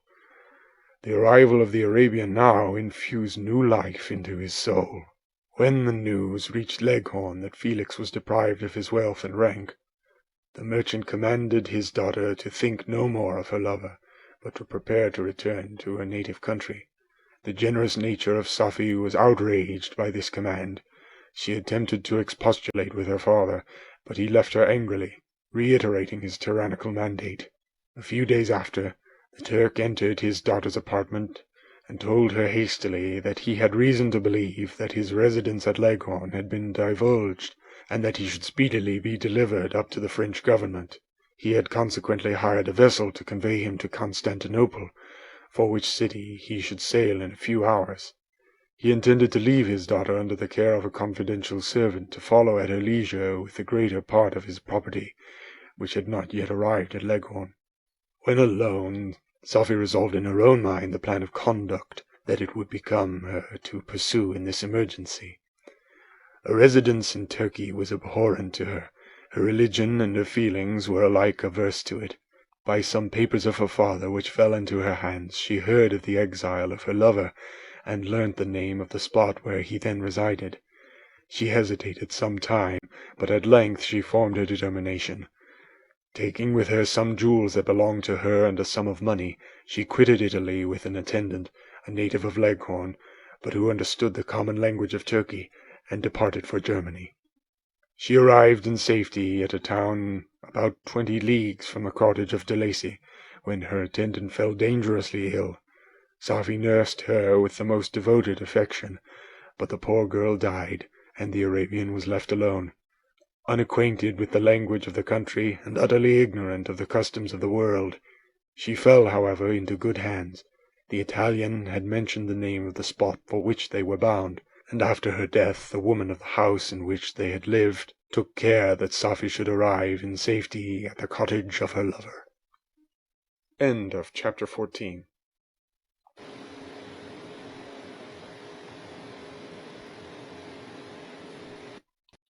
Chapter 15. Such was the history of my beloved cottagers. It impressed me deeply. I learned, from the views of social life which it developed, to admire their virtues and to deprecate the vices of mankind. As yet I looked upon crime as a distant evil. Benevolence and generosity were ever present before me, inciting within me a desire to become an actor in the busy scene where so many admirable qualities were called forth and displayed. But in giving an account of the progress of my intellect, I must not omit a circumstance which occurred in the beginning of the month of August of the same year. One night, during my accustomed visit to the neighbouring wood, where I collected my own food and brought home firing for my protectors, I found on the ground a leathern portmanteau, containing several articles of dress and some books. I eagerly seized the prize and returned with it to my hovel. Fortunately, the books were written in the language, the elements of which I had acquired at the cottage. They consisted of Paradise Lost, a volume of Plutarch's Lives, and The Sorrows of Werther. The possession of these treasures gave me extreme delight. I now continually studied and exercised my mind upon these histories, whilst my friends were employed in their ordinary occupations. I can hardly describe to you the effect of these books. They produced in me an infinity of new images and feelings that sometimes raised me to ecstasy, but more frequently sunk me into the lowest dejection. In The Sorrows of Werther, besides the interest of its simple and affecting story, so many opinions are canvassed and so many lights thrown upon what had hitherto been to me obscure subjects, that I found in it a never-ending source of speculation and astonishment. The gentle and domestic manners it described, combined with lofty sentiments and feelings, which had for their object something out of self, accorded well with my experience among my protectors, and with the wants which were forever alive in my own bosom. But I thought Werther himself a more divine being than I had ever beheld or imagined. His character contained no pretension, but it sank deep. The disquisitions upon death and suicide were calculated to fill me with wonder. I did not pretend to enter into the merits of the case, yet I inclined towards the opinions of the hero, whose extinction I wept, without precisely understanding it. As I read, however, I applied much personally to my own feelings and condition. I found myself similar, yet at the same time strangely unlike, to the beings concerning whom I read, and to whose conversation I was a listener. I sympathized with and partly understood them, but I was unformed in mind. I was dependent on none and related to none. The path of my departure was free, and there was none to lament my annihilation. My person was hideous and my stature gigantic. What did this mean? Who was I? What was I? Whence did I come? What was my destination? These questions continually recurred, but I was unable to solve them. The volume of Plutarch's Lives which I possessed contained the histories of the first founders of the ancient republics. This book had a far different effect upon me from the Sorrows of Werther. I learned from Werther's imagination despondency and gloom, but Plutarch taught me high thoughts. He elevated me above the wretched sphere of my own reflections, to admire and love the heroes of past ages. Many things, I read, surpassed my understanding and experience. I had a very confused knowledge of kingdoms, wide extents of country, mighty rivers, and boundless seas, but I was perfectly unacquainted with towns and large assemblages of men. The cottage of my protectors had been the only school in which I had studied human nature, but this book developed new and mightier scenes of action. I read of men concerned in public affairs, governing or massacring their species. I felt the greatest ardor for virtue rise within me, and abhorrence for vice, as far as I understood the signification of those terms, relative as they were, as I applied them, to pleasure and pain alone. Induced by these feelings, I was of course led to admire peaceable lawgivers, Numa, Solon, and Lycurgus, in preference to Romulus and Theseus. The patriarchal lives of my protectors caused these impressions to take a firm hold on my mind. Perhaps, if my first introduction to humanity had been made by a young soldier, burning for glory and slaughter, I should have been imbued with different sensations. But Paradise Lost excited different and far deeper emotions.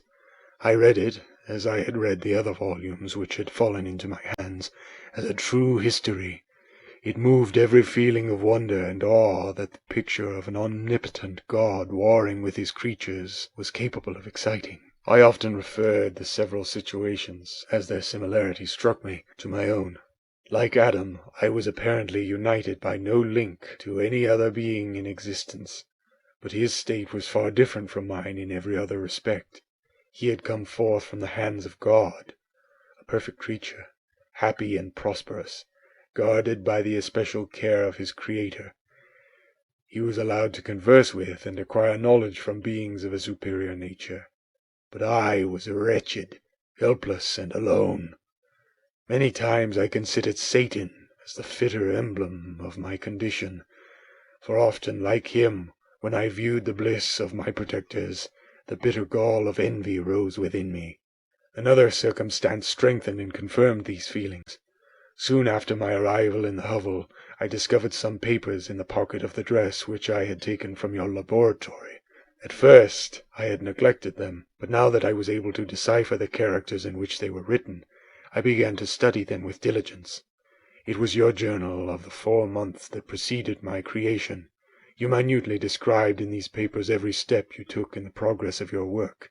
This history was mingled with accounts of domestic occurrences. You doubtless recollect these papers. Here they are. Everything is related in them which bears reference to my accursed origin. The whole detail of that series of disgusting circumstances which produced it is set in view. The minutest description of my odious and loathsome person is given. in language which painted your own horrors and rendered mine indelible. I sickened as I read. "Hateful day when I received life!" I exclaimed in agony. "Accursed Creator! Why did you form a monster so hideous that even you turned from me in disgust? God in pity made man beautiful and alluring after his own image, but my form is a filthy type of yours, more horrid even from the very resemblance. Satan had his companions, fellow devils, to admire and encourage him, but I am solitary and abhorred." These were the reflections of my hours of despondency and solitude. But when I contemplated the virtues of the cottagers, their amiable and benevolent dispositions, I persuaded myself that when they should become acquainted with my admiration of their virtues, they would compassionate me and overlook my personal deformity.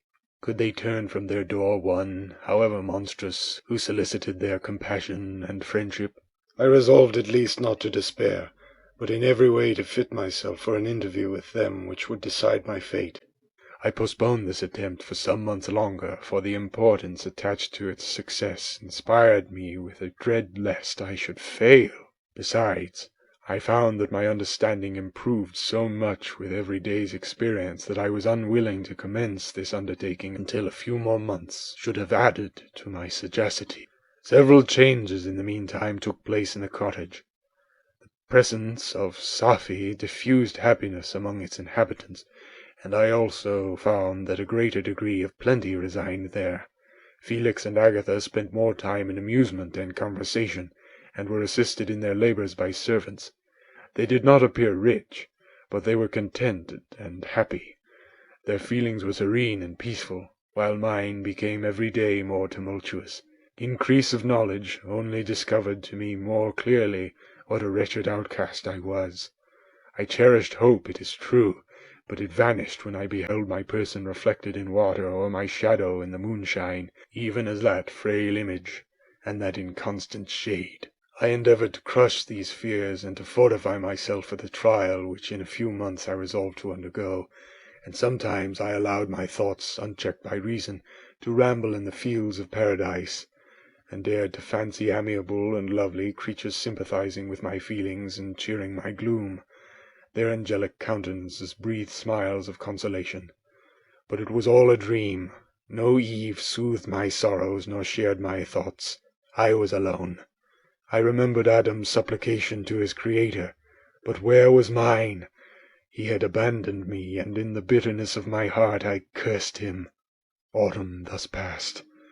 I saw with surprise and grief the leaves decay and fall, and nature again assume the barren and bleak appearance it had worn when I first beheld the woods and lovely moon.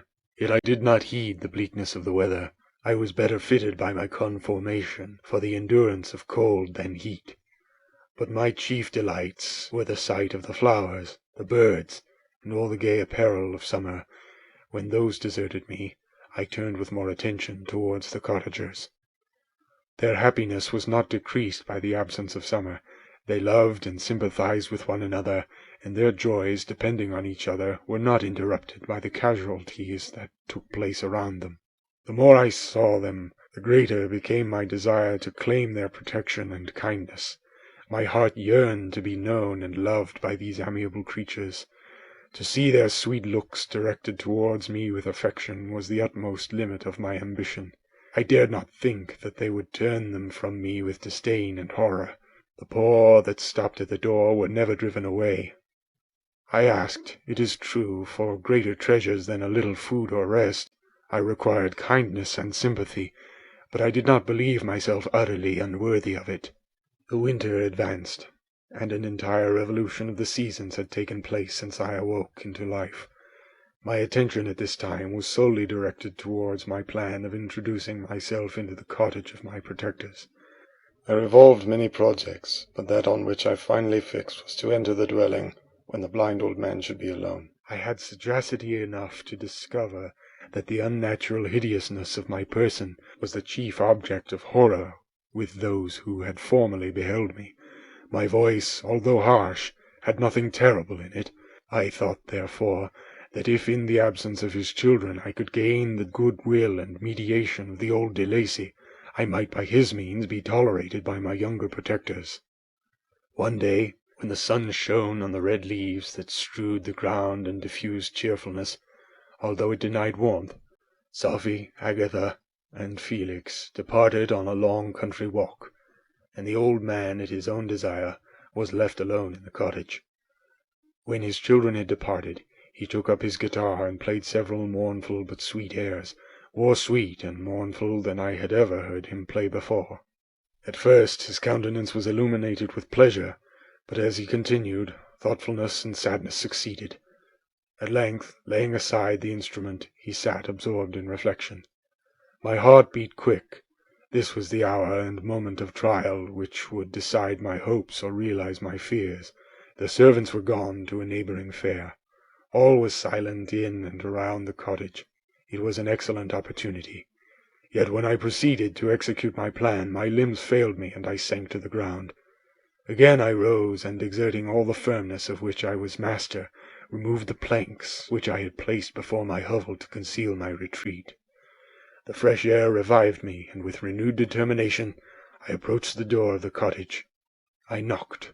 "Who is there?" said the old man. "Come in." I entered. "Pardon this intrusion," said I. "I am a traveller in want of a little rest.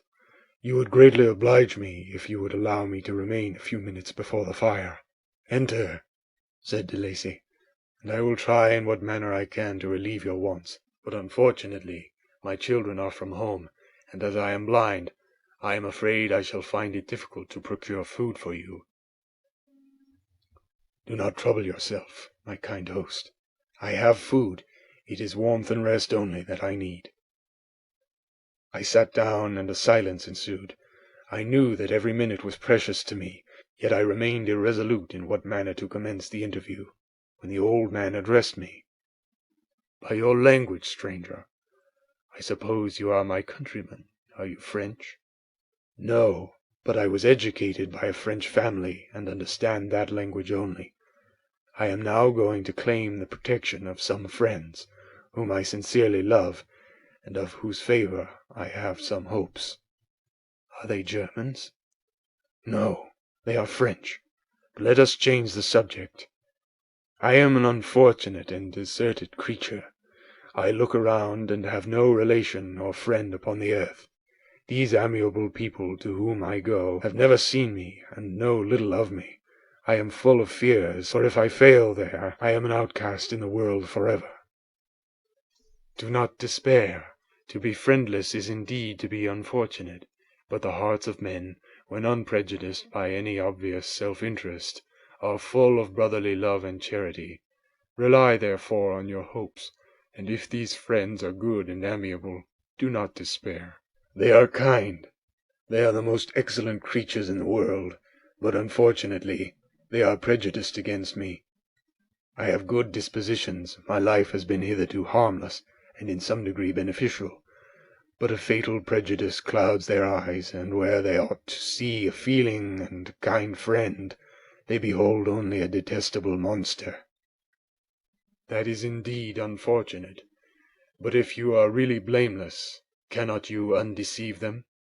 "I am about to undertake that task, and it is on that account that I feel so many overwhelming terrors. I tenderly love these friends. I have, unknown to them, been for many months in the habits of daily kindness towards them, but they believe that I wish to injure them, and it is that prejudice which I wish to overcome." "Where do these friends reside?" "Near this spot." The old man paused, and then continued. "If you will unreservedly confide to me the particulars of your tale, I perhaps may be of use in undeceiving them. I am blind and cannot judge of your countenance, but there is something in your words which persuades me that you are sincere.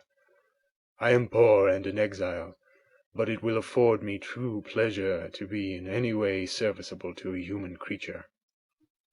"Excellent man, I thank you and accept your generous offer.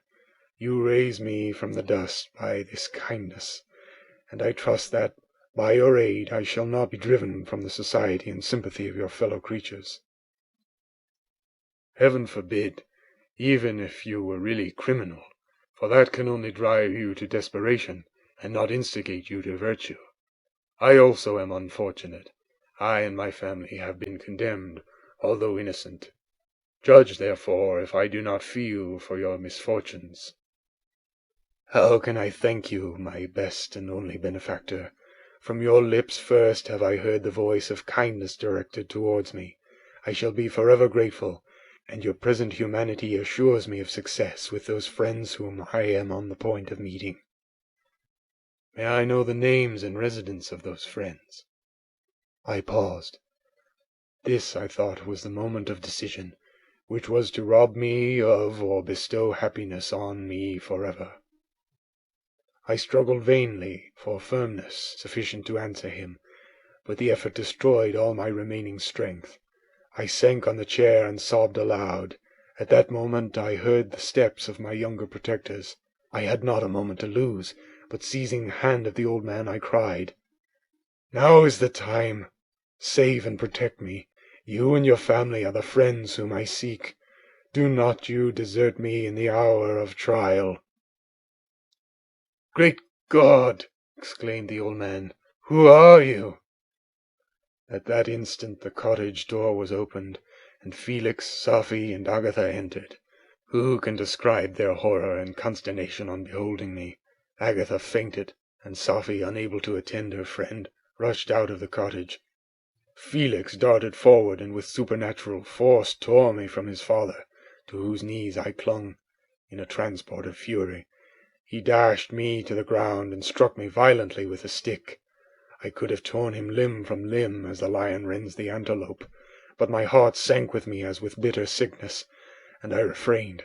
I saw him on the point of repeating his blow, when, overcome by pain and anguish, I quitted the cottage, and in the general tumult escaped unperceived to my hovel. End of chapter 15.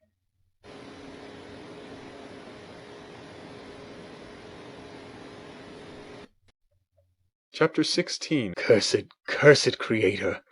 Why did I live? Why in that instant did I not extinguish the spark of existence which you had so wantonly bestowed? I know not. Despair had not yet taken possession of me. My feelings were those of rage and revenge. I could with pleasure have destroyed the cottage and its inhabitants, and have glutted myself with their shrieks of misery. When night came, I quitted my retreat and wandered in the wood, and now, no longer restrained by the fear of discovery, I gave vent to my anguish in fearful howlings. I was like a wild beast that had broken the toils, destroying the objects that obstructed me, and ranging through the wood with a stag-like swiftness. Oh, what a miserable night I passed! The cold stars shone in mockery, and the bare trees waved their branches above me. Now and then the sweet voice of a bird burst forth amidst the universal stillness.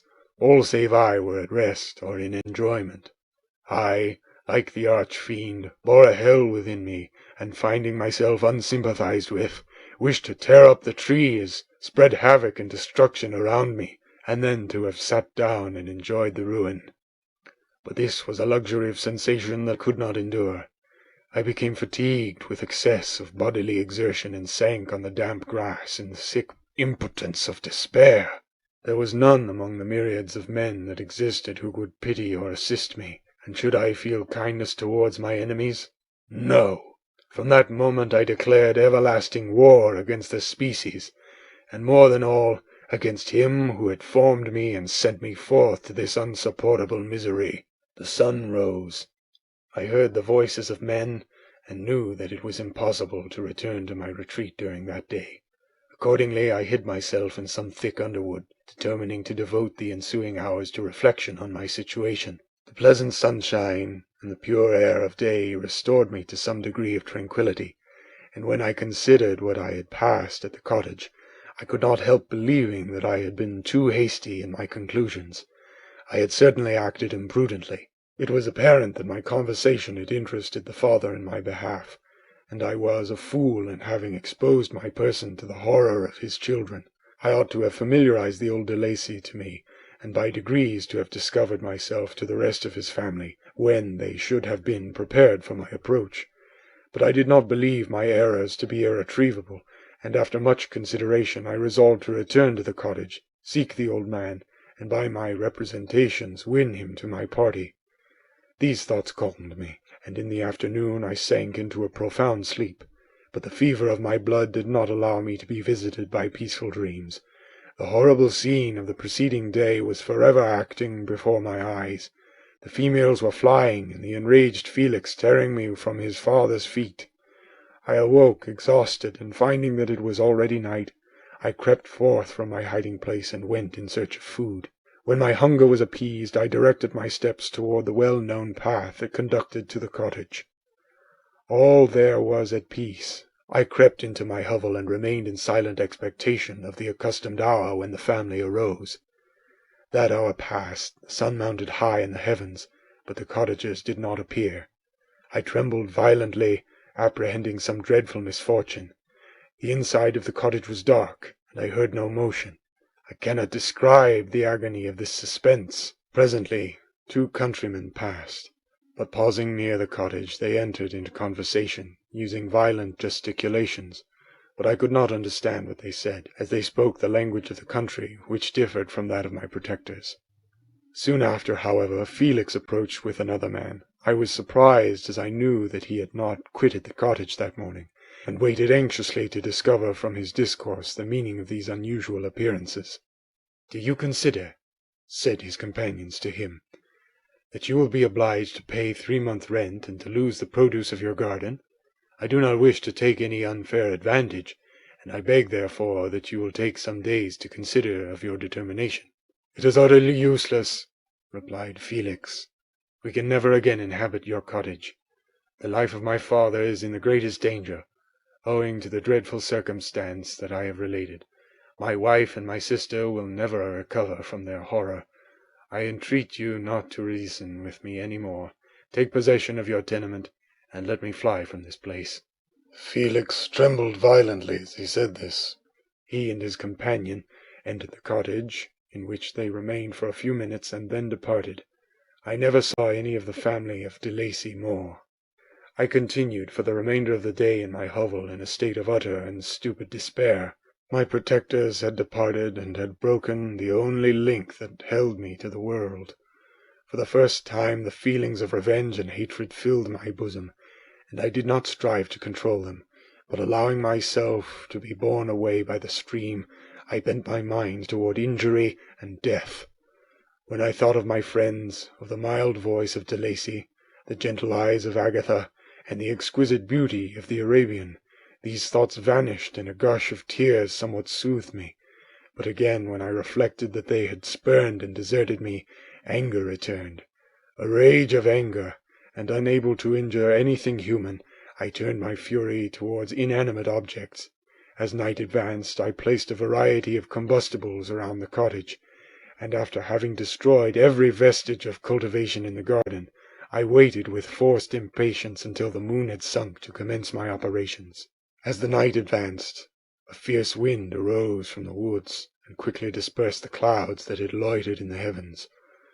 The blast tore along like a mighty avalanche, and produced a kind of insanity in my spirits that burst all bounds of reason and reflection. I lighted the dry branch of a tree, and danced with fury around the devoted cottage, my eyes still fixed on the western horizon, the edge of which the moon nearly touched. A part of its orb was at length hid, and I waved my brand. It sank, and with a loud scream I fired the straw, and heath, and the bushes, which I had collected. The wind fanned the fire, and the cottage was quickly enveloped by the flames, which clung to it and licked it with their forked and destroying tongues. As soon as I was convinced that no assistance could save any part of the habitation, I quitted the scene, and sought for refuge in the woods. And now, with the world before me, whither should I bend my steps? I resolved to fly far from the scene of my misfortunes, but to me, hated and despised, every country must be equally horrible. At length the thought of you crossed my mind. I learned from your papers that you were my father, my creator, and to whom could I apply with more fitness than to him who had given me life? Among the lessons that Felix had bestowed upon Safie, geography had not been omitted. I had learned from these the relative situations of the different countries of the earth. You had mentioned Geneva as the name of your native town, and towards this place I resolved to proceed. But how was I to direct myself? I knew that I must travel in a southwesterly direction to reach my destination, but the sun was my only guide. I did not know the names of the towns that I was to pass through, nor could I ask information from a single human being, but I did not despair. From you only could I hope for succor, although towards you I felt no sentiment but that of hatred. Unfeeling, heartless creator, you had endowed me with perceptions and passions, and then cast me abroad an object for the scorn and horror of mankind. But on you only had I any claim for pity and redress, and from you I determined to seek that justice which I vainly attempted to gain from any other being that wore the human form. My travels were long, and the sufferings I endured intense. It was late in autumn when I quitted the district where I had so long resided. I travelled only at night, fearful of encountering the visage of a human being. Nature decayed around me, and the sun became heatless.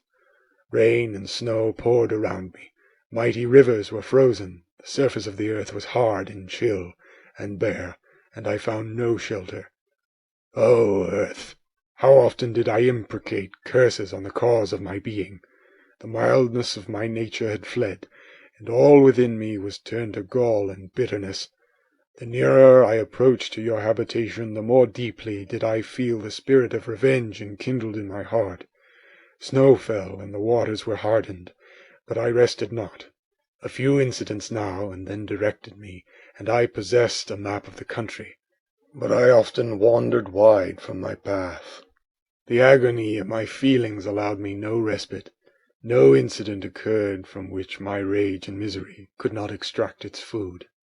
But a circumstance that happened when I arrived on the confines of Switzerland, when the sun had recovered its warmth and the earth again began to look green, confirmed in an especial manner the bitterness and horror of my feelings. I generally rested during the day, and travelled only when I was secured by night from the view of man. One morning, however, finding that my path lay through a deep wood, I ventured to continue my journey after the sun had risen. The day, which was one of the first of spring, cheered even me by the loveliness of its sunshine and the balminess of the air. I felt emotions of gentleness and pleasure, that had long appeared dead, revive within me. Half surprised by the novelty of these sensations, I allowed myself to be borne away by them, and forgetting my solitude and deformity, dared to be happy. Soft tears again bedewed my cheeks, and I even raised my humid eyes with thankfulness towards the blessed sun, which bestowed such joy upon me. I continued to wind among the paths of the wood until I came to its boundary, which was skirted by a deep and rapid river, into which many of the trees bent their branches, now budding with the fresh spring. Here I paused, not exactly knowing what path to pursue, when I heard the sound of voices that induced me to conceal myself under the shade of a cypress. I was scarcely hid when a young girl came running towards the spot where I was concealed, laughing, as if she ran from someone in sport. She continued her course along the precipitous sides of the river, when suddenly her foot slipped, and she fell into the rapid stream. I rushed from my hiding place, and with extreme labour, from the force of the current, saved her and dragged her to shore. She was senseless, and I endeavoured by every means in my power to restore animation, when I was suddenly interrupted by the approach of a rustic, who was probably the person from whom she had playfully fled. On seeing me, he darted towards me, and tearing the girl from my arms, hastened towards the deeper part of the wood. I followed speedily. I hardly knew why, but when the man saw me draw near, he aimed a gun which he carried at my body and fired. I sank to the ground, and my injurer, with increased swiftness, escaped into the wood. This was then the reward of my benevolence? I had saved a human being from destruction, and as a recompense I now writhed under the miserable pain of a wound which shattered the flesh and bone. The feelings of kindness and gentleness which I had entertained but a few moments before gave place to hellish rage and gnashing of teeth. Inflamed by pain, I vowed eternal hatred and vengeance to all mankind, but the agony of my wound overcame me. My pulses paused, and I fainted. For some weeks I led a miserable life in the woods, endeavoring to cure the wound which I had received. The ball had entered my shoulder, and I knew not whether it had remained there or passed through. At any rate, I had no means of extracting it. My sufferings were augmented also by the oppressive sense of the injustice and ingratitude of their infliction. My daily vows rose for revenge, a deep and deadly revenge, such as would alone compensate for the outrages and anguish I had endured. After some weeks my wound healed, and I continued my journey. The labours I endured were no longer to be alleviated by the bright sun or gentle breezes of spring. All joy was but a mockery which insulted my desolate state, and made me feel more painfully that I was not made for the enjoyment of pleasure. But my toils now drew near a close, and in 2 months from this time I reached the environs of Geneva. It was evening when I arrived, and I retired to a hiding place among the fields that surround it to meditate on what manner I should apply to you. I was oppressed by fatigue and hunger, and far too unhappy to enjoy the gentle breezes of evening, or the prospect of the sun setting behind the stupendous mountains of Jura. At this time a slight sleep relieved me from the pain of reflection, which was disturbed by the approach of a beautiful child, who came running into the recess I had chosen, with all the sportiveness of infancy. Suddenly, as I gazed on him, an idea seized me that this little creature was unprejudiced, and had lived too short a time to have imbibed a horror of deformity. If, therefore, I could seize him and educate him as my companion and friend, I should not be so desolate in this peopled earth. Urged by this impulse, I seized on the boy as he passed and drew him towards me. As soon as he beheld my form, he placed his hands before his eyes and uttered a shrill scream. I drew his hand forcibly from his face and said, "Child, what is the meaning of this? I do not intend to hurt you. Listen to me." He struggled violently. "Let me go," he cried. "Monster! Ugly wretch! You wish to eat me and tear me to pieces. You are an ogre. Let me go, or I will tell my papa." "Boy, you will never see your father again. You must come with me." "Hideous monster! Let me go. My papa is a syndic. He is Monsieur Frankenstein. He will punish you. You dare not keep me." "Frankenstein! You belong then to my enemy, to him towards whom I have sworn eternal revenge. You shall be my first victim." The child struggled and loaded me with epithets which carried despair to my heart. I grasped his throat to silence him, and in a moment he lay dead at my feet. I gazed on my victim, and my heart swelled with exultation and hellish triumph. Clapping my hands, I exclaimed, "I, too, can create desolation. My enemy is not invulnerable.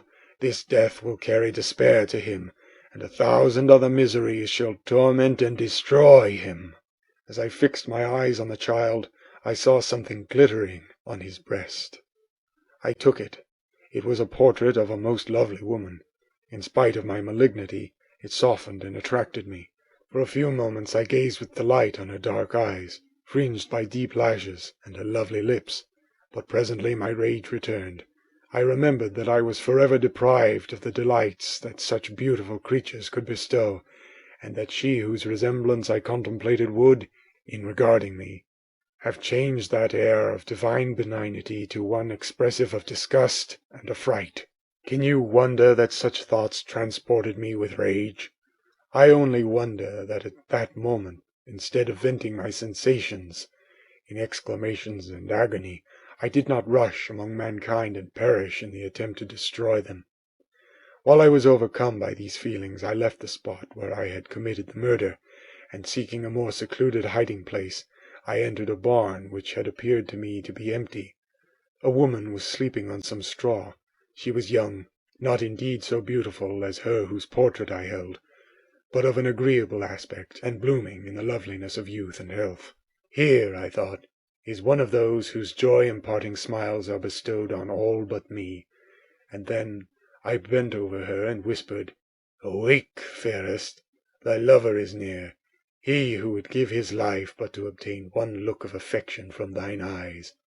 My beloved, awake!" The sleeper stirred. A thrill of terror ran through me. Should she indeed awake and see me and curse me and denounce the murderer? Thus would she assuredly act, if her darkened eyes opened and she beheld me. The thought was madness. It stirred the fiend within me. Not I, but she, shall suffer. The murder I have committed, because I am forever robbed of all that she could give me, she shall atone. The crime had its source in her. Be hers the punishment. Thanks to the lessons of Felix and the sanguinary laws of man, I had learned now to work mischief.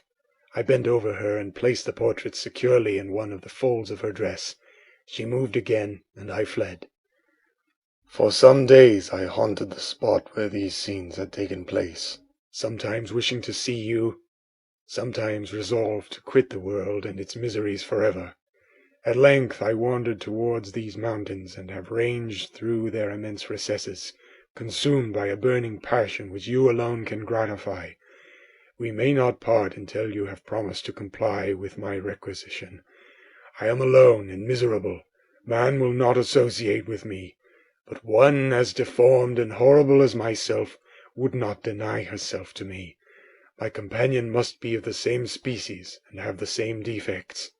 This being you must create. End of chapter 16.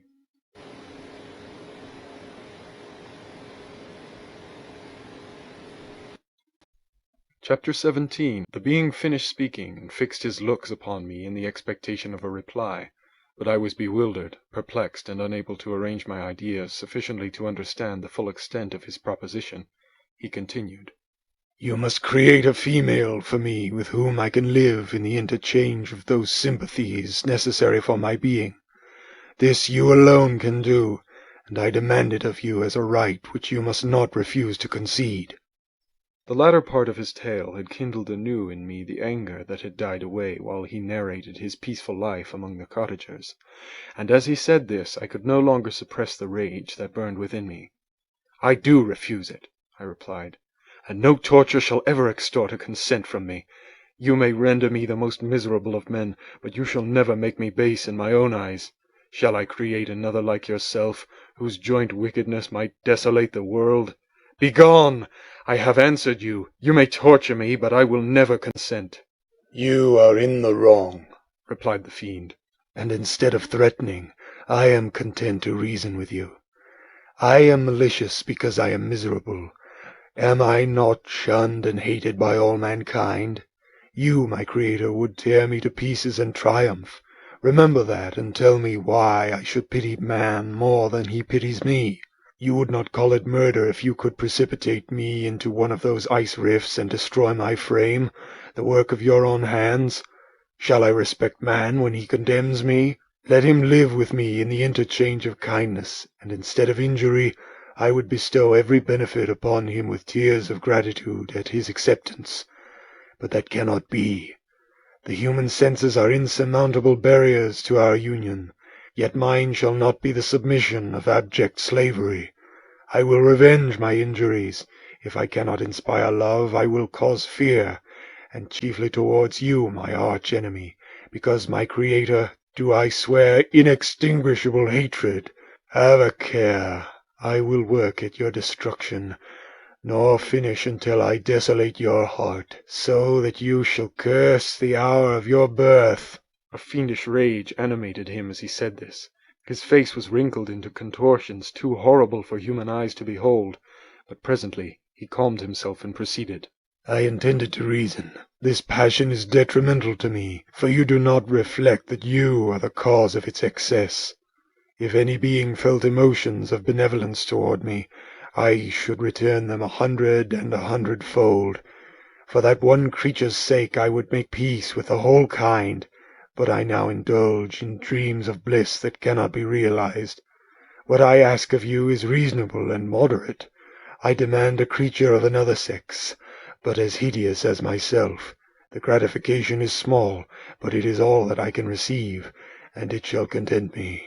It is true we shall be monsters, cut off from all the world, but on that account we shall be more attached to one another. Our lives will not be happy, but they will be harmless and free from the misery I now feel.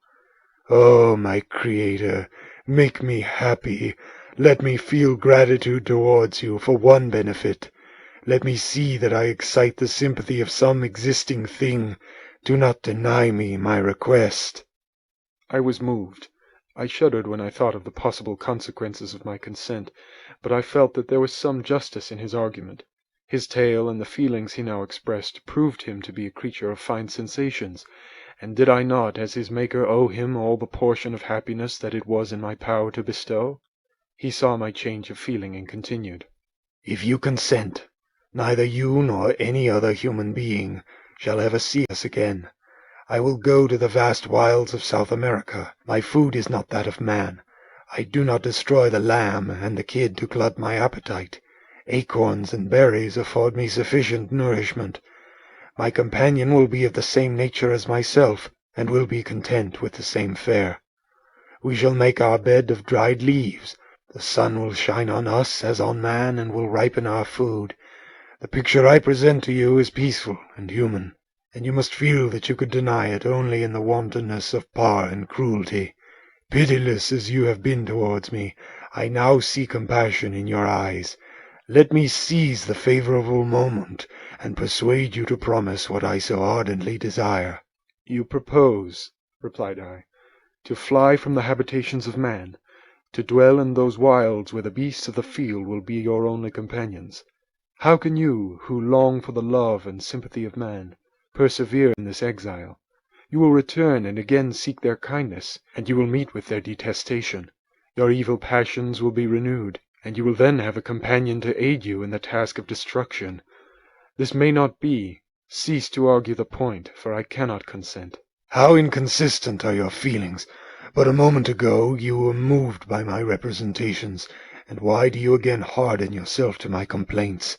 I swear to you by the earth which I inhabit, and by you that made me, that with the companion you bestow I will quit the neighbourhood of man, and dwell, as it may chance, in the most savage of places. My evil passions will have fled, for I shall meet with sympathy. My life will flow quietly away, and in my dying moments I shall not curse my Maker." His words had a strange effect upon me. I compassionated him, and sometimes felt a wish to console him, but when I looked upon him, when I saw the filthy mass that moved and talked, my heart sickened, and my feelings were altered to those of horror and hatred. I tried to stifle these sensations. I thought that as I could not sympathize with him, I had no right to withhold from him the small portion of happiness which was yet in my power to bestow. "You swear," I said, "to be harmless, but have you not already shown a degree of malice that should reasonably make me distrust you?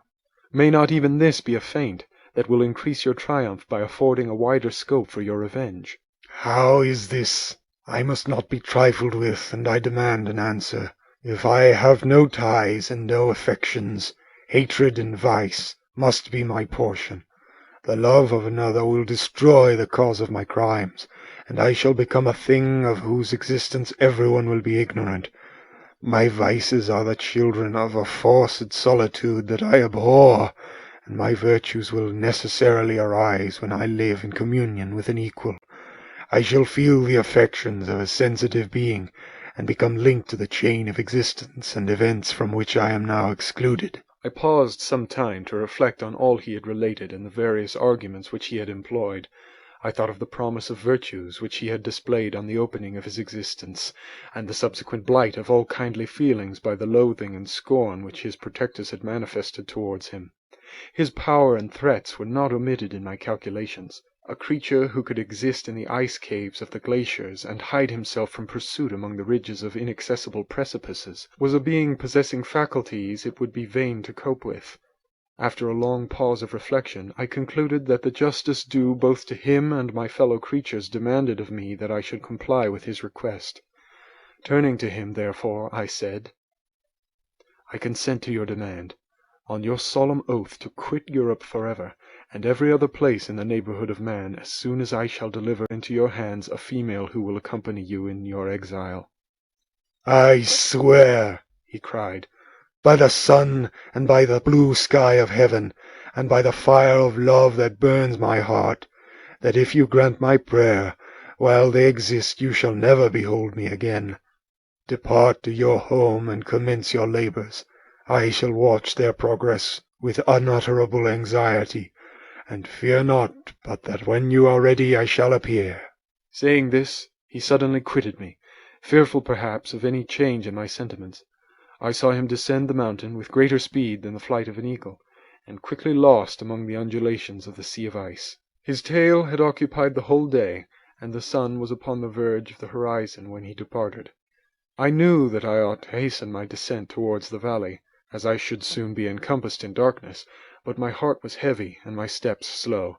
The labour of winding among the little paths of the mountain and fixing my feet firmly as I advanced perplexed me, occupied as I was by the emotions which the occurrences of the day had produced. Night was far advanced when I came to the half-way resting place and seated myself beside the fountain. The stars shone at intervals as the clouds passed from over them. The dark pines rose before me, and every here and there a broken tree lay on the ground. It was a scene of wonderful solemnity, and stirred strange thoughts within me. I wept bitterly, and clasping my hands in agony, I exclaimed, "Oh, stars and clouds and winds, ye are all about to mock me. If ye really pity me, crush sensation and memory. Let me become as naught. But if not, depart, depart, and leave me in darkness." These were wild and miserable thoughts, but I cannot describe to you how the eternal twinkling of the stars weighed upon me, and how I listened to every blast of wind as if it were a dull, ugly siroc on its way to consume me. Morning dawned before I arrived at the village of Chamonix. I took no rest, but returned immediately to Geneva. Even in my own heart I could give no expression to my sensations. They weighed on me with a mountain's weight, and their excess destroyed my agony beneath them. Thus I returned home, and entering the house presented myself to the family. My haggard and wild appearance awoke intense alarm, but I answered no question, scarcely did I speak. I felt as if I were placed under a ban, as if I had no right to claim their sympathies, as if never more might I enjoy companionship with them. Yet even thus I loved them to adoration, and to save them I resolved to dedicate myself to my most abhorred task. The prospect of such an occupation made every other circumstance of existence pass before me like a dream, and that thought only had to me the reality of life. End of chapter 17.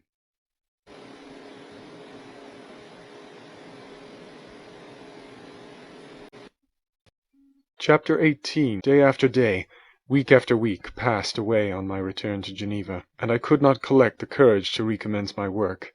I feared the vengeance of the disappointed fiend, yet I was unable to overcome my repugnance to the task which was enjoined me. I found that I could not compose a female without again devoting several months to profound study and laborious disquisition. I had heard of some discoveries having been made by an English philosopher, the knowledge of which was material to my success, and I sometimes thought of obtaining my father's consent to visit England for this purpose, but I clung to every pretence of delay, and shrank from taking the first step in an undertaking whose immediate necessity began to appear less absolute to me. A change indeed had taken place in me. My health, which had hitherto declined, was now much restored, and my spirits, when unchecked by the memory of my unhappy promise, rose proportionably. My father saw this change with pleasure, and he turned his thoughts towards the best method of eradicating the remains of my melancholy, which every now and then would return by fits, and with a devouring blackness overcast the approaching sunshine. At these moments I took refuge in the most perfect solitude. I passed whole days on the lake alone in a little boat, watching the clouds and listening to the rippling of the waves, silent and listless. But the fresh air and bright sun seldom failed to restore me to some degree of composure, and on my return I met the salutations of my friends with a readier smile and a more cheerful heart. It was after my return from one of these rambles that my father, calling me aside, thus addressed me. "I am happy to remark, my dear son, that you have resumed your former pleasures and seem to be returning to yourself. And yet you are still unhappy and still avoid our society. For some time I was lost in conjecture as to the cause of this, but yesterday an idea struck me, and if it is well founded, I conjure you to avow it. Reserve on such a point would be not only useless, but draw down treble misery on us all." I trembled violently at his exordium, and my father continued, "I confess, my son, that I have always looked forward to your marriage with our dear Elizabeth, as the tie of our domestic comfort, and the stay of my declining years. You were attached to each other from your earliest infancy. You studied together, and appeared in dispositions and tastes entirely suited to one another. But so blind is the experience of man that what I conceive to be the best assistance to my plan may have entirely destroyed it. You, perhaps, regard her as your sister, without any wish that she might become your wife. Nay, you may have met with another, whom you may love, and considering yourself as bound in honour to Elizabeth, this struggle may occasion the poignant misery which you appear to feel. My dear father, reassure yourself. I love my cousin tenderly and sincerely. I never saw any woman who excited, as Elizabeth does, my warmest admiration and affection. My future hopes and prospects are entirely bound up in the expectation of our union. The expression of your sentiments of this subject, my dear Victor, gives me more pleasure than I have for some time experienced. If you feel thus, we shall assuredly be happy, however present events may cast a gloom over us. But it is this gloom which appears to have taken so strong a hold of your mind that I wish to dissipate. Tell me, therefore, whether you object to an immediate solemnization of the marriage. We have been unfortunate, and recent events have drawn us from that everyday tranquillity befitting my years and infirmities. You are younger, yet I do not suppose, possessed as you are of competent fortune, that an early marriage would at all interfere with any future plans of honour and utility that you may have formed. Do not suppose, however, that I wish to dictate happiness to you, or that a delay on your part would cause me any serious uneasiness. Interpret my words with candour, and answer me, I conjure you, with confidence and sincerity. I listened to my father in silence, and remained for some time incapable of offering any reply. I revolved rapidly in my mind a multitude of thoughts, and endeavoured to arrive at some conclusion. Alas! To me the idea of an immediate union with my Elizabeth was one of horror and dismay. I was bound by a solemn promise which I had not yet fulfilled, and dared not break, or if I did, what manifold miseries might not impend over me and my devoted family. Could I enter into a festival with this deadly weight yet hanging round my neck and bowing me to the ground? I must perform my engagement and let the monster depart with his mate before I allowed myself to enjoy the delight of a union from which I expected peace.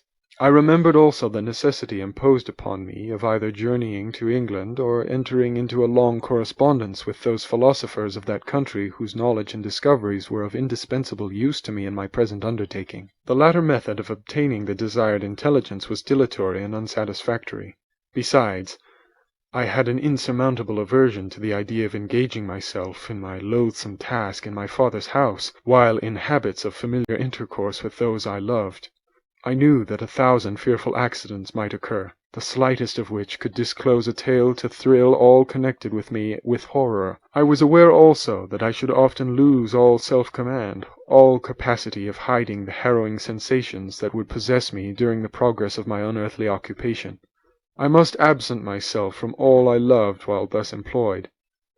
Once commenced, it would quickly be achieved, and I might be restored to my family in peace and happiness. My promise fulfilled, the monster would depart forever, or, so my fond fancy imaged, some accident might meanwhile occur to destroy him and put an end to my slavery forever. These feelings dictated my answer to my father. I expressed a wish to visit England, but concealing the true reasons of this request, I clothed my desires under a guise which excited no suspicion, while I urged my desire with an earnestness that easily induced my father to comply. After so long a period of an absorbing melancholy that resembled madness in its intensity and effects, he was glad to find that I was capable in taking pleasure in the idea of such a journey, and he hoped that change of scene and varied amusement would, before my return, have restored me entirely to myself. The duration of my absence was left to my own choice. A few months, or at most a year, was the period contemplated. One paternal kind precaution he had taken to ensure my having a companion. Without previously communicating with me, he had, in concert with Elizabeth, arranged that Clerval should join me at Strasbourg. This interfered with the solitude I coveted for the prosecution of my task, yet at the commencement of my journey the presence of my friend could in no way be an impediment, and truly I rejoiced that thus I should be saved many hours of lonely, maddening reflection. Nay, Henry might stand between me and the intrusion of my foe. If I were alone, would he not at times force his abhorred presence on me to remind me of my task or to contemplate its progress? To England, therefore, I was bound, and it was understood that my union with Elizabeth should take place immediately on my return. My father's age rendered him extremely averse to delay. For myself, there was one reward I promised myself from my detested toils, one consolation for my unparalleled sufferings. It was the prospect of that day when, enfranchised from my miserable slavery, I might claim Elizabeth and forget the past in my union with her. I now made arrangements for my journey, but one feeling haunted me which filled me with fear and agitation. During my absence I should leave my friends unconscious of the existence of their enemy and unprotected from his attacks, exasperated as he might be by my departure. But he had promised to follow me wherever I might go, and would he not accompany me to England? This imagination was dreadful in itself, but soothing inasmuch as it supposed the safety of my friends. I was agonized with the idea of the possibility that the reverse of this might happen, but through the whole period during which I was the slave of my creature I allowed myself to be governed by the impulses of the moment, and my present sensations strongly intimated that the fiend would follow me and exempt my family from the danger of his machinations. It was in the latter end of September that I again quitted my native country. My journey had been my own suggestion, and Elizabeth therefore acquiesced, but she was filled with disquiet at the idea of my suffering, away from her, the inroads of misery and grief. It had been her care which provided me a companion in Clerval, and yet a man is blind to 1,000 minute circumstances which call forth a woman's sedulous attention. She longed to bid me hasten my return. 1,000 conflicting emotions rendered her mute as she bade me a tearful silent farewell. I threw myself into the carriage that was to convey me away, hardly knowing whither I was going, and careless of what was passing around. I remembered only, and it was with a bitter anguish that I reflected on it, to order that my chemical instruments should be packed to go with me. Filled with dreary imaginations, I passed through many beautiful and majestic scenes, but my eyes were fixed and unobserving. I could only think of the bourne of my travels, and the work which was to occupy me whilst they endured. After some days spent in listless indolence, during which I traversed many leagues, I arrived at Strasbourg, where I waited 2 days for Clerval. He came. Alas, how great was the contrast between us! He was alive to every new scene, joyful when he saw the beauties of the setting sun, and more happy when he beheld it rise and recommence a new day. He pointed out to me the shifting colours of the landscape and the appearance of the sky. "This is what it is to live," he cried. "How I enjoy existence! But you, my dear Frankenstein, wherefore are you desponding and sorrowful?" In truth, I was occupied by gloomy thoughts, and neither saw the descent of the evening star nor the golden sunrise reflected in the Rhine. And you, my friend, would be far more amused with the journey of Clerval, who observed the scenery with an eye of feeling and delight, than in listening to my reflections. I, a miserable wretch, haunted by a curse that shut up every avenue to enjoyment. We had agreed to descend the Rhine in a boat from Strasbourg to Rotterdam, whence we might take shipping for London. During this voyage we passed many willowy islands and saw several beautiful towns. We stayed a day at Mannheim, and on the 5th from our departure from Strasbourg arrived at Mainz. The course of the Rhine below Mainz becomes much more picturesque. The river descends rapidly and winds between hills, not high but steep, and of beautiful forms. We saw many ruined castles standing on the edges of precipices, surrounded by black woods, high and inaccessible. This part of the Rhine, indeed, presents a singularly variegated landscape. In one spot you view rugged hills, ruined castles overlooking tremendous precipices, with the dark Rhine rushing beneath, and on the sudden turn of a promontory, flourishing vineyards with green sloping banks and a meandering river and populous towns occupy the scene. We travelled at the time of the vintage, and heard the song of the labourers as we glided down the stream. Even I, depressed in mind, and my spirits continually agitated by gloomy feelings, even I was pleased. I lay at the bottom of the boat, and as I gazed on the cloudless blue sky, I seemed to drink in a tranquillity to which I had long been a stranger. And if these were my sensations, who can describe those of Henry? He felt as if he had been transported to fairyland, and enjoyed a happiness seldom tasted by man. "I have seen," he said, "the most beautiful scenes of my own country. I have visited the lakes of Lucerne and Uri, where the snowy mountains descend almost perpendicularly to the water, casting black and impenetrable shades, which would cause a gloomy and mournful appearance, were it not for the most verdant islands that belie the eye by their gay appearance. I have seen this lake agitated by a tempest, when the wind tore up whirlwinds of water and gave you an idea of what the waterspout must be on the great ocean. And the waves dash with fury the base of the mountain, where the priest and his mistress were overwhelmed by an avalanche, and where their dying voices are still said to be heard amid the pauses of the nightly wind. I have seen the mountains of La Valais and the Pays de Vaud. But this country, Victor, pleases me more than all those wonders. The mountains of Switzerland are more majestic and strange, but there is a charm in the banks of this divine river that I never before saw equalled. Look at that castle which overhangs yon precipice, and that also on the island, almost concealed amongst the foliage of those lovely trees. And now that group of labourers coming from among their vines, and that village half hid in the recess of the mountain. Oh, surely the spirit that inhabits and guards this place has a soul more in harmony with man than those who pile the glacier or retire to the inaccessible peaks of the mountains of our own country. Clerval, beloved friend, even now it delights me to record your words and to dwell on the praise of which you are so eminently deserving. He was a being formed in the very poetry of nature. His wild and enthusiastic imagination was chastened by the sensibility of his heart.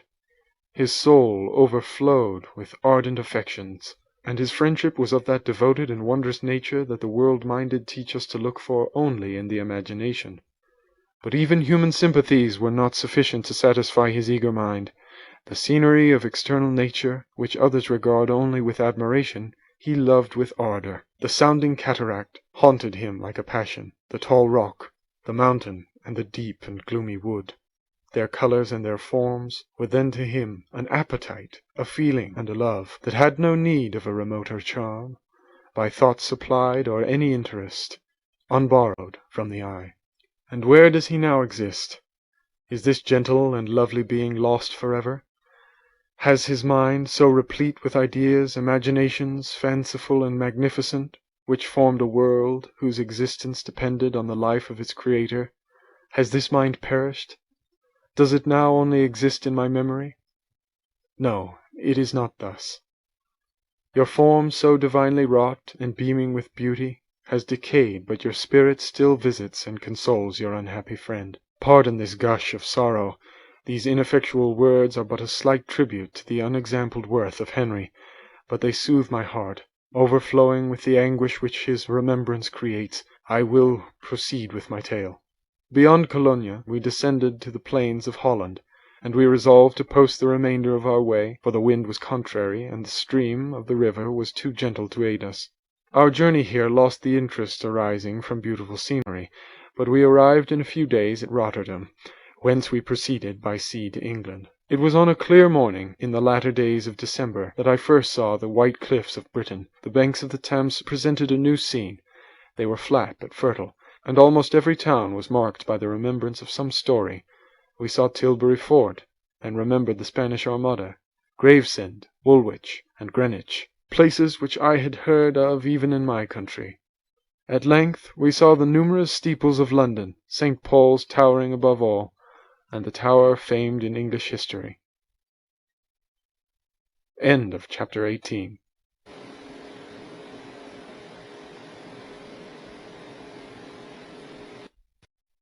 Chapter 19. London was our present point of rest. We determined to remain several months in this wonderful and celebrated city. Clerval desired the intercourse of the men of genius and talent who flourished at this time, but this was with me a secondary object. I was principally occupied with the means of obtaining the information necessary for the completion of my promise, and quickly availed myself of the letters of introduction that I had brought with me, addressed to the most distinguished natural philosophers. If this journey had taken place during my days of study and happiness, it would have afforded me inexpressible pleasure. But a blight had come over my existence, and I only visited these people for the sake of the information they might give me on the subject in which my interest was so terribly profound. Company was irksome to me. When alone, I could fill my mind with the sights of heaven and earth. The voice of Henry soothed me, and I could thus cheat myself into a transitory peace. But busy, uninteresting, joyous faces brought back despair to my heart. I saw an insurmountable barrier placed between me and my fellow men. This barrier was sealed with the blood of William and Justine, and to reflect on the events connected with those names filled my soul with anguish. But in Clerval I saw the image of my former self. He was inquisitive and anxious to gain experience and instruction. The difference of manners which he observed was to him an inexhaustible source of instruction and amusement. He was also pursuing an object he had long had in view. His design was to visit India, in the belief that he had in his knowledge of its various languages, and in the views he had taken of its society, the means of materially assisting the progress of European colonization and trade. In Britain only could he further the execution of his plan.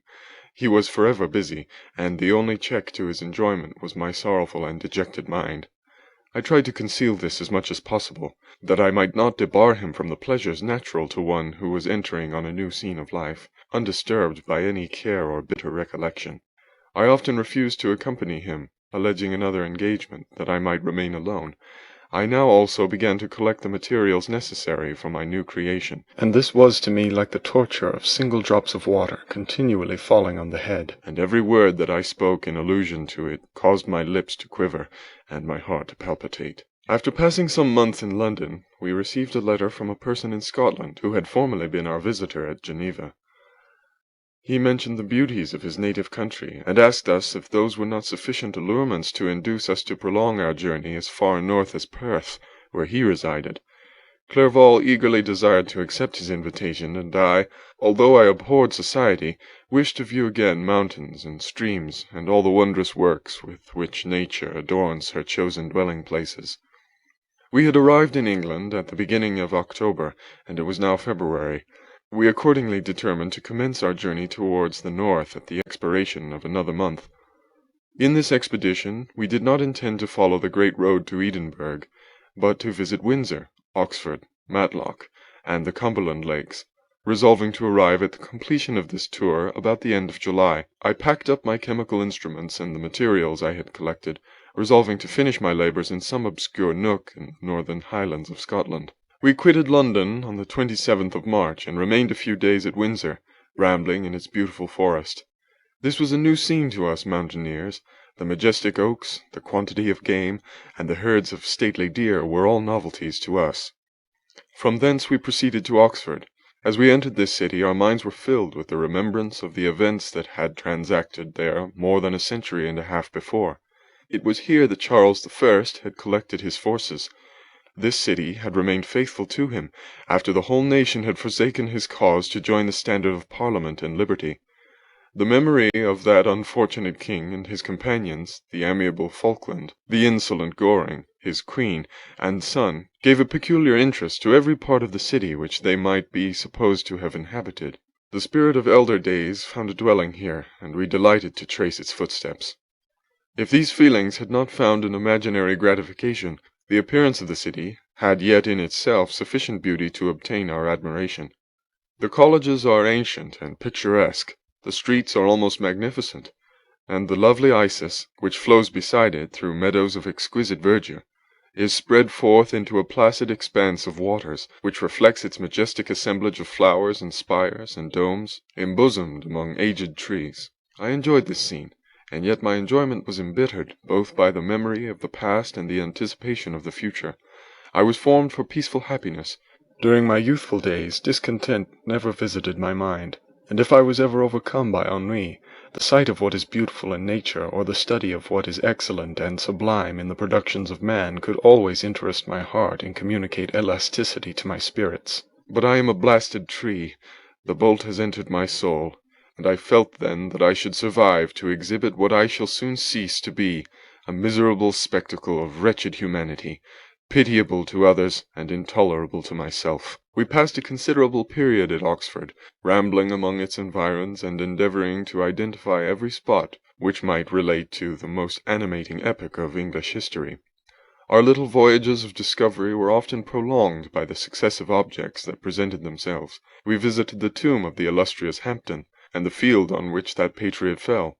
For a moment my soul was elevated from its debasing and miserable fears to contemplate the divine ideas of liberty and self-sacrifice, of which these sights were the monuments and the remembrancers. For an instant I dared to shake off my chains and look around me with a free and lofty spirit, but the iron had eaten into my flesh, and I sank again, trembling and hopeless, into my miserable self. We left Oxford with regret and proceeded to Matlock, which was our next place of rest.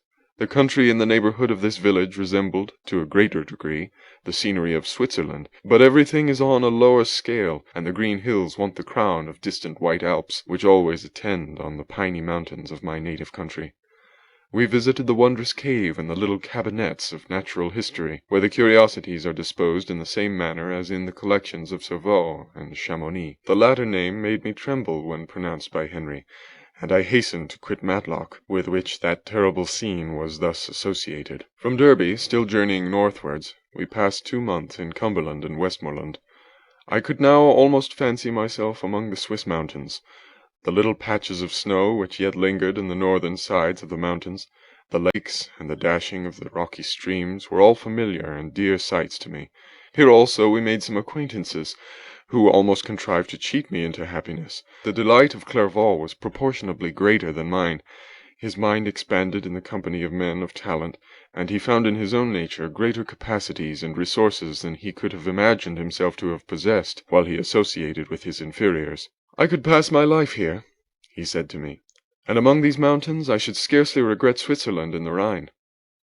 But he found that a traveller's life is one that includes much pain amidst its enjoyments.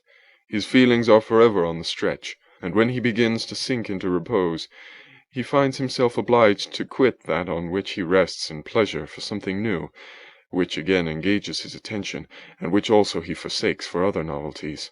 We had scarcely visited the various lakes of Cumberland and Westmoreland, and conceived an affection for some of the inhabitants, when the period of our appointment with our Scotch friend approached, and we left then to travel on. For my own part I was not sorry. I had now neglected my promise for some time, and I feared the effects of the demon's disappointment.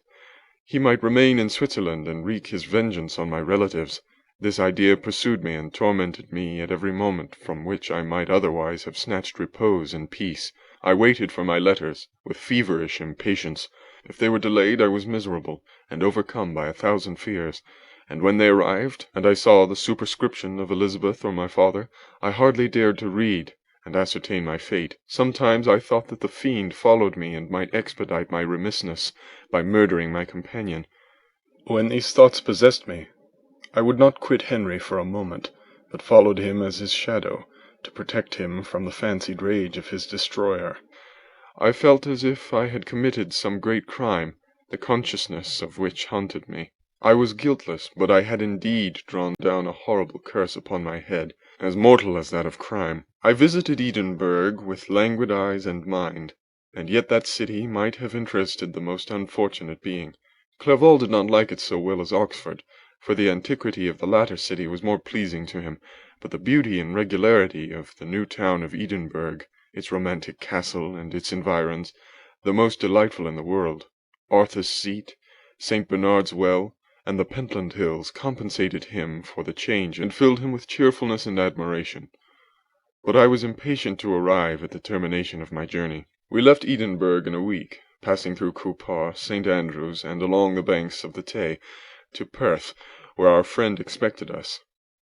But I was in no mood to laugh and talk with strangers, or enter into their feelings or plans with the good humour expected from a guest, and accordingly I told Clerval that I wished to make the tour of Scotland alone.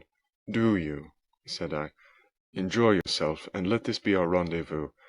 I may be absent a month or 2, but do not interfere with my motions, I entreat you. Leave me to peace and solitude for a short time, and when I return I hope it will be with a lighter heart, more congenial to your own temper." Henry wished to dissuade me, but seeing me bent on this plan, ceased to remonstrate. He entreated me to write often. "I had rather be with you," he said, "in your solitary rambles, than with these Scotch people, whom I do not know. Hasten then, my dear friend, to return, that I may again feel myself somewhat at home, which I cannot do in your absence." Having parted from my friend, I determined to visit some remote spot of Scotland and finish my work in solitude. I did not doubt but that the monster followed me, and would discover himself to me when I should have finished, that he might receive his companion. With this resolution, I traversed the northern highlands, and fixed on one of the remotest of the Orkneys as the scene of my labours. It was a place fitted for such a work, being hardly more than a rock whose high sides were continually beaten upon by the waves. The soil was barren, scarcely affording pasture for a few miserable cows, and oatmeal for its inhabitants. which consisted of 5 persons, whose gaunt and scraggy limbs gave tokens of their miserable fare. Vegetables and bread, when they indulged in such luxuries, and even fresh water, was to be procured from the mainland, which was about 5 miles distant. On the whole island there were but 3 miserable huts, and one of these was vacant when I arrived. This I hired. It contained but 2 rooms, and these exhibited all the squalidness of the most miserable penury. The thatch had fallen in, the walls were unplastered, and the door was off its hinges. I ordered it to be repaired, bought some furniture, and took possession, an incident which would doubtless have occasioned some surprise, had not all the senses of the cottagers been benumbed by want and squalid poverty. As it was, I lived ungazed at and unmolested, hardly thanked for the pittance of food and clothes which I gave. So much does suffering blunt even the coarsest sensations of men. In this retreat I devoted the morning to labor, but in the evening, when the weather permitted, I walked on the stony beach of the sea to listen to the waves as they roared and dashed at my feet. It was a monotonous yet ever-changing scene. I thought of Switzerland. It was far different from this desolate and appalling landscape. Its hills are covered with vines, and its cottages are scattered thickly in the plains. Its fair lakes reflect a blue and gentle sky, and when troubled by the winds, their tumult is but as the play of a lively infant when compared to the roarings of a giant ocean. In this manner I distributed my occupations when I first arrived, but as I proceeded in my labor, it became every day more horrible and irksome to me. Sometimes I could not prevail on myself to enter my laboratory for several days, and at other times I toiled day and night in order to complete my work. It was indeed a filthy process in which I was engaged. During my first experiment, a kind of enthusiastic frenzy had blinded me to the horror of my employment. My mind was intently fixed on the consummation of my labor, and my eyes were shut to the horror of my proceedings. But now I went to it in cold blood, and my heart often sickened at the work of my hands. Thus situated, employed in the most detestable occupation, immersed in a solitude where nothing could for an instant call my attention from the actual scene in which I was engaged, my spirits became unequal. I grew restless and nervous. Every moment I feared to meet my persecutor. Sometimes I sat with my eyes fixed to the ground, fearing to raise them lest I should encounter the object which I so much dreaded to behold. I feared to wander from the sight of my fellow creatures, lest when alone he should come to claim his companion. In the meantime I worked on, and my labor was already considerably advanced. I looked towards its completion with a tremulous and eager hope, which I dared not trust myself to question, but which was intermixed with obscure forebodings of evil that made my heart sicken in my bosom. End of chapter 19.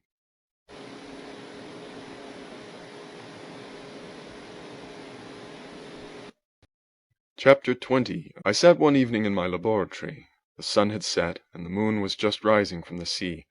I had not sufficient light for my employment, and I remained idle, in a pause of consideration of whether I should leave my labor for the night, or hasten its conclusion by an unremitting attention to it. As I sat, a train of reflection occurred to me which led me to consider the effects of what I was now doing. 3 years before, I was engaged in the same manner, and had created a fiend whose unparalleled barbarity had desolated my heart and filled it forever with the bitterest remorse. I was now about to form another being, of whose dispositions I was alike ignorant. She might become 10,000 times more malignant than her mate in delight, for its own sake, in murder and wretchedness. He had sworn to quit the neighborhood of man and hide himself in deserts, but she had not, and she, who in all probability was to become a thinking and reasoning animal, might refuse to comply with a compact made before her creation. They might even hate each other. The creature who already lived loathed his own deformity, and might he not conceive a greater abhorrence for it when it came before his eyes in the female form? She also might turn with disgust from him to the superior beauty of man. She might quit him, and he be again alone, exasperated by the fresh provocation of being deserted by one of his own species. Even if they were to leave Europe and inhabit the deserts of the New World, yet one of the first results of those sympathies for which the demon thirsted would be children, and a race of devils would be propagated upon the earth who might make the very existence of the species of man a condition precarious and full of terror. Had I right for my own benefit to inflict this curse upon everlasting generations? I had before been moved by the sophisms of the being I had created. I had been struck senseless by his fiendish threats, But now, for the first time, the wickedness of my promise burst upon me. I shuddered to think that future ages might curse me as their past, whose selfishness had not hesitated to buy its own peace at the price, perhaps, of the existence of the whole human race. I trembled, and my heart failed within me, when, on looking up, I saw by the light of the moon the demon at the casement. A ghastly grin wrinkled his lips as he gazed on me where I sat fulfilling the task which he had allotted to me. Yes, he had followed me in my travels. He had loitered in forests, hid himself in caves, or taken refuge in wide and desert heaths, and he now came to mark my progress and claim the fulfilment of my promise. As I looked on him, his countenance expressed the utmost extent of malice and treachery. I thought with a sensation of madness on my promise of creating another like him, and trembling with passion tore to pieces the thing on which I was engaged. The wretch saw me destroy the creature on whose future existence he depended for happiness, and with a howl of devilish despair and revenge, withdrew. I left the room, and, locking the door, made a solemn vow in my own heart never to resume my labours, and then, with trembling steps, I sought my own apartment. I was alone. None were near me to dissipate the gloom and relieve me from the sickening oppression of the most terrible reveries. Several hours passed, and I remained near the window gazing on the sea. It was almost motionless, for the winds were hushed, and all nature reposed under the eye of the quiet moon. A few fishing vessels alone specked the water, and now and then the gentle breeze wafted the sound of voices as the fishermen called to one another. I felt the silence, although I was hardly conscious of its extreme profundity, until my ear was suddenly arrested by the paddling of oars near the shore, and a person landed close to my house. In a few minutes after, I heard the creaking of my door, as if some one endeavored to open it softly. I trembled from head to foot. I felt a presentiment of who it was, and wished to rouse one of the peasants who dwelt in a cottage not far from mine, but I was overcome by the sensation of helplessness, so often felt in frightful dreams, when you in vain endeavour to fly from an impending danger, and was rooted to the spot. Presently I heard the sound of footsteps along the passage. The door opened, and the wretch whom I dreaded appeared. Shutting the door, he approached me, and said, in a smothered voice, "You have destroyed the work which you began. What is it that you intend? Do you dare to break your promise? I have endured toil and misery. I left Switzerland with you. I crept along the shores of the Rhine, among its willow islands, and over the summits of its hills. I have dwelt many months in the heaths of England, and among the deserts of Scotland. I have endured incalculable fatigue and cold and hunger. Do you dare destroy my hopes?" "Begone! I do break my promise. Never will I create another like yourself, equal in deformity and wickedness." "Slave, I before reasoned with you, but you have proved yourself unworthy of my condescension. Remember that I have power. You believe yourself miserable, but I can make you so wretched that the light of day will be hateful to you. You are my creator, but I am your master. Obey." The hour of my resolution is past, and the period of your power is arrived. Your threats cannot move me to do an act of wickedness, but they confirm me in a determination of not creating you a companion in vice. Shall I, in cool blood, set loose upon the earth a demon whose delight is in death and wretchedness? Begone! I am firm, and your words will only exasperate my rage."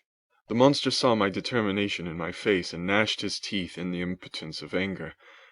"Shall each man," cried he, "find a wife for his bosom, and each beast have his mate, and I be left alone? I had feelings of affection, and they were requited by detestation and scorn. Man, you may hate, but beware. Your hours will pass in dread and misery, and soon the bolt will fall which must ravish from you your happiness forever. Are you to be happy while I grovel in the intensity of my wretchedness? You can blast my other passions, but revenge remains. Revenge! Henceforth, dearer than light or food, I may die, but first you, my tyrant and tormentor, shall curse the sun that gazes on your misery. Beware, for I am fearless and therefore powerful. I will watch with the wiliness of a snake, that I may sting with its venom. Man, you shall repent of the injuries you inflict." "Devil, cease, and do not poison the air with these sounds of malice. I have declared my resolution to you, and am no coward to bend beneath words. Leave me, I am inexorable." "It is well. I go. But remember, I shall be with you on your wedding night." I started forward and exclaimed, "Villain! Before you sign my death warrant, be sure that you are yourself safe." I would have seized him, but he eluded me and quitted the house with precipitation. In a few moments I saw him in his boat, which shot across the waters with an arrowy swiftness, and was soon lost amidst the waves. All was again silent, but his words rang in my ears. I burned with rage to pursue the murderer of my peace and precipitate him into the ocean. I walked up and down my room hastily and perturbed, while my imagination conjured up 1,000 images to torment and sting me. Why had I not followed him and closed with him in mortal strife? But I had suffered him to depart, and he had directed his course towards the mainland. I shuddered to think who might be the next victim sacrificed to his insatiate revenge. And then I thought again of his words, "I will be with you on your wedding night." That, then, was the period fixed for the fulfilment of my destiny. In that hour I should die, and at once satisfy and extinguish his malice.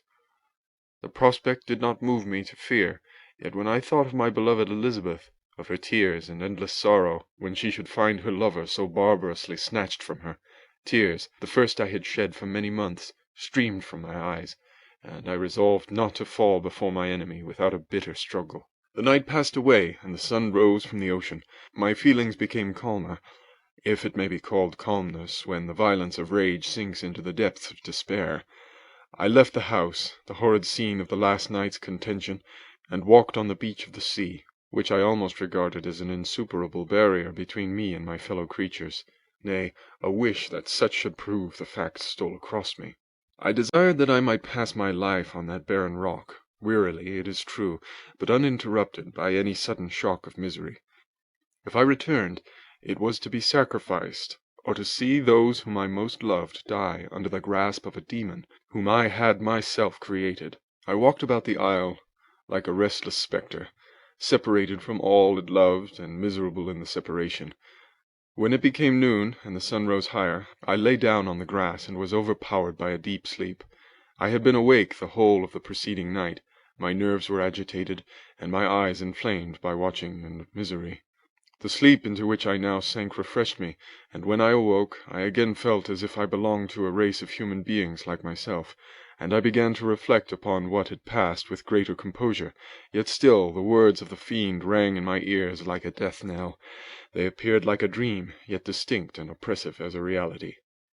The sun had far descended, and I still sat on the shore, satisfying my appetite, which had become ravenous, with an oaten cake, when I saw a fishing boat land close to me, and one of the men brought me a packet.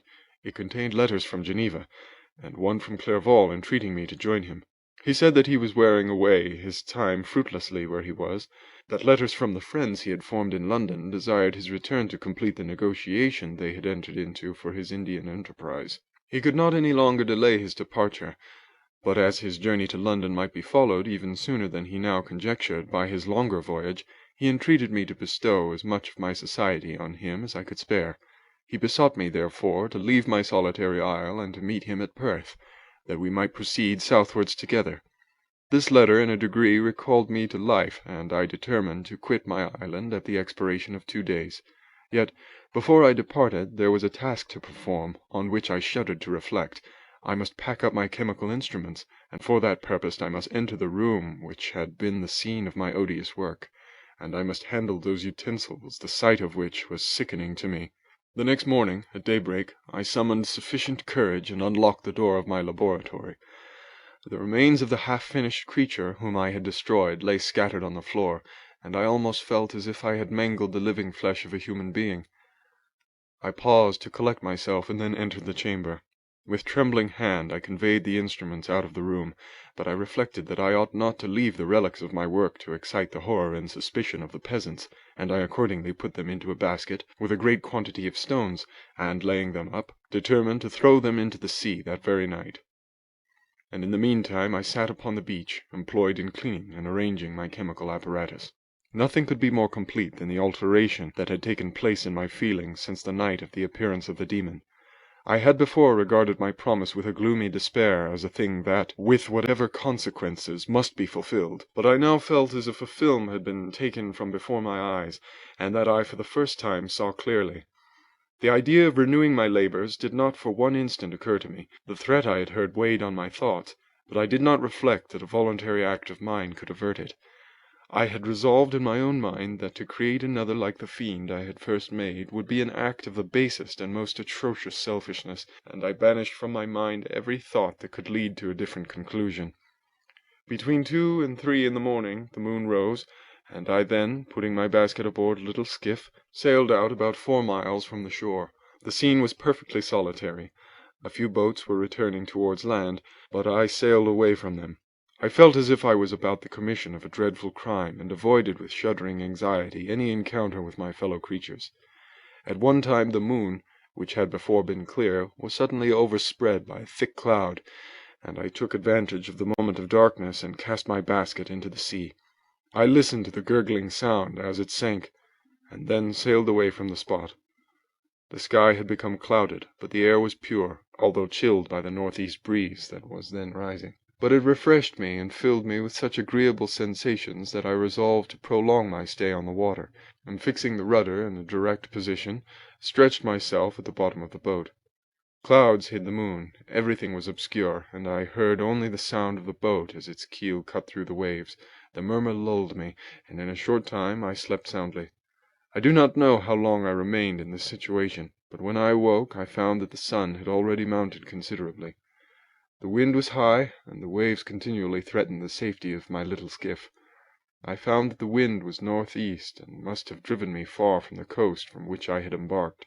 I endeavored to change my course, but quickly found that, if I again made the attempt, the boat would be instantly filled with water. Thus situated, my only resource was to drive before the wind. I confess that I felt a few sensations of terror.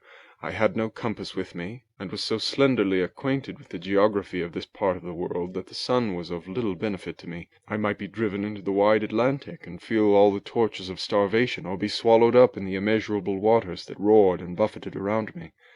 I had already been out many hours, and felt the torment of a burning thirst, a prelude to my other sufferings. I looked on the heavens, which were covered by clouds that flew before the wind, only to be replaced by others. I looked upon the sea. It was to be my grave. "Fiend!" I exclaimed, "your task is already fulfilled." I thought of Elizabeth, of my father, and of Clerval, all left behind, on whom the monster might satisfy his sanguinary and merciless passions. This idea plunged me into a reverie so despairing and frightful that even now, when the scene is on the point of closing before me forever, I shudder to reflect on it. Some hours passed thus, but by degrees, as the sun declined towards the horizon, the wind died away into a gentle breeze, and the sea became free from breakers. But these gave place to a heavy swell. I felt sick and hardly able to hold the rudder, when suddenly I saw a line of high land towards the south. Almost spent, as I was, by fatigue and the dreadful suspense I endured for several hours, this sudden certainty of life rushed like a flood of warm joy to my heart, and tears gushed from my eyes. How mutable are our feelings, and how strange is that clinging love we have of life, even in the excess of misery! I constructed another sail with a part of my dress, and eagerly steered my course towards the land. It had a wild and rocky appearance, but as I approached nearer I easily perceived the traces of cultivation. I saw vessels near the shore, and found myself suddenly transported back to the neighborhood of civilized man. I carefully traced the windings of the land, and hailed a steeple which I at length saw issuing from behind a small promontory. As I was in a state of extreme debility, I resolved to sail directly towards the town, as a place where I could most easily procure nourishment. Fortunately I had money with me. As I turned the promontory, I perceived a small, neat town, and a good harbor, which I entered, my heart bounding with joy at my unexpected escape.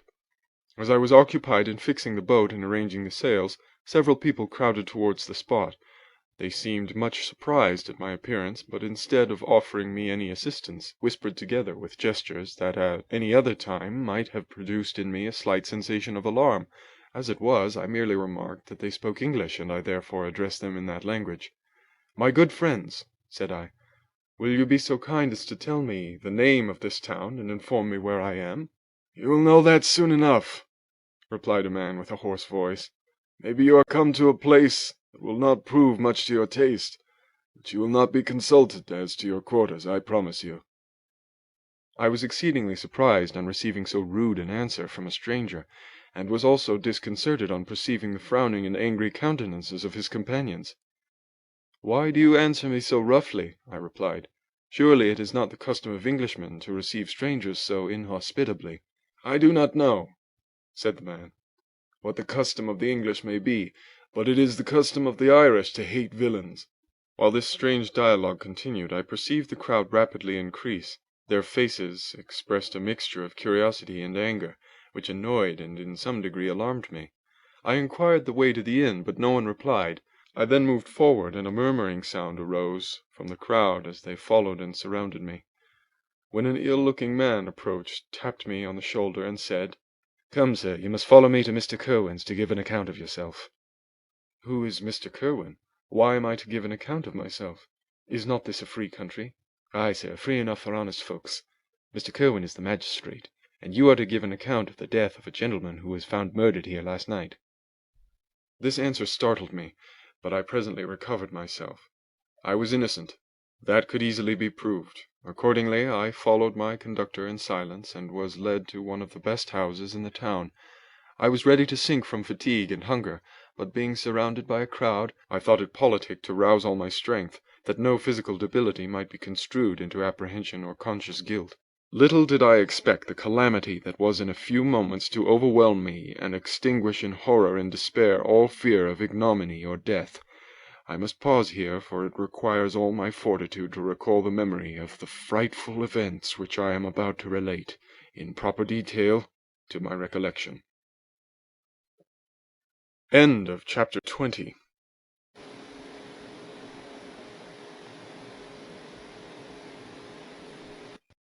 Chapter 20. I was soon introduced into the presence of the magistrate, an old benevolent man with calm and mild manners. He looked upon me, however, with some degree of severity, and then, turning towards my conductors, he asked who appeared as witnesses on this occasion. About half a dozen men came forward, and one, being selected by the magistrate, he deposed that he had been out fishing the night before with his son and brother-in-law, Daniel Nugent, when, about 10 o'clock, they observed a strong northerly blast rising, and they accordingly put in for port. It was a very dark night, as the moon had not yet risen. They did not land at the harbour, but, as they had been accustomed, at a creek about 2 miles below. He walked on first, carrying a part of the fishing tackle, and his companions followed him at some distance. As he was proceeding along the sands, he struck his foot against something and fell at his length on the ground. His companions came up to assist him, and by the light of their lantern they found that he had fallen on the body of a man, who was to all appearance dead.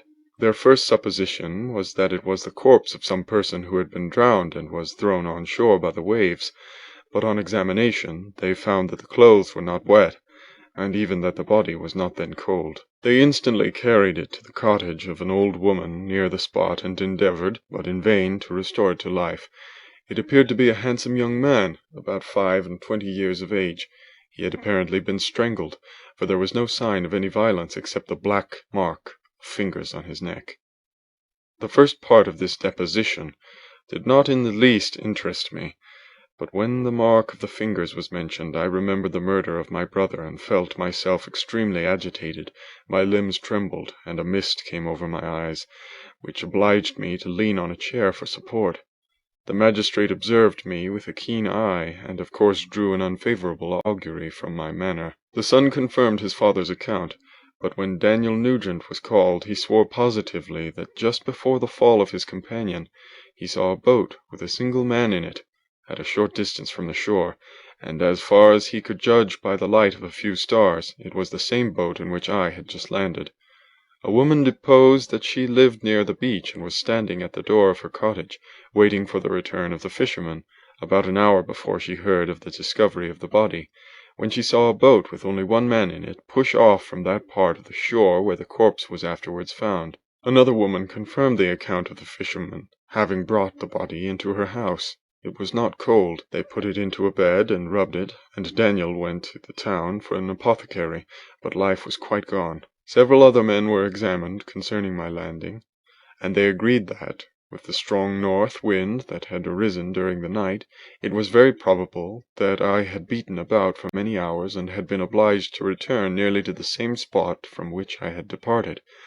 Besides, they observed that it appeared that I had brought the body from another place, and it was likely that as I did not appear to know the shore, I might have put into the harbour, ignorant of the distance of the town of undisclosed name, from the place where I had deposited the corpse. Mr. Kirwin, on hearing this evidence, desired that I should be taken into the room where the body lay for interment, that it might be observed what effect the sight of it would produce upon me. This idea was probably suggested by the extreme agitation I had exhibited when the mode of the murder had been described. I was accordingly conducted by the magistrate and several other persons to the inn. I could not help being struck by the strange coincidences that had taken place during this eventful night. But knowing that I had been conversing with several persons in the island I had inhabited about the time that the body had been found, I was perfectly tranquil as to the consequences of the affair. I entered the room where the corpse lay, and was led up to the coffin. How can I describe my sensations in beholding it? I feel yet parched with horror, nor can I reflect on that terrible moment without shuddering in agony. The examination, the presence of the magistrate and witnesses, passed like a dream from my memory when I saw the lifeless form of Henry Clerval stretched before me. I gasped for breath, and throwing myself on the body, I exclaimed, "Have my murderous machinations deprived you also, my dearest Henry, of life? Two I have already destroyed. Other victims await their destiny, but you, Clerval, my friend, my benefactor." The human frame could no longer support the agonies that I endured, and I was carried out of the room in strong convulsions. A fever succeeded to this. I lay for 2 months on the point of death. My ravings, as I afterwards heard, were frightful. I called myself the murderer of William, of Justine, and of Clerval. Sometimes I entreated my attendants to assist me in the destruction of the fiend by whom I was tormented, and at others I felt the fingers of the monster already grasping my neck, and screamed aloud with agony and terror. Fortunately, as I spoke my native language, Mr. Kirwin alone understood me, but my gestures and bitter cries were sufficient to affright the other witnesses. Why did I not die, more miserable than man ever was before? Why did I not sink into forgetfulness and rest? Death snatches away many blooming children, the only hopes of their doting parents. How many brides and youthful lovers have been one day in the bloom of health and hope, and the next a prey for worms and the decay of the tomb? Of what materials was I made that I could thus resist so many shocks which, like the turning of the wheel, continually renewed the torture? But I was doomed to live, and in 2 months found myself as awaking from a dream, in a prison, stretched on a wretched bed, surrounded by jailers, turnkeys, bolts, and all the miserable apparatus of a dungeon. It was morning, I remember, when I thus awoke to understanding. I had forgotten the particulars of what had happened, and only felt as if some great misfortune had suddenly overwhelmed me. But when I looked around and saw the barred windows and the squalidness of the room in which I was, all flashed across my memory, and I groaned bitterly. This sound disturbed an old woman who was sleeping in a chair beside me. She was a hired nurse, the wife of one of the turnkeys, and her countenance expressed all those bad qualities which often characterize that class. The lines of her face were hard and rude, like that of persons accustomed to see without sympathizing in sights of misery. Her tone expressed her entire indifference. She addressed me in English, and the voice struck me as one that I had heard during my sufferings. "Are you better now, sir?" said she. I replied in the same language with a feeble voice, "I believe I am. But if it be all true, if indeed I did not dream, I am sorry that I am still alive to feel this misery and horror." "For that matter," replied the old woman, "if you mean about the gentleman you murdered, I believe that it were better for you if you were dead, for I fancy it will go hard with you. However, that's none of my business. I am sent to nurse you and get you well. I do my duty with a safe conscience. It were well if everybody did the same." I turned with loathing from the woman who could utter so unfeeling a speech to a person just saved, on the very edge of death, but I felt languid, and unable to reflect on all that had passed. The whole series of my life appeared to me as a dream. I sometimes doubted if indeed it were all true, for it never presented itself to my mind with the force of reality. As the images that floated before me became more distinct, I grew feverish. A darkness pressed around me. No one was near me who soothed me with the gentle voice of love. No dear hand supported me. The physician came and prescribed medicines, and the old woman prepared them for me, but utter carelessness was visible in the first, and expression of brutality was strongly marked in the visage of the second. Who could be interested in the fate of a murderer but the hangman who would gain his fee? These were my first reflections, but I soon learned that Mr. Kirwin had shown me extreme kindness. He had caused the best room in the prison to be prepared for me. Wretched indeed was the best, and it was he who had provided a physician and a nurse. It is true he seldom came to see me, for although he ardently desired to relieve the sufferings of every human creature, he did not wish to be present at the agonies and miserable ravings of a murderer. He came, therefore, sometimes to see that I was not neglected, but his visits were short, and with long intervals. One day, while I was gradually recovering, I was seated in a chair, my eyes half open, and my cheeks livid like those in death. I was overcome by gloom and misery, and often reflected I had better seek death than desire to remain in a world which to me was replete with wretchedness. At one time I considered whether I should not declare myself guilty and suffer the penalty of the law, less innocent than poor Justine had been. Such were my thoughts when the door of my apartment was opened and Mr. Kirwin entered. His countenance expressed sympathy and compassion. He drew a chair close to mine and addressed me in French.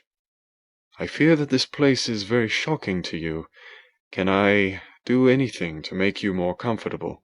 "I thank you, but all that you mention is nothing to me. On the whole earth there is no comfort which I am capable of receiving.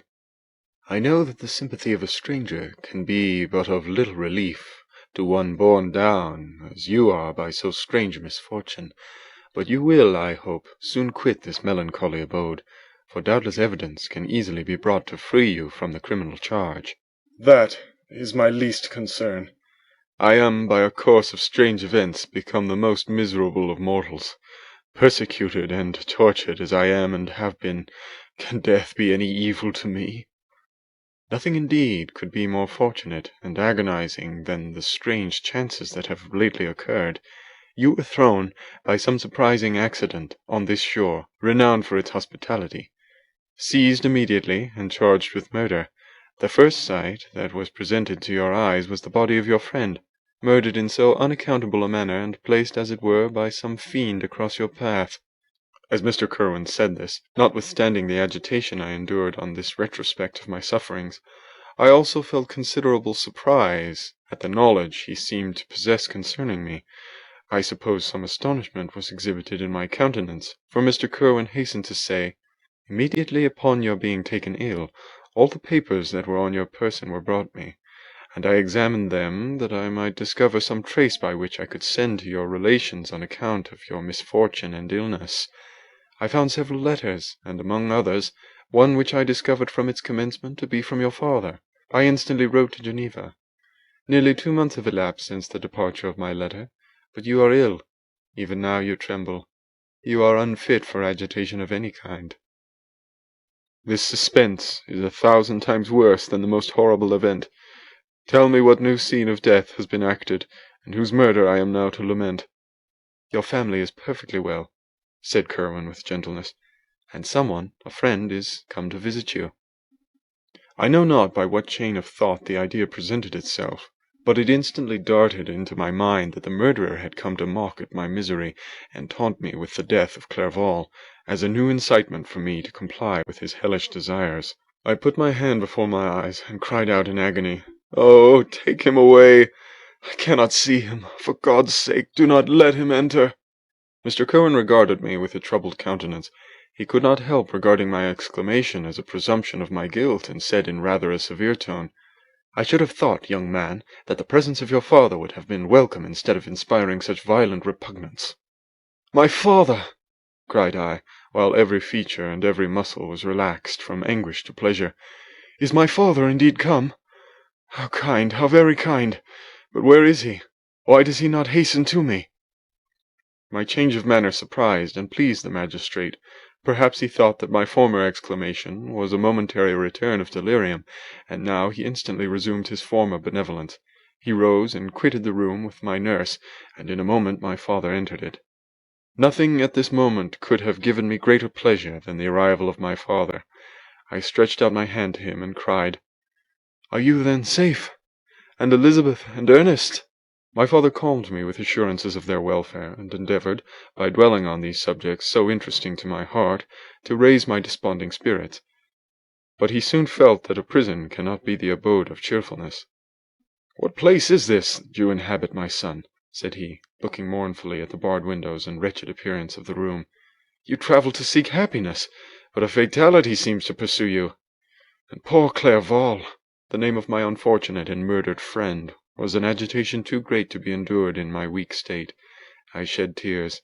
"Alas! yes, my father," replied I. "Some destiny of the most horrible kind hangs over me, and I must live to fulfill it, or surely I should have died on the coffin of Henry." We were not allowed to converse for any length of time, for the precarious state of my health rendered every precaution necessary that could ensure tranquillity. Mr. Kirwin came in, and insisted that my strength should not be exhausted by too much exertion, but the appearance of my father was to me like that of my good angel, and I gradually recovered my health. As my sickness quitted me, I was absorbed by a gloomy and black melancholy that nothing could dissipate. The image of Clerval was forever before me, ghastly and murdered. More than once the agitation into which these reflections threw me made my friends dread a dangerous relapse. Alas! Why did they preserve so miserable and detested a life? It was surely that I might fulfill my destiny, which is now drawing to a close. Soon, oh very soon, will death extinguish these throbbings and relieve me from the mighty weight of anguish that bears me to the dust. And in executing the award of justice, I shall also sink to rest. Then the appearance of death was distant, although the wish was ever present to my thoughts, and I often sat for hours motionless and speechless, wishing for some mighty revolution that might bury me and my destroyer in its ruins. The season of the assizes approached. I had already been 3 months in prison, and although I was still weak and in continual danger of relapse, I was obliged to travel nearly 100 miles to the country town where the court was held. Mr. Kirwin charged himself with every care of collecting witnesses and arranging my defence. I was spared the disgrace of appearing publicly as a criminal, as the case was not brought before the court that decides on life and death. The grand jury rejected the bill, on its being proved that I was on the Orkney Islands at the hour the body of my friend was found, and a fortnight after my removal I was liberated from prison. My father was enraptured on finding me freed from the vexations of a criminal charge, that I was again allowed to breathe the fresh atmosphere and permitted to return to my native country. I did not participate in these feelings, for to me the walls of a dungeon or a palace were alike hateful. The cup of life was poisoned forever, and although the sun shone upon me, as upon the happy and gay of heart, I saw around me nothing but a dense and frightful darkness, penetrated by no light but the glimmer of 2 eyes that glared upon me. Sometimes they were the expressive eyes of Henry, languishing in death, the dark orbs nearly covered by the lids and the long black lashes that fringed them. Sometimes it was the watery, clouded eyes of the monster, as I first saw them in my chamber at Ingolstadt. My father tried to awaken in me the feelings of affection. He talked of Geneva, which I should soon visit, of Elizabeth and Ernest, but these words only drew deep groans from me. Sometimes, indeed, I felt a wish for happiness, and thought with melancholy delight of my beloved cousin, or longed, with a devouring maladie du pays, to see once more the blue lake and rapid Rhone, that had been so dear to me in early childhood. But my general state of feeling was a torpor in which prison was as welcome a residence as the divinest scene in nature, and these fits were seldom interrupted but by paroxysms of anguish and despair.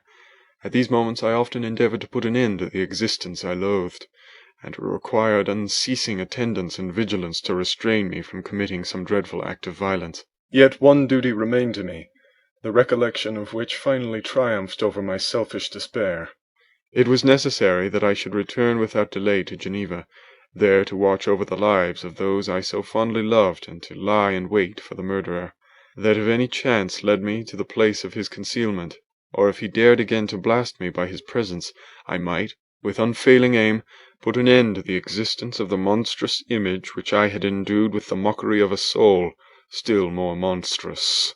My father still desired to delay our departure, fearful that I could not sustain the fatigues of a journey, for I was a shattered wreck, the shadow of a human being. My strength was gone. I was a mere skeleton, and fever night and day preyed upon my wasted frame. Still, as I urged our leaving Ireland with such inquietude and impatience, my father thought it best to yield. We took our passage on board a vessel bound for Havre de Grace, and sailed with a fair wind from the Irish shores. It was midnight. I lay on the deck, looking at the stars and listening to the dashing of the waves. I hailed the darkness that shut Ireland from my sight, and my pulse beat with a feverish joy when I reflected that I should soon see Geneva. The past appeared to me in the light of a frightful dream, yet the vessel in which I was, the wind that blew me from the detested shore of Ireland, and the sea which surrounded me, told me too forcibly that I was deceived by no vision, and that Clerval, my friend and dearest companion, had fallen a victim to me and the monster of my creation. I repassed in my memory my whole life, my quiet happiness while residing with my family in Geneva, the death of my mother, and my departure for Ingolstadt. I remembered, shuddering, the mad enthusiasm that hurried me on to the creation of my hideous enemy, and I called to mind the night in which he first lived. I was unable to pursue the train of thought. 1,000 feelings pressed upon me, and I wept bitterly. Ever since my recovery from the fever, I had been in the custom of taking every night a small quantity of laudanum, for it was by means of this drug only that I was enabled to gain the rest necessary for the preservation of life. Oppressed by the recollection of my various misfortunes, I now swallowed double my usual quantity, and soon slept profoundly. But sleep did not afford my respite from thought and misery. My dreams presented 1,000 objects that scared me. Towards morning I was possessed by a kind of nightmare. I felt the fiend's grasp in my neck, and could not free myself from it. Groans and cries rang in my ears. My father, who was watching over me, perceiving my restlessness, awoke me. The dashing waves were around, the cloudy sky above. The fiend was not here. A sense of security, a feeling that a truce was established between the present hour and the irresistible disastrous future, imparted to me by a kind of calm forgetfulness, of which the human mind is by its structure peculiarly susceptible. End of chapter 21.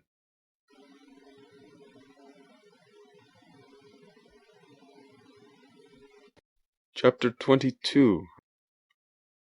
The voyage came to an end. We landed and proceeded to Paris. I soon found that I had overtaxed my strength, and that I must repose before I could continue my journey. My father's care and attentions were indefatigable, but he did not know the origin of my sufferings, and sought erroneous methods to remedy the incurable ill. He wished me to seek amusement in society. I abhorred the face of man. Oh, not abhorred! They were my brethren, my fellow beings, and I felt attracted even to the most repulsive among them, as to creatures of an angelic nature and celestial mechanism. But I felt I had no right to share their intercourse. I had unchained an enemy among them whose joy it was to shed their blood and to revel in their groans. How they would, each and all, abhor me and hunt me from the world, did they know my unhallowed acts, and the crimes which had their source in me. My father yielded at length to my desire to avoid society, and strove by various arguments to banish my despair. Sometimes he thought that I felt deeply the degradation of being obliged to answer a charge of murder, and he endeavored to prove to me the futility of pride. "Alas, my father," said I, "how little do you know me! Human beings, their feelings and passions, would indeed be degraded if such a wretch as I felt pride. Justine, poor unhappy Justine, was as innocent as I, and she suffered the same charge. She died for it, and I am the cause of this. I murdered her. William, Justine, and Henry, they all died by my hands." My father had often, during my imprisonment, heard me make the same assertion. When I thus accused myself, he sometimes seemed to desire an explanation, and at others he appeared to consider it as the offspring of delirium, and that during my illness some idea of this kind had presented itself to my imagination, the remembrance of which I preserved in my convalescence. I avoided explanation and maintained a continual silence concerning the wretch I had created. I had persuasion that I should be supposed mad, and this in itself would forever have chained my tongue. But, besides, I could not bring myself to disclose a secret which would fill my hero with consternation, and make fear and unnatural horror the inmates of his breast. I checked, therefore, my impatient thirst for sympathy, and was silent when I would have given the world to have confided the fatal secret. Yet still, words like those I have recorded would burst uncontrollably from me. I could offer no explanation of them, but their truth in part relieved the burden of my mysterious woe. Upon this occasion, my father said, with an expression of unbounded wonder, "My dearest Victor, what infatuation is this? My dear son, I entreat you never to make such an assertion again." "I am not mad," I cried energetically. "The sun and the heavens, who have viewed my operations, can bear witness of my truth. I am the assassin of those most innocent victims. They died by my machinations. 1,000 times would I have shed my own blood drop by drop to have saved their lives, but I could not, my father. Indeed, I could not sacrifice the whole human race." The conclusion of this speech convinced my father that my ideas were deranged, and he instantly changed the subject of our conversation and endeavored to alter the course of my thoughts. He wished as much as possible to obliterate the memory of the scenes that had taken place in Ireland, and never alluded to them or suffered me to speak of my misfortunes. As time passed away, I became more calm. Misery had her dwelling in my heart, but I no longer talked, in the same incoherent manner, of my own crimes. Sufficient for me was the consciousness of them. By the utmost self-violence I curbed the imperious voice of wretchedness, which sometimes desired to declare itself to the whole world, and my manners were calmer and more composed than they had ever been since my journey to the Sea of Ice. A few days before we left Paris on our way to Switzerland, I received the following letter from Elizabeth. My dear friend, it gave me the greatest pleasure to receive a letter from my uncle dated at Paris. You are no longer at a formidable distance, and I may hope to see you in less than a fortnight. My poor cousin, how much you have suffered! I expect to see you looking even more ill than when you quitted Geneva. The winter has been passed most miserably, tortured as I have been by anxious suspense. Yet I hope to see peace in your countenance, and to find that your heart is not totally void of comfort and tranquillity. Yet I fear that the same feelings now exist that made you so miserable a year ago, even perhaps augmented by time. I would not disturb you at this period, when so many misfortunes weigh upon you, but a conversation that I had with my uncle previous to his departure renders some explanation necessary before we meet. Explanation, you may possibly say. What can Elizabeth have to explain? If you really say this, my questions are answered and all my doubts satisfied. But you are distant from me, and it is possible that you may dread and yet be pleased with this explanation, and in a probability of this being the case, I dare not any longer postpone writing what, during your absence, I have often wished to express to you, but have never had the courage to begin. You well know, Victor, that our union had been the favourite plan of your parents ever since our infancy. We were told this when young, and taught to look forward to it as an event which would certainly take place. We were affectionate playfellows during childhood, and I believe, dear and valued friends to one another as we grew older. But as brother and sister often entertain a lively affection towards each other, without desiring a more intimate union, may not such also be our case? Tell me, dearest Victor, answer me, I conjure you by our mutual happiness, with simple truth, do you not love another? You have travelled, you have spent several years of your life at Ingolstadt, and I confess to you, my friend, that when I saw you last autumn so unhappy, flying to solitude from the society of every creature, I could not help supposing that you might regret our connection, and believe yourself bound in honour to fulfil the wishes of your parents, although they oppose themselves to your inclinations. But this is false reasoning. I confess to you, my friend, that I love you, and that in my airy dreams of futurity you have been my constant friend and companion. But it is your happiness I desire as well as my own when I declare to you that our marriage would render me eternally miserable unless it were the dictate of your own free choice. Even now I weep to think that, borne down as you are by the cruelest misfortunes, you may stifle by the word honour all hopes of that love and happiness which would alone restore you to yourself. I, who have so disinterested an affection for you, may increase your miseries tenfold by being an obstacle to your wishes. Ah, Victor, be assured that your cousin and playmate has too sincere a love for you not to be made miserable by this supposition. Be happy, my friend, and if you obey me in this one request, remain satisfied that nothing on earth will have the power to interrupt my tranquillity. Do not let this letter disturb you. Do not answer tomorrow, or the next day, or even until you come, if it will give you pain. My uncle will send me news of your health, and if I see but one smile on your lips when we meet, occasioned by this or any other exertion of mine, I shall need no other happiness. Elizabeth Lavenza, Geneva, May 18th, at an undisclosed time in the 1700s. This letter revived in my memory what I had before forgotten, the threat of the fiend. I will be with you on your wedding night. Such was my sentence, and on that night would the demon employ every art to destroy me and tear me from the glimpse of happiness which promised partly to console my sufferings. On that night he had determined to consummate his crimes by my death. Well, be it so. A deadly struggle would then assuredly take place, in which, if he were victorious, I should be at peace, and his power over me be at an end. If he were vanquished, I should be a free man. Alas, what freedom! Such as the peasant enjoys when his family have been massacred before his eyes, his cottage burnt, his lands laid waste, and he is turned adrift, homeless, penniless, and alone, but free. Such would be my liberty, except that in my Elizabeth I possessed a treasure, alas, balanced by those horrors of remorse and guilt which would pursue me until death.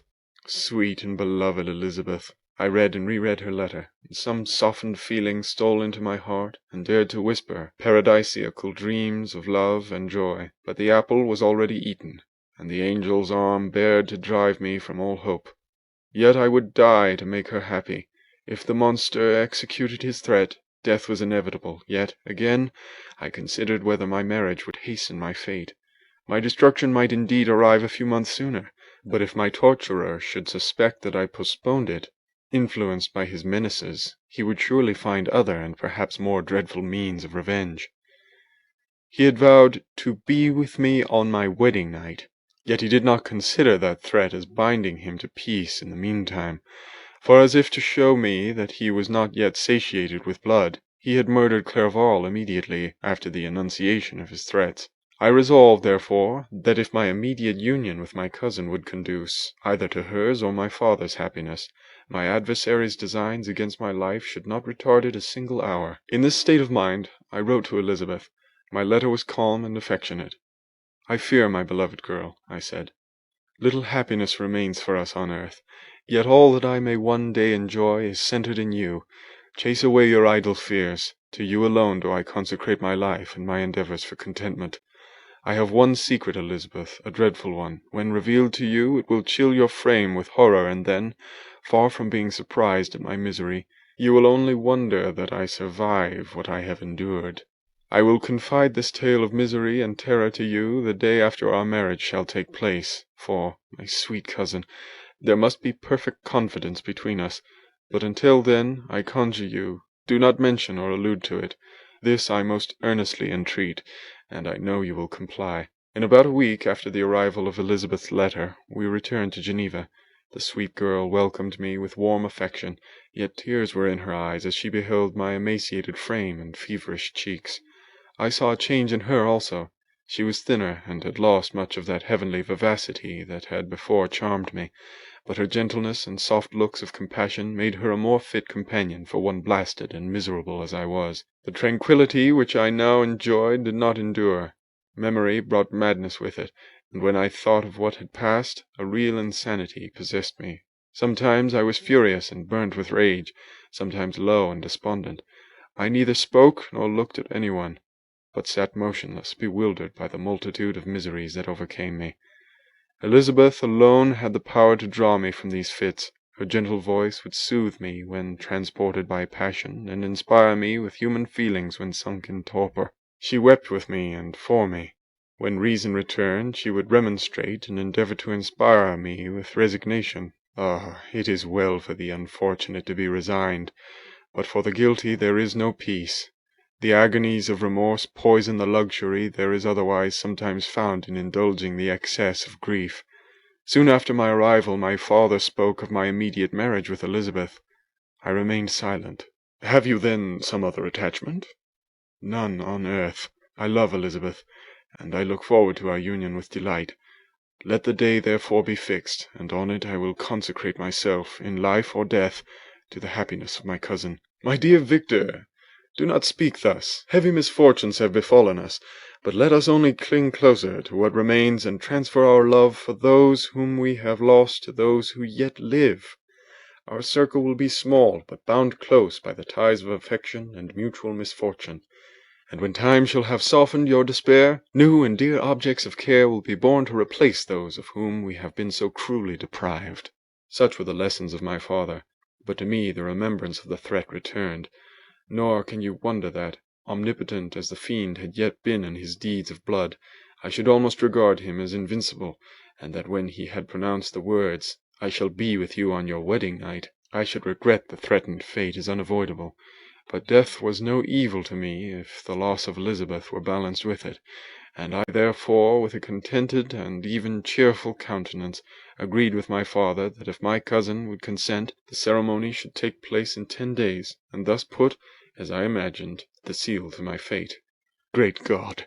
If for one instant I had thought what might be the hellish intention of my fiendish adversary, I would rather have banished myself forever from my native country, and wandered a friendless outcast over the earth, than have consented to this miserable marriage. But as if possessed of magic powers, the monster had blinded me to his real intentions, and when I thought that I had prepared only my own death, I hastened that of a far dearer victim. As the period fixed for our marriage drew nearer, whether from cowardice or a prophetic feeling, I felt my heart sink within me, but I concealed my feelings by an appearance of hilarity that brought smiles and joy to the countenance of my father, but hardly deceived the ever watchful and nicer eye of Elizabeth. She looked forward to our union with placid contentment, not unmingled with a little fear, which past misfortunes had impressed, that what now appeared certain and tangible happiness might soon dissipate into an airy dream and leave no trace but deep and everlasting regret. Preparations were made for the event, congratulatory visits were received, and all wore a smiling appearance. I shut up as well as I could in my own heart the anxiety that preyed there, and entered with seeming earnestness into the plans of my father, although they might only serve as the decorations of my tragedy. Through my father's exertions, a part of the inheritance of Elizabeth had been restored to her by the Austrian government. A small possession on the shores of Como belonged to her. It was agreed that, immediately after our union, we should proceed to Villa Lavenza, and spend our first days of happiness beside the beautiful lake near which it stood. In the meantime, I took every precaution to defend my person in case the fiend should openly attack me. I carried pistols and a dagger constantly about me, and was ever on the watch to prevent artifice, and by these means gained a greater degree of tranquillity. Indeed, as the period approached, the threat appeared more as a delusion, not to be regarded as worthy to disturb my peace, while the happiness I hoped for in my marriage wore a greater appearance of certainty, as the day fixed for its solemnization drew nearer, and I heard it continually spoken of as an occurrence which no accident could possibly prevent. Elizabeth seemed happy. My tranquil demeanour contributed greatly to calm her mind, but on the day that was to fulfil my wishes and my destiny she was melancholy, and a presentiment of evil pervaded her, and perhaps also she thought of the dreadful secret which I had promised to reveal to her on the following day. My father was in the meantime overjoyed, and in the bustle of preparation only recognized in the melancholy of his niece the diffidence of a bride. After the ceremony was performed, a large party assembled at my father's, but it was agreed that Elizabeth and I should commence our journey by water, sleeping that night at Evian, and continuing our voyage on the following day. The day was fair, the wind favourable, all smiled on our nuptial embarkation. Those were the last moments of my life during which I enjoyed the feeling of happiness. We passed rapidly along. The sun was hot, but we were sheltered from its rays by a kind of canopy while we enjoyed the beauty of the scene. Sometimes on one side of the lake, where we saw Mont Salève, the pleasant banks of Montalegre, and at a distance surmounting all the beautiful Mont Blanc, and the assemblage of snowy mountains that in vain endeavoured to emulate her. Sometimes, coasting the opposite banks, we saw the mighty Jura, opposing its dark side to the ambition that would quit its native country, and an almost insurmountable barrier to the invader who would wish to enslave it. I took the hand of Elizabeth. "You are sorrowful, my love. Ah, if you knew what I have suffered, and what I may yet endure, you would endeavour to let me taste the quiet and freedom from despair that this one day, at least, permits me to enjoy." "Be happy, my dear Victor," replied Elizabeth. "There is, I hope, nothing to distress you, and be assured that if a lively joy is not painted in my face, my heart is contented. Something whispers to me not to depend too much on the prospect that is opened before us, but I will not listen to such a sinister voice. Observe how fast we move along, and how the clouds, which sometimes obscure and sometimes rise above the dome of Mont Blanc, render this scene of beauty still more interesting. Look also at the innumerable fish that are swimming in the clear waters, where we can distinguish every pebble that lies at the bottom. What a divine day! How happy and serene all nature appears!" Thus Elizabeth endeavoured to divert her thoughts and mine from all reflection upon melancholy subjects, but her temper was fluctuating. Joy for a few instants shone in her eyes, but it continually gave place to distraction and reverie. The sun sank lower in the heavens. We passed the river Drance, and observed its path through the chasms of the higher and the glens of the lower hills. The Alps here came closer to the lake, and we approached the amphitheatre of mountains which forms its eastern boundary. The spire of Evian shone under the woods that surrounded it, and the range of mountain above mountain by which it was overhung. The wind, which had hitherto carried us along with amazing rapidity, sank at sunset to a light breeze. The soft air just ruffled the water, and caused a pleasant motion among the trees as we approached the shore, from which it wafted the most delightful scent of flowers and hay. The sun sank beneath the horizon as we landed, and as I touched the shore I felt those cares and fears revive which soon were to clasp me and cling to me forever. End of chapter 22.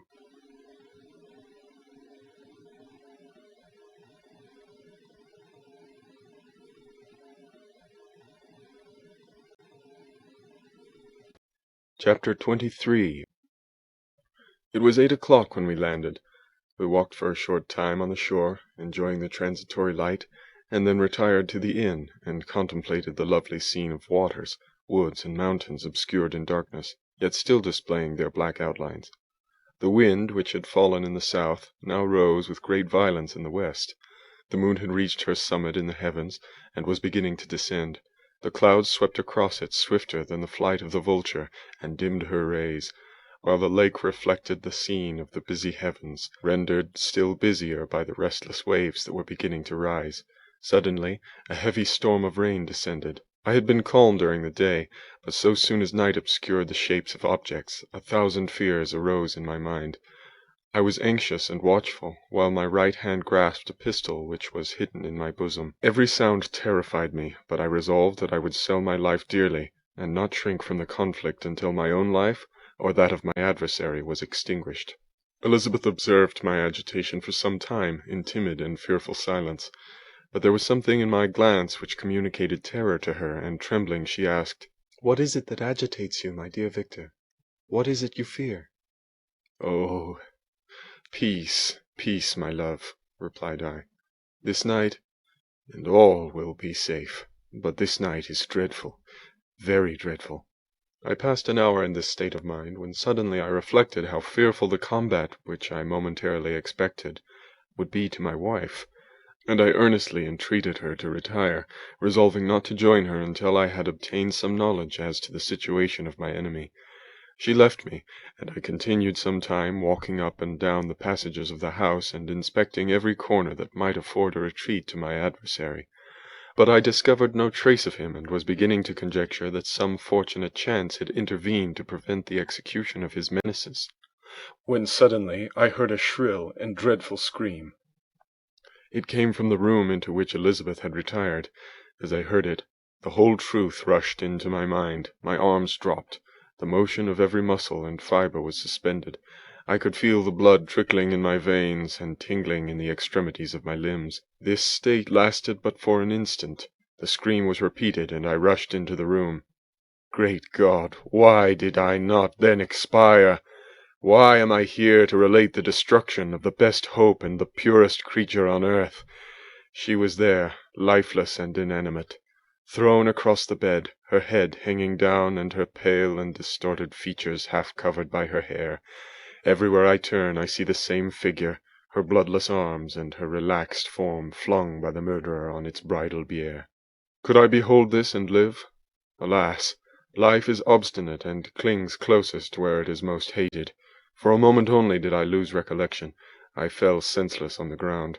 When I recovered, I found myself surrounded by the people of the inn. Their countenances expressed a breathless terror, but the horror of others appeared only as a mockery, a shadow of the feelings that oppressed me. I escaped from them to the room where lay the body of Elizabeth, my love, my wife, so lately living, so dear, so worthy. She had been moved from the posture in which I had first beheld her, and now, as she lay, her head upon her arm and a handkerchief thrown across her face and neck, I might have supposed her asleep. I rushed towards her and embraced her with ardor, but the deadly languor and coldness of the limbs told me that what I now held in my arms had ceased to be the Elizabeth whom I had loved and cherished. The murderous mark of the fiend's grasp was on her neck, and the breath had ceased to issue from her lips. While I still hung over her in the agony of despair, I happened to look up. The windows of the room had before been darkened, and I felt a kind of panic on seeing the pale yellow light of the moon illuminate the chamber.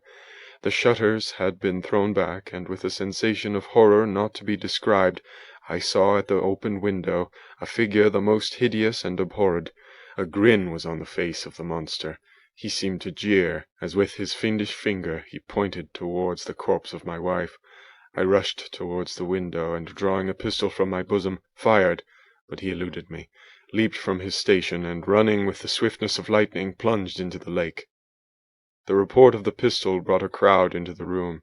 I pointed to the spot where he had disappeared, and we followed the track with boats. Nets were cast, but in vain. After passing several hours, we returned hopeless, most of my companions believing it to have been a form conjured up by my fancy. After having landed, they proceeded to search the country, parties going in different directions among the woods and vines. I attempted to accompany them, and proceeded a short distance from the house, but my head whirled round. My steps were like those of a drunken man. I fell at last in a state of utter exhaustion. A film covered my eyes, and my skin was parched with the heat of fever. In this state I was carried back and placed on a bed, hardly conscious of what had happened. My eyes wandered round the room as if to seek something that I had lost. After an interval I arose, and, as if by instinct, crawled into the room where the corpse of my beloved lay. There were women weeping around. I hung over it, and joined my sad tears to theirs. All this time no distinct idea presented itself to my mind, but my thoughts rambled to various subjects, reflecting confusedly on my misfortunes and their cause. I was bewildered, in a cloud of wonder and horror. The death of William, the execution of Justine, the murder of Clerval, and lastly of my wife. Even at that moment I knew not that my only remaining friends were safe from the malignity of the fiend. My father even now might be writhing under his grasp, and Ernest might be dead at his feet. This idea made me shudder and recalled me to action. I started up and resolved to return to Geneva with all possible speed. There were no horses to be procured, and I must return by the lake, but the wind was unfavourable, and the rain fell in torrents. However, it was hardly morning, and I might reasonably hope to arrive by night. I hired men to row, and took an oar myself, for I had always experienced relief from mental torment in bodily exercise. But the overflowing misery I now felt, and the excess of agitation that I endured, rendered me incapable of any exertion. I threw down the oar, and leaning my head upon my hands, gave way to every gloomy idea that arose.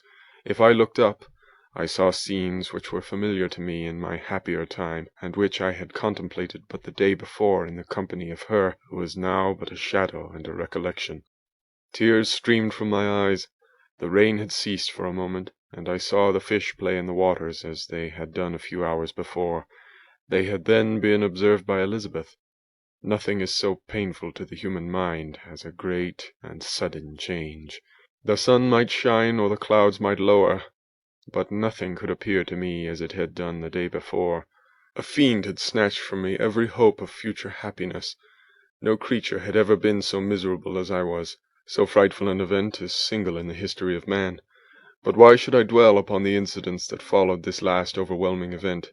Mine has been a tale of horrors. I have reached their acme, and what I must now relate can but be tedious to you. Know that, one by one, my friends were snatched away. I was left desolate. My own strength is exhausted, and I must tell in a few words what remains of my hideous narration. I arrived at Geneva. My father and Ernest yet lived, but the former sunk under the tidings that I bore. I see him now, excellent and venerable old man. His eyes wandered in vacancy, for they had lost their charm and their delight.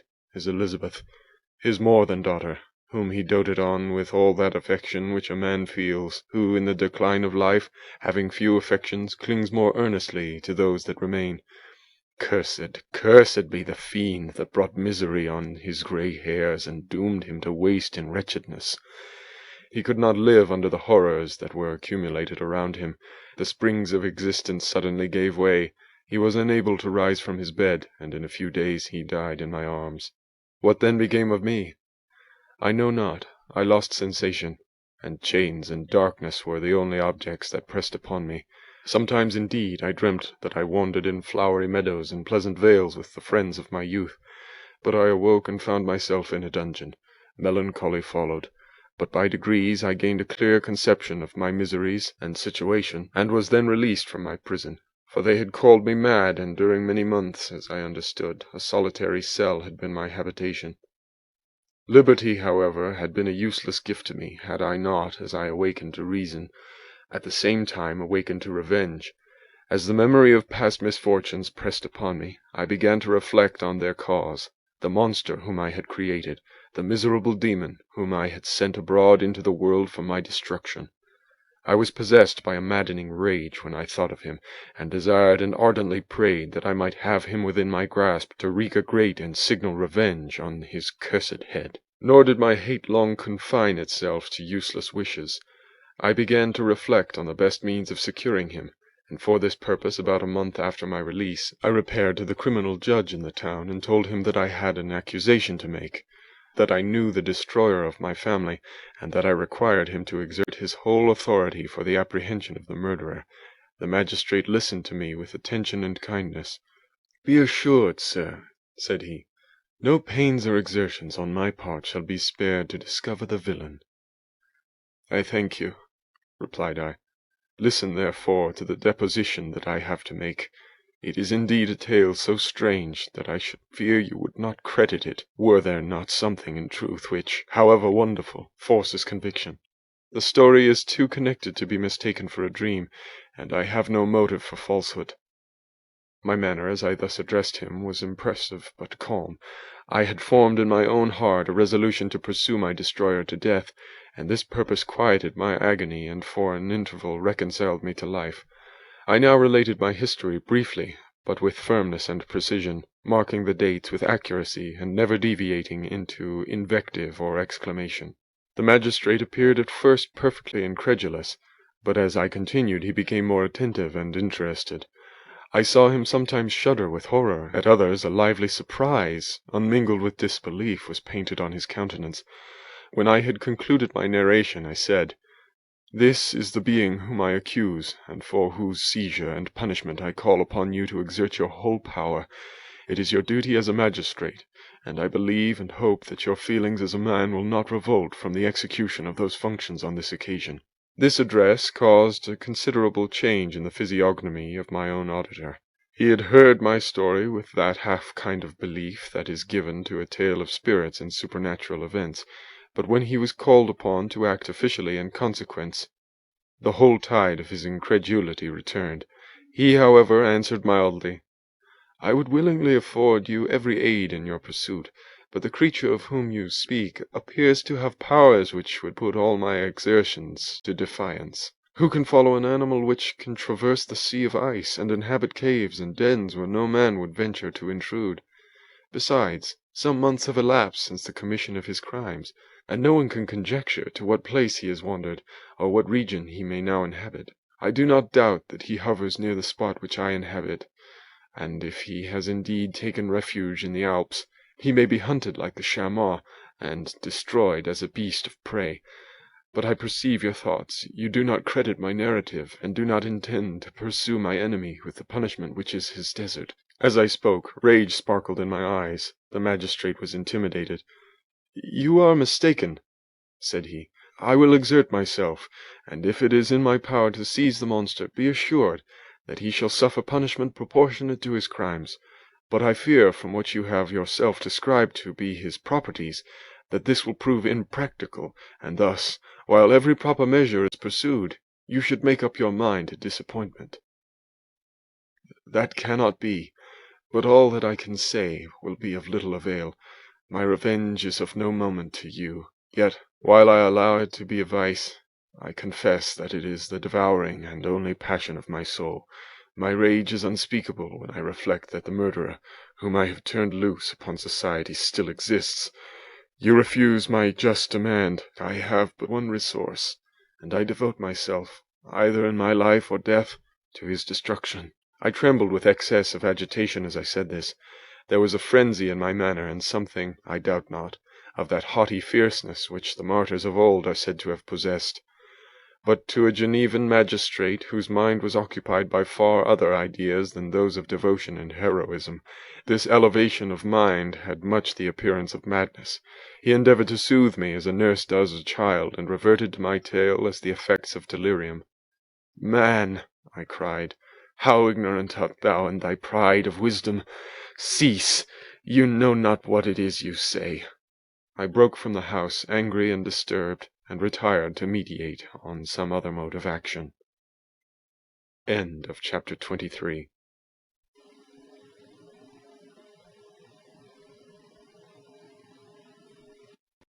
Chapter 24. My present situation was one in which all voluntary thought was swallowed up and lost. I was hurried away by fury. Revenge alone endowed me with strength and composure.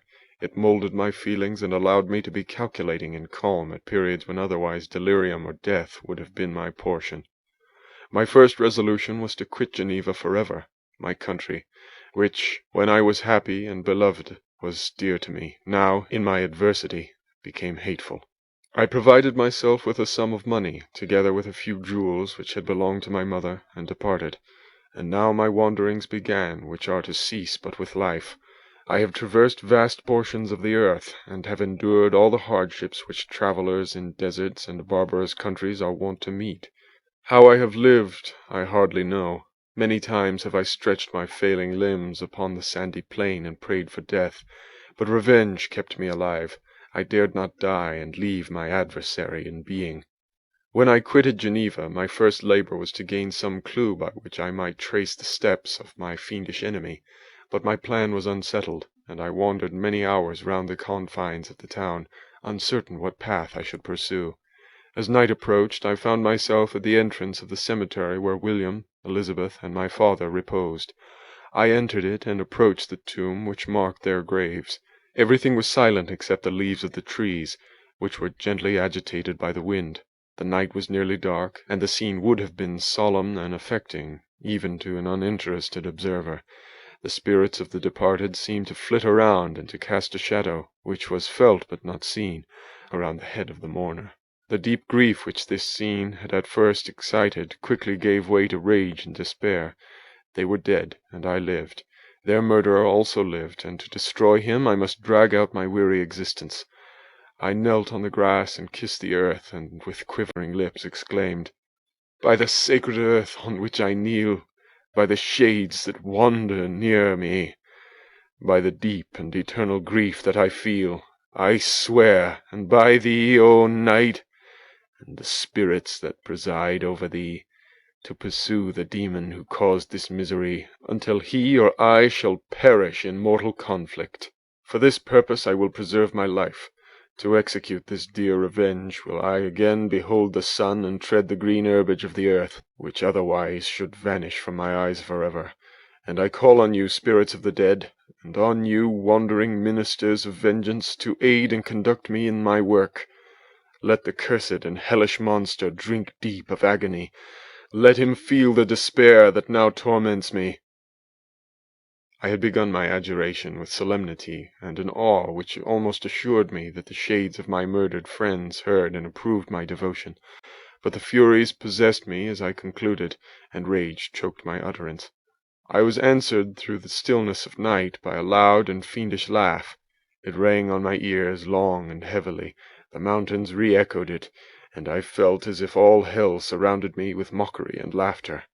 Surely in that moment I should have been possessed by frenzy and have destroyed my miserable existence, but that my vow was heard, and that I was reserved for vengeance. The laughter died away, when a well-known and abhorred voice, apparently close to my ear, addressed me in an audible whisper. "I am satisfied, miserable wretch. You have determined to live, and I am satisfied." I darted towards the spot from which the sound proceeded, but the devil eluded my grasp. Suddenly the broad disk of the moon arose and shone full upon his ghastly and distorted shape as he fled with more than mortal speed. I pursued him, and for many months this has been my task. Guided by a slight clue, I followed the windings of the Rhone, but vainly. The blue Mediterranean appeared, and by a strange chance I saw the fiend enter by night and hide himself in a vessel bound for the Black Sea. I took my passage in the same ship, but he escaped, I know not how. Amidst the wilds of Tartary and Russia, although he still evaded me, I have ever followed in his track. Sometimes the peasants, scared by this horrid apparition, informed me of his path. Sometimes he himself, who feared that if I lost all trace of him I should despair and die, left some mark to guide me. The snows descended on my head, and I saw the print of his huge step in the white plain. To you, first entering on life, to whom care is new and agony unknown, how can you understand what I have felt and still feel? Cold, want, and fatigue were the least pains which I was destined to endure. I was cursed by some devil, and carried about with me my eternal hell, yet still a spirit of good followed and directed my steps, and when I most murmured would suddenly extricate me from seemingly insurmountable difficulties. Sometimes, when nature, overcome by hunger, sank under exhaustion, a repast was prepared for me in the desert that restored and inspirited me. The fare was indeed coarse, such as the peasants of the country ate, but I will not doubt that it was set there by the spirits that I had invoked to aid me. Often, when all was dry, the heavens cloudless, and I was parched by thirst, a slight cloud would bedim the sky, shed the few drops that revived me, and vanish. I followed when I could the courses of the rivers, but the demon generally avoided these, as it was here that the population of the country chiefly collected. In other places human beings were seldom seen, and I generally subsisted on the wild animals that crossed my path. I had money with me, and gained the friendship of the villagers by distributing it, or I brought with me some food that I had killed, which, after taking a small part, I always presented to those who had provided me with fire and utensils for cooking. My life, as it passed thus, was indeed hateful to me, and it was during sleep alone that I could taste joy. Oh, blessed sleep! Often, when most miserable, I sank to repose, and my dreams lulled me even to rapture. The spirits that guarded me had provided these moments, or rather hours, of happiness, that I might retain strength to fulfill my pilgrimage. Deprived of this respite, I should have sunk under my hardships. During the day I was sustained and inspirited by the hope of night, for in sleep I saw my friends, my wife, and my beloved country. Again I saw the benevolent countenance of my father, heard the silver tones of my Elizabeth's voice, and beheld Clerval enjoying health and youth. Often, when wearied by a toilsome march, I persuaded myself that I was dreaming until night should come, and that I should then enjoy reality in the arms of my dearest friends. What agonizing fondness did I feel for them! How did I cling to their dear forms, as sometimes they haunted even my waking hours, and persuade myself that they still lived! At such moments vengeance, that burned within me, died in my heart, and I pursued my path towards the destruction of the demon more as a task enjoined by heaven, as the mechanical impulse of some power of which I was unconscious, than as the ardent desire of my soul. What his feelings were whom I pursued I cannot know. Sometimes, indeed, he left marks in writing on the banks of the trees, or cut in stone, that guided me and instigated my fury. My reign is not yet over. These words were legible in one of these inscriptions. You live, and my power is complete. Follow me. I seek the everlasting ices of the north, where you will feel the misery of cold and frost to which I am impassive. You will find near this place, if you follow not too tardily, a dead hare. Eat and be refreshed. Come on, my enemy. We have yet to wrestle for our lives, but many hard and miserable hours must you endure until that period shall arrive. Scoffing devil! Again do I vow vengeance. Again do I devote thee, miserable fiend, to torture and death. Never will I give up my search until he or I perish, and then with what ecstasy shall I join my Elizabeth and my departed friends, who even now prepare for me the reward of my tedious toil and horrible pilgrimage. As I still pursued my journey to the northward, the snows thickened and the cold increased in a degree almost too severe to support. The peasants were shut up in their hovels, and only a few of the most hardy ventured forth to seize the animals whom starvation had forced from their hiding places to seek for prey. The rivers were covered with ice, and no fish could be procured, and thus I was cut off from my chief article of maintenance. The triumph of my enemy increased with the difficulty of my labours. One inscription that he left was in these words: "Prepare, your toils only begin. Wrap yourself in furs and provide food, for we shall soon enter upon a journey where your sufferings will satisfy my everlasting hatred." My courage and perseverance were invigorated by these scoffing words. I resolved not to fail in my purpose, and calling on heaven to support me, I continued with unabated fervour to traverse immense deserts, until the ocean appeared at a distance and formed the utmost boundary of the horizon.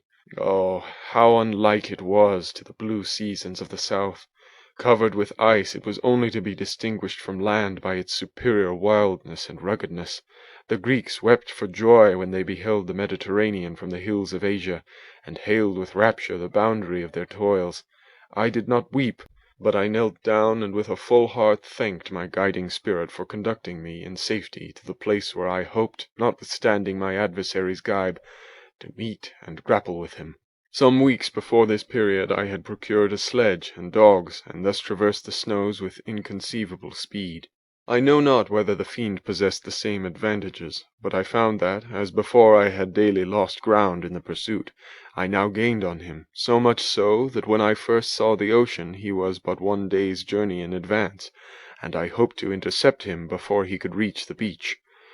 With new courage, therefore, I pressed on, and in 2 days arrived at a wretched hamlet on the seashore. I inquired of the inhabitants concerning the fiend, and gained accurate information. A gigantic monster, they said, had arrived the night before, armed with a gun and many pistols, putting to flight the inhabitants of a solitary cottage through fear of his terrific appearance. He had carried off their store of winter food, and placing it in a sledge, to draw which he had seized on a numerous drove of trained dogs, he had harnessed them, and the same night, to the joy of the horror-struck villagers, had pursued his journey across the sea in a direction that led to no land, and they conjectured that he must speedily be destroyed by the breaking of the ice, or frozen by the eternal frosts. On hearing this information, I suffered a temporary access of despair. He had escaped me, and I must commence a destructive and almost endless journey across the mountainous ices of the ocean, amidst cold that few of the inhabitants could long endure, and which I, the native of a genial and sunny climate, could not hope to survive. Yet at the idea that the fiend should live and be triumphant, my rage and vengeance returned, and like a mighty tide, overwhelmed every other feeling. After a slight repose, during which the spirits of the dead hovered round and instigated me to toil and revenge, I prepared for my journey. I exchanged my land sledge for one fashioned for the inequalities of the frozen ocean, and, purchasing a plentiful stock of provisions, I departed from land. I cannot guess how many days have passed since then, but I have endured misery which nothing but the eternal sentiment of a just retribution burning within my heart could have enabled me to support. Immense and rugged mountains of ice often barred up my passage, and I often heard the thunder of the ground sea, which threatened my destruction. But again the frost came and made the paths of sea secure. By the quantity of provision which I had consumed, I should guess that I had passed 3 weeks in this journey, and the continual protraction of hope, returning back upon the heart, often wrung bitter drops of despondency and grief from my eyes. Despair had indeed almost secured her prey, and I should soon have sunk beneath misery. Once, after the poor animals that conveyed me had with incredible toil gained the summit of a sloping ice-mountain, and one, sinking under his fatigue, died, I viewed the expanse before me with anguish, when suddenly my eye caught a dark speck upon the dusky plain. I strained my sight to discover what it could be, and uttered a wild cry of ecstasy when I distinguished a sledge and the distorted proportions of a well-known form within. Oh, with what a burning gush did hope revisit my heart! Warm tears filled my eyes, which I hastily wiped away, that they might not intercept the view I had of the demon, but still my sight was dimmed by the burning drops, until, giving way to the emotions that oppressed me, I wept aloud. But this was not the time for delay. I disencumbered the dogs of their dead companion, gave them a plentiful portion of food, and after an hour's rest, which was absolutely necessary, and yet which was bitterly irksome to me, I continued my route. The sledge was still visible, nor did I again lose sight of it except at the moments when for a short time some ice rock concealed it with its intervening crags. I indeed perceptibly gained on it, and when, after nearly 2 days' journey, I beheld my enemy at no more than a mile distant, my heart bounded within me. But now, when I appeared almost within grasp of my foe, my hopes were suddenly extinguished, and I lost all trace of him, more utterly than I had ever done before. A ground sea was heard. The thunder of its progress, as the waters rolled and swelled beneath me, became every moment more ominous and terrific. I pressed on, but in vain. The wind arose, the sea roared, and as with the mighty shock of an earthquake, it split and cracked with a tremendous and overwhelming sound. The work was soon finished. In a few moments a tumultuous sea rolled between me and my enemy, and I was left drifting on a scattered piece of ice that was continually lessening, and thus preparing for me a hideous death. In this manner many appalling hours passed, several of my dogs died, and I myself was about to sink under the accumulation of distress, when I saw your vessel riding at anchor, and holding forth to me hopes of succor and life. I had no conception that vessels ever came so far north, and was astounded at the sight. I quickly destroyed part of my sledge to construct oars, and by these means was enabled, with infinite fatigue, to move my ice raft in the direction of your ship. I had determined, if you were going southwards, still to trust myself to the mercy of the seas rather than abandon my purpose. I hoped to induce you to grant me a boat with which I could pursue my enemy, but your direction was northwards. You took me on board when my vigour was exhausted, and I should soon have sunk under my multiplied hardships into a death which I still dread, for my task is unfulfilled. Oh, when will my guiding spirit, in conducting me to the demon, allow me the rest I so much desire? Or must I die, and he yet live? If I do, swear to me, Walton, that he shall not escape, that you will seek him and satisfy my revenge in his death. And do I dare to ask of you to undertake my pilgrimage, to endure the hardships that I have undergone? No, I am not so selfish. Yet when I am dead, if he should appear, if the ministers of vengeance should conduct him to you, swear that he shall not live, swear that he shall not triumph over my accumulated woes, and survive to add to the list of his dark crimes. He is eloquent and persuasive, and once his words had even power over my heart, but trust him not. His soul is as hellish as his form, full of treachery and fiend-like malice. Hear him not. Call on the names of William, Justine, Clerval, Elizabeth, my father, and of the wretched Victor, and thrust your sword into his heart. I will hover near and direct the steel aright. Walton, in continuation. August 26th, at an undisclosed time in the 1700s. You have read this strange and terrific story, Margaret, and do you not feel your blood congeal with horror, like that which even now curdles mine? Sometimes seized with sudden agony, he could not continue his tale; at others, his voice broken, yet piercing, uttered with difficulty the words so replete with anguish. His fine and lovely eyes were now lighted up with indignation, now subdued to downcast sorrow, and quenched in infinite wretchedness. Sometimes he commanded his countenance and tones, and related the most horrible incidents with a tranquil voice, suppressing every mark of agitation.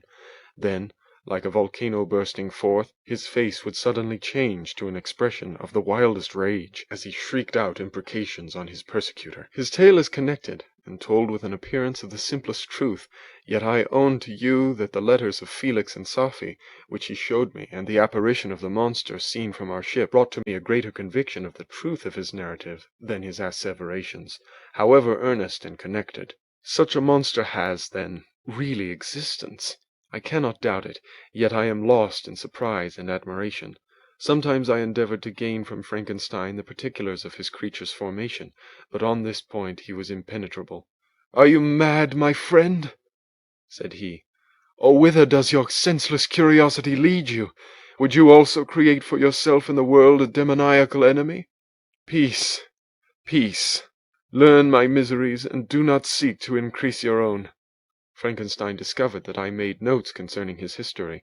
He asked to see them, and then himself corrected and augmented them in many places, but principally in giving the life and spirit to the conversations he held with his enemy. "Since you have preserved my narration," said he, "I would not that a mutilated one should go down to posterity. Thus has a week passed away, while I have listened to the strangest tale that ever imagination formed. My thoughts and every feeling of my soul have been drunk up by the interest for my guest which this tale and his own elevated and gentle manners have created. I wish to soothe him, yet can I counsel one so infinitely miserable, so destitute of every hope of consolation, to live? Oh no! The only joy that he can now know will be when he composes his shattered spirit to peace and death. Yet he enjoys one comfort, the offspring of solitude and delirium. He believes that when in dreams he holds converse with his friends, and derives from that communion consolation for his miseries or excitements to his vengeance, that they are not the creations of his fancy, but the beings themselves who visit him from the regions of a remote world. This faith gives a solemnity to his reveries that render them to me almost as imposing and interesting as truth. Our conversations are not always confined to his own history and misfortunes. On every point of general literature he displays unbounded knowledge and a quick and piercing apprehension. His eloquence is forcible and touching, nor can I hear him when he relates a pathetic incident or endeavors to move the passions of pity or love without tears. What a glorious creature must he have been in the days of his prosperity, when he is thus noble and godlike in ruin! He seems to feel his own worth and the greatness of his fall. "When younger," said he, "I believed myself destined for some great enterprise. My feelings are profound, but I possessed a coolness of judgment that fitted me for illustrious achievements. This sentiment of the worth of my nature supported me when others would have been oppressed, for I deemed it criminal to throw away in useless grief those talents that might be useful to my fellow creatures. When I reflected on the work I had completed, no less a one than the creation of a sensitive and rational animal, I could not rank myself with the herd of common projectors. But this thought, which supported me in the commencement of my career, now serves only to plunge me lower in the dust. All my speculations and hopes are as nothing, and like the archangel who aspired to omnipotence, I am chained in an eternal hell. My imagination was vivid, yet my powers of analysis and application were intense. By the union of these qualities, I conceived the idea and executed the creation of a man. Even now I cannot recollect without passion my reveries while the work was incomplete. I trod heaven in my thoughts, now exulting in my powers, now burning with the idea of their effects. From my infancy I was imbued with high hopes and a lofty ambition, but how am I sunk!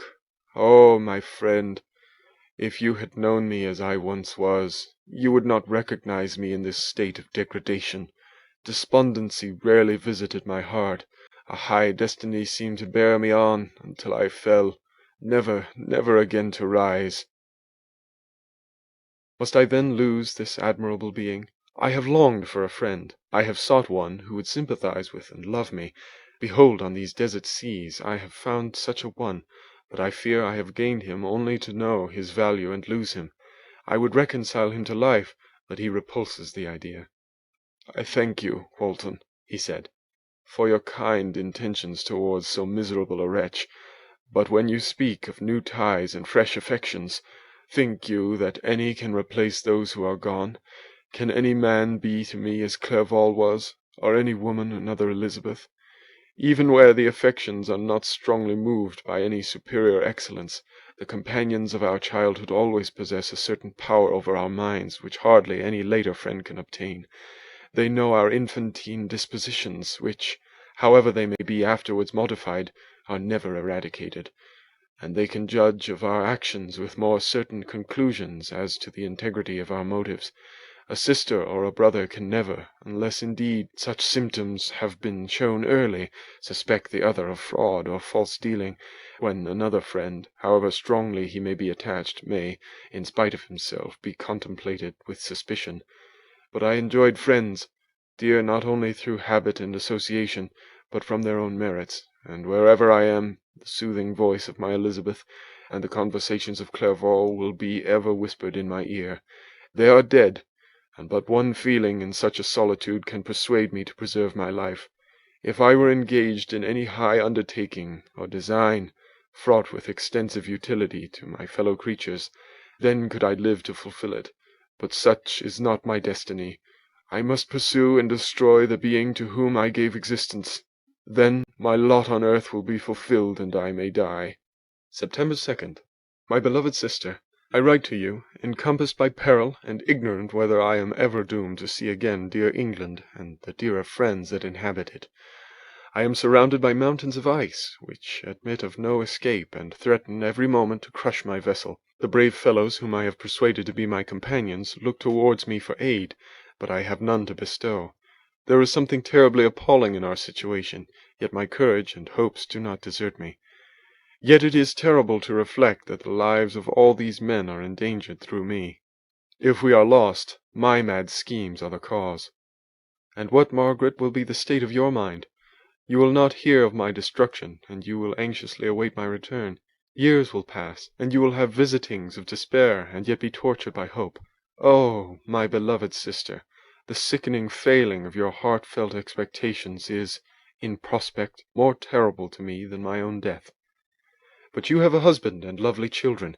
You may be happy. Heaven bless you, and make you so. My unfortunate guest regards me with the tenderest compassion. He endeavours to fill me with hope, and talks as if life were a possession which he valued. He reminds me how often the same accidents have happened to other navigators who have attempted this sea, and in spite of myself, he fills me with cheerful auguries. Even the sailors feel the power of his eloquence when he speaks. They no longer despair. He rouses their energies, and while they hear his voice, they believe these vast mountains of ice are molehills which will vanish before the resolutions of man. These feelings are transitory. Each day of expectation delayed fills them with fear, and I almost dread a mutiny caused by this despair. September 5th. A scene has just passed of such uncommon interest that although it is highly probable that these papers may never reach you, yet I cannot forbear recording it. We are still surrounded by mountains of ice, still in imminent danger of being crushed in their conflict.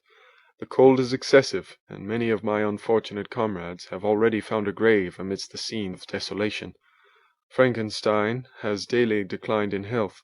A feverish fire still glimmers in his eyes, but he is exhausted, and when suddenly roused to any exertion, he speedily sinks again into apparent lifelessness. I mentioned in my last letter the fears I entertained of a mutiny this morning, as I sat watching the wan countenance of my friend, his eyes half closed and his limbs hanging listlessly. I was roused by half a dozen of the sailors, who, demanding admission into the cabin, they entered, and their leader addressed me. He told me that he and his companions had been chosen by the other sailors to come in deputation to me, and to make me a requisition which, in justice, I could not refuse. We were immured in ice, and should probably never escape, but they feared that, if, as was possible, the ice should dissipate and a free passage be opened, I should be rash enough to continue my voyage and lead them into fresh dangers. After they might happily have surmounted this, they insisted therefore that I should engage with a solemn promise, that if the vessel should be freed, I would instantly direct my course southwards. This speech troubled me. I had not despaired, nor had I yet conceived the idea of returning if set free. Yet, could I in justice, or even in possibility, refuse this demand? I hesitated before I answered, when Frankenstein, who had at first been silent, and indeed appeared hardly to have force enough to attend, now roused himself, his eyes sparkled, and his cheeks flushed with momentary vigor. Turning towards the men, he said, "What do you mean? What do you demand of your captain? Are you, then, so easily turned from your design? Did you not call this a glorious expedition? And wherefore was it glorious? Not because the way was smooth and placid as a southern sea, but because it was full of dangers and terror, because at every new incident your fortitude was to be called forth, and your courage exhibited, because danger and death surrounded it, and these you were to brave and overcome. For this was it a glorious, for this was it an honorable undertaking. You were hereafter to be hailed as the benefactors of your species, your names adored as belonging to brave men who encountered death for honor and the benefit of mankind. And now, behold, with the first imagination of danger, or if you will, the first mighty and terrific trial of your courage, you shrink away, and are content to be handed down as men who had not strength enough to endure cold and peril. And so, poor souls, they were chilly, and returned to their warm firesides. Why, that requires not this preparation. Ye need not have come thus far, and dragged your captain to the shame of a defeat merely to prove yourselves cowards. Oh, be men, or be more than men. Be steady to your purposes, and firm as a rock. This ice is not made of such stuff as your hearts may be. It is mutable, and cannot withstand you if you say that it shall not. Do not return to your families with the stigma of disgrace marked on your brows. Return as heroes who have fought and conquered, and who know not what it is to turn their backs on the foe." He spoke this with a voice so modulated to the different feelings expressed in his speech, with an eye so full of lofty design and heroism, that can you wonder that these men were moved? They looked at one another, and were unable to reply. I spoke. I told them to retire, and consider of what had been said, that I would not lead them farther north if they strenuously desired the contrary, but that I hoped that with reflection their courage would return. They retired, and I turned towards my friend, but he was sunk in languor and almost deprived of life.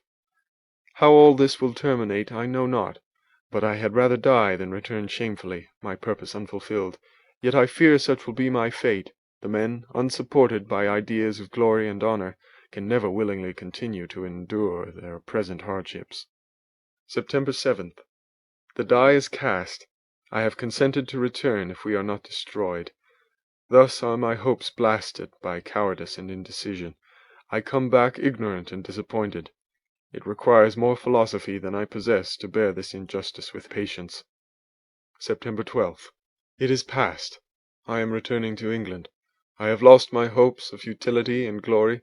I have lost my friend, but I will endeavor to detail these bitter circumstances to you, my dear sister, and while I am wafted towards England and towards you, I will not despond.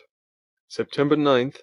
The ice began to move, and roarings like thunder were heard at a distance as the island split and cracked in every direction. We were in the most imminent peril, but as we could only remain passive, my chief attention was occupied by my unfortunate guest, whose illness increased in such a degree that he was entirely confined to his bed. The ice cracked behind us and was driven with force towards the north. A breeze sprang from the west, and on the 11th the passage towards the south became perfectly free. When the sailors saw this, and that their return to their native country was apparently assured, a shout of tumultuous joy broke with them, loud and long continued. Frankenstein, who was dozing, awoke, and asked the cause of the tumult. "They shout," I said, "because they will soon return to England." "Do you, then, really return?" "Alas, yes. I cannot withstand their demands. I cannot lead them unwillingly to danger, and I must return." "Do so, if you will, but I will not. You may give up your purpose, but mine is assigned to me by heaven, and I dare not. I am weak, but surely the spirits who assist my vengeance will endow me with sufficient strength." Saying this, he endeavored to spring from the bed, but the exertion was too great for him, and he fell back and fainted. It was long before he was restored, and I often thought that life was entirely extinct, At length he opened his eyes and breathed with difficulty, and was unable to speak. The surgeon gave him a composing draught, and ordered us to leave him undisturbed. In the meantime he told me that my friend had certainly not many hours to live. His sentence was pronounced, and I could only grieve and be patient. I sat by his bed, watching him.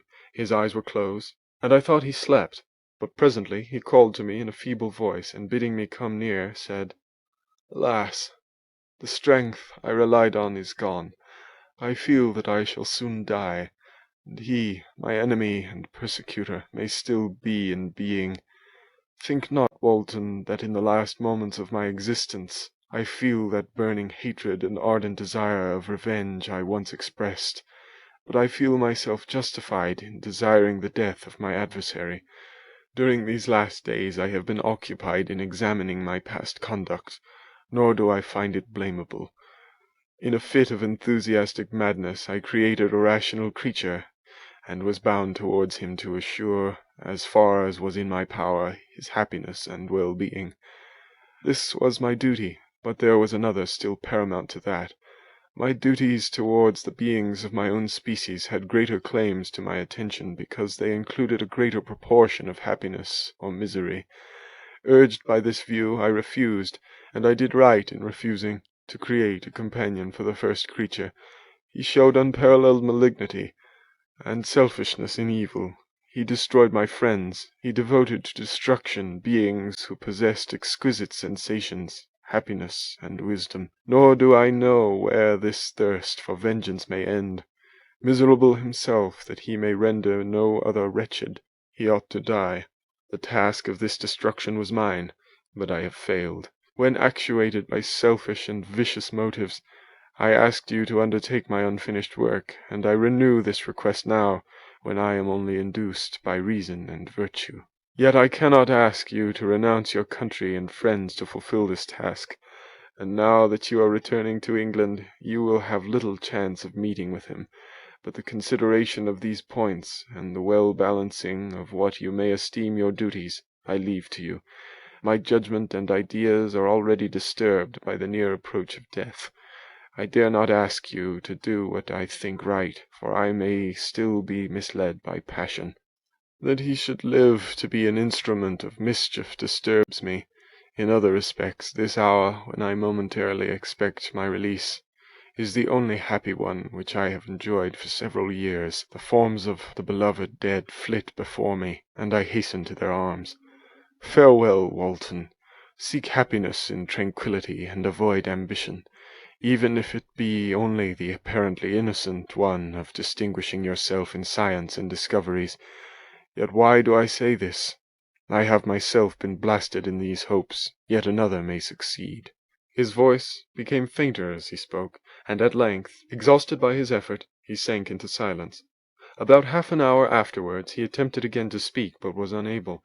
He pressed my hand feebly, and his eyes closed forever, while the irradiation of a gentle smile passed away from his lips. "Margaret, what comment can I make on the untimely extinction of this glorious spirit? What can I say that will enable you to understand the depth of my sorrow? All that I should express would be inadequate and feeble. My tears flow, my mind is overshadowed by a cloud of disappointment, but I journey towards England, and I may there find consolation. I am interrupted. What do these sounds portend? It is midnight, the breeze flows fairly, and the watch on deck scarcely stir. Again there is a sound as of a human voice, but hoarser. It comes from the cabin, where the remains of Frankenstein still lie. I must arise and examine. Good night, my sister. Great God! What a scene has just taken place! I am yet dizzy with the remembrance of it. I hardly know whether I shall have the power to detail it. Yet the tale which I have recorded would be incomplete without this final and wonderful catastrophe. I entered the cabin where lay the remains of my ill-fated and admirable friend. Over him hung a form which I cannot find words to describe, gigantic in stature, yet uncouth and distorted in its proportions. As he hung over the coffin, his face was concealed by long locks of ragged hair, but one vast hand was extended, in colour and apparent texture like that of a mummy. When he heard the sound of my approach, he ceased to utter exclamations of grief and horror, and sprung towards the window. Never did I behold a vision so horrible as his face, of such loathsome yet appalling hideousness. I shut my eyes involuntarily, and endeavored to recollect what were my duties with regard to this destroyer. I called on him to stay. He paused, looking on me with wonder, and again turning towards the lifeless form of his creator. He seemed to forget my presence, and every feature and gesture seemed instigated by the wildest rage of some uncontrollable passion. "That is also my victim," he exclaimed. "In his murder my crimes are consummated. The miserable series of my being is wound to its close. O Frankenstein, generous and self-devoted being, what does it avail that I now ask thee to pardon me? I who irretrievably destroyed thee by destroying all thou lovedst. Alas, he is cold, he cannot answer me." His voice seemed suffocated, and my first impulses, which had suggested to me the duty of obeying the dying request of my friend in destroying his enemy, were now suspended by a mixture of curiosity and compassion. I approached this tremendous being. I dared not again raise my eyes to his face. There was something so scaring and unearthly in his ugliness. I attempted to speak, but the words died away on my lips. The monster continued to utter wild and incoherent self-reproaches. At length I gathered resolution to address him in a pause of the tempest of his passion. "Your repentance," I said, "is now superfluous. If you had listened to the voice of conscience, and heeded the strings of remorse, before you had urged your diabolical vengeance to this extremity, Frankenstein would have yet lived." "And do you dream?" said the demon. "Do you think that I was then dead to agony and remorse? He continued, pointing to the corpse, he suffered not in the consummation of the deed. Oh, not the 10,000th portion of the anguish that was mine during the lingering detail of its execution. A frightful selfishness hurried me on while my heart was poisoned with remorse. Think you that the groans of Clerval were music to my ears? My heart was fashioned to be susceptible of love and sympathy, and when wrenched by misery to vice and hatred, it did not endure the violence of the change without torture such as you cannot even imagine. After the murder of Clerval, I returned to Switzerland, heartbroken and overcome. I pitied Frankenstein. My pity amounted to horror.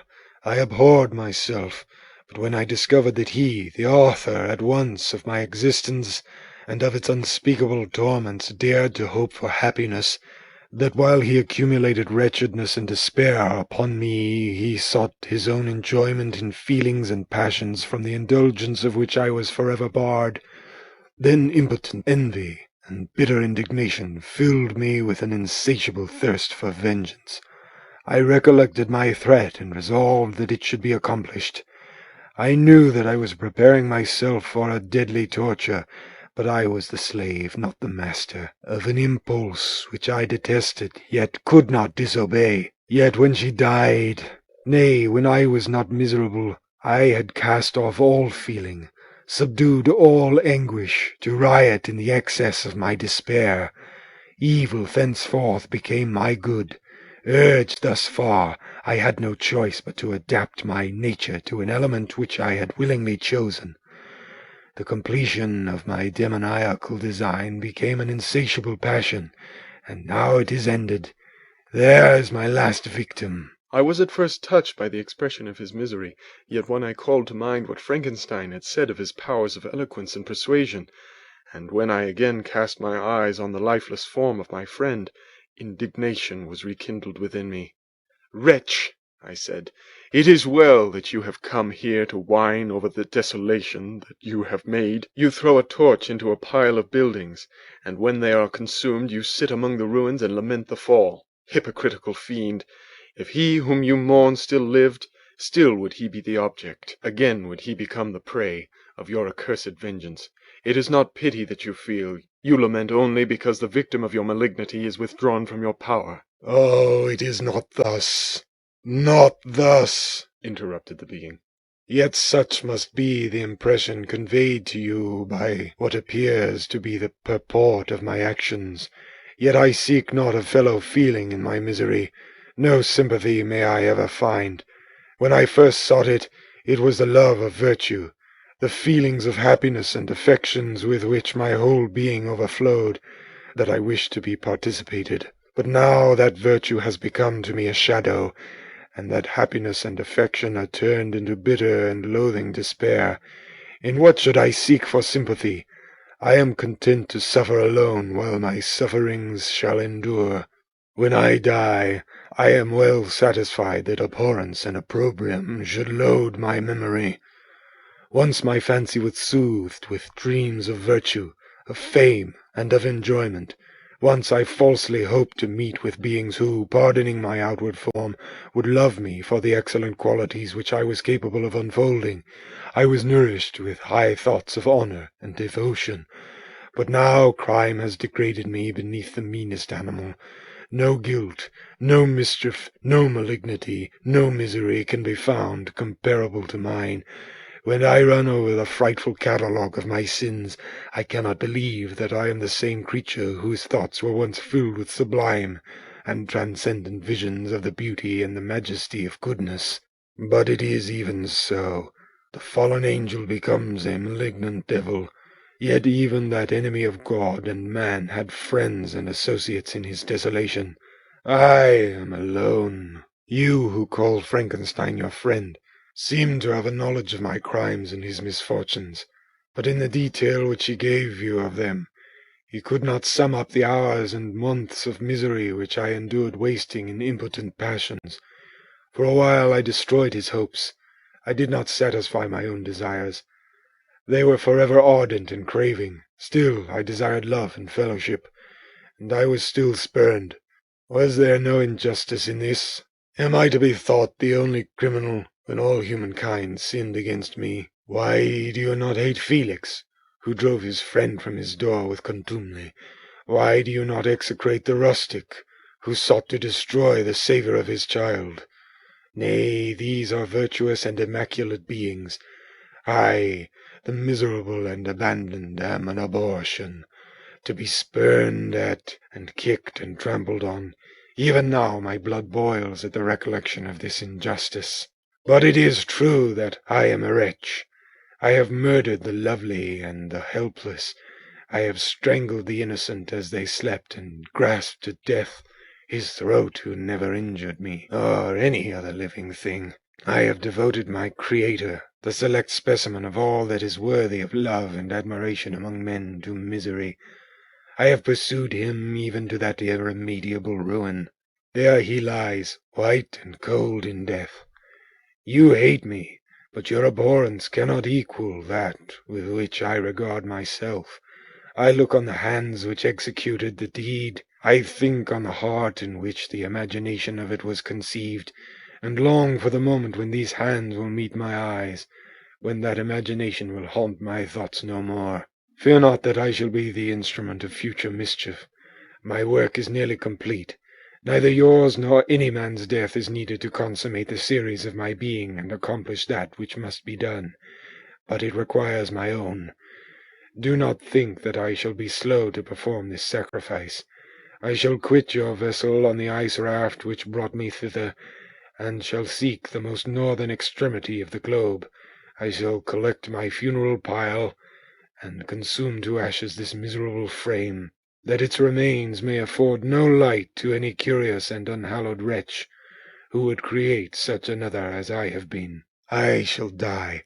I shall no longer feel the agonies which now consume me, or be the prey of feelings unsatisfied, yet unquenched. He is dead who called me into being, and when I shall be no more, the very remembrance of us both will speedily vanish. I shall no longer see the sun or stars, or feel the winds play on my cheeks. Light, feeling, and sense will pass away, and in this condition must I find my happiness. Some years ago, when the images which this world affords first opened upon me, when I felt the cheering warmth of summer, and heard the rustling of the leaves and the warbling of the birds, and these were all to me, I should have wept to die. Now it is my only consolation. Polluted by crimes and torn by the bitterest remorse, where can I find rest but in death? Farewell, I leave you. and in you the last of humankind whom these eyes will ever behold. Farewell, Frankenstein. If thou wert yet alive, and yet cherished a desire of revenge against me, it would be better satiated in my life than in my destruction. But it was not so. Thou didst seek my extinction, that I might not cause greater wretchedness. And if yet, in some mode unknown to me, thou hadst not ceased to think and feel, thou wouldst not desire against me a vengeance greater than that which I feel. Blasted as thou wert, my agony was still superior to thine, for the bitter sting of remorse will not cease to rankle in my wounds until death shall close them forever. But soon, he cried with sad and solemn enthusiasm, I shall die, and what I now feel be no longer felt. Soon these burning miseries will be extinct. I shall ascend my funeral pile triumphantly, and exult in the agony of the torturing flames. The light of that conflagration will fade away. My ashes will be swept into the sea by the winds. My spirit will sleep in peace.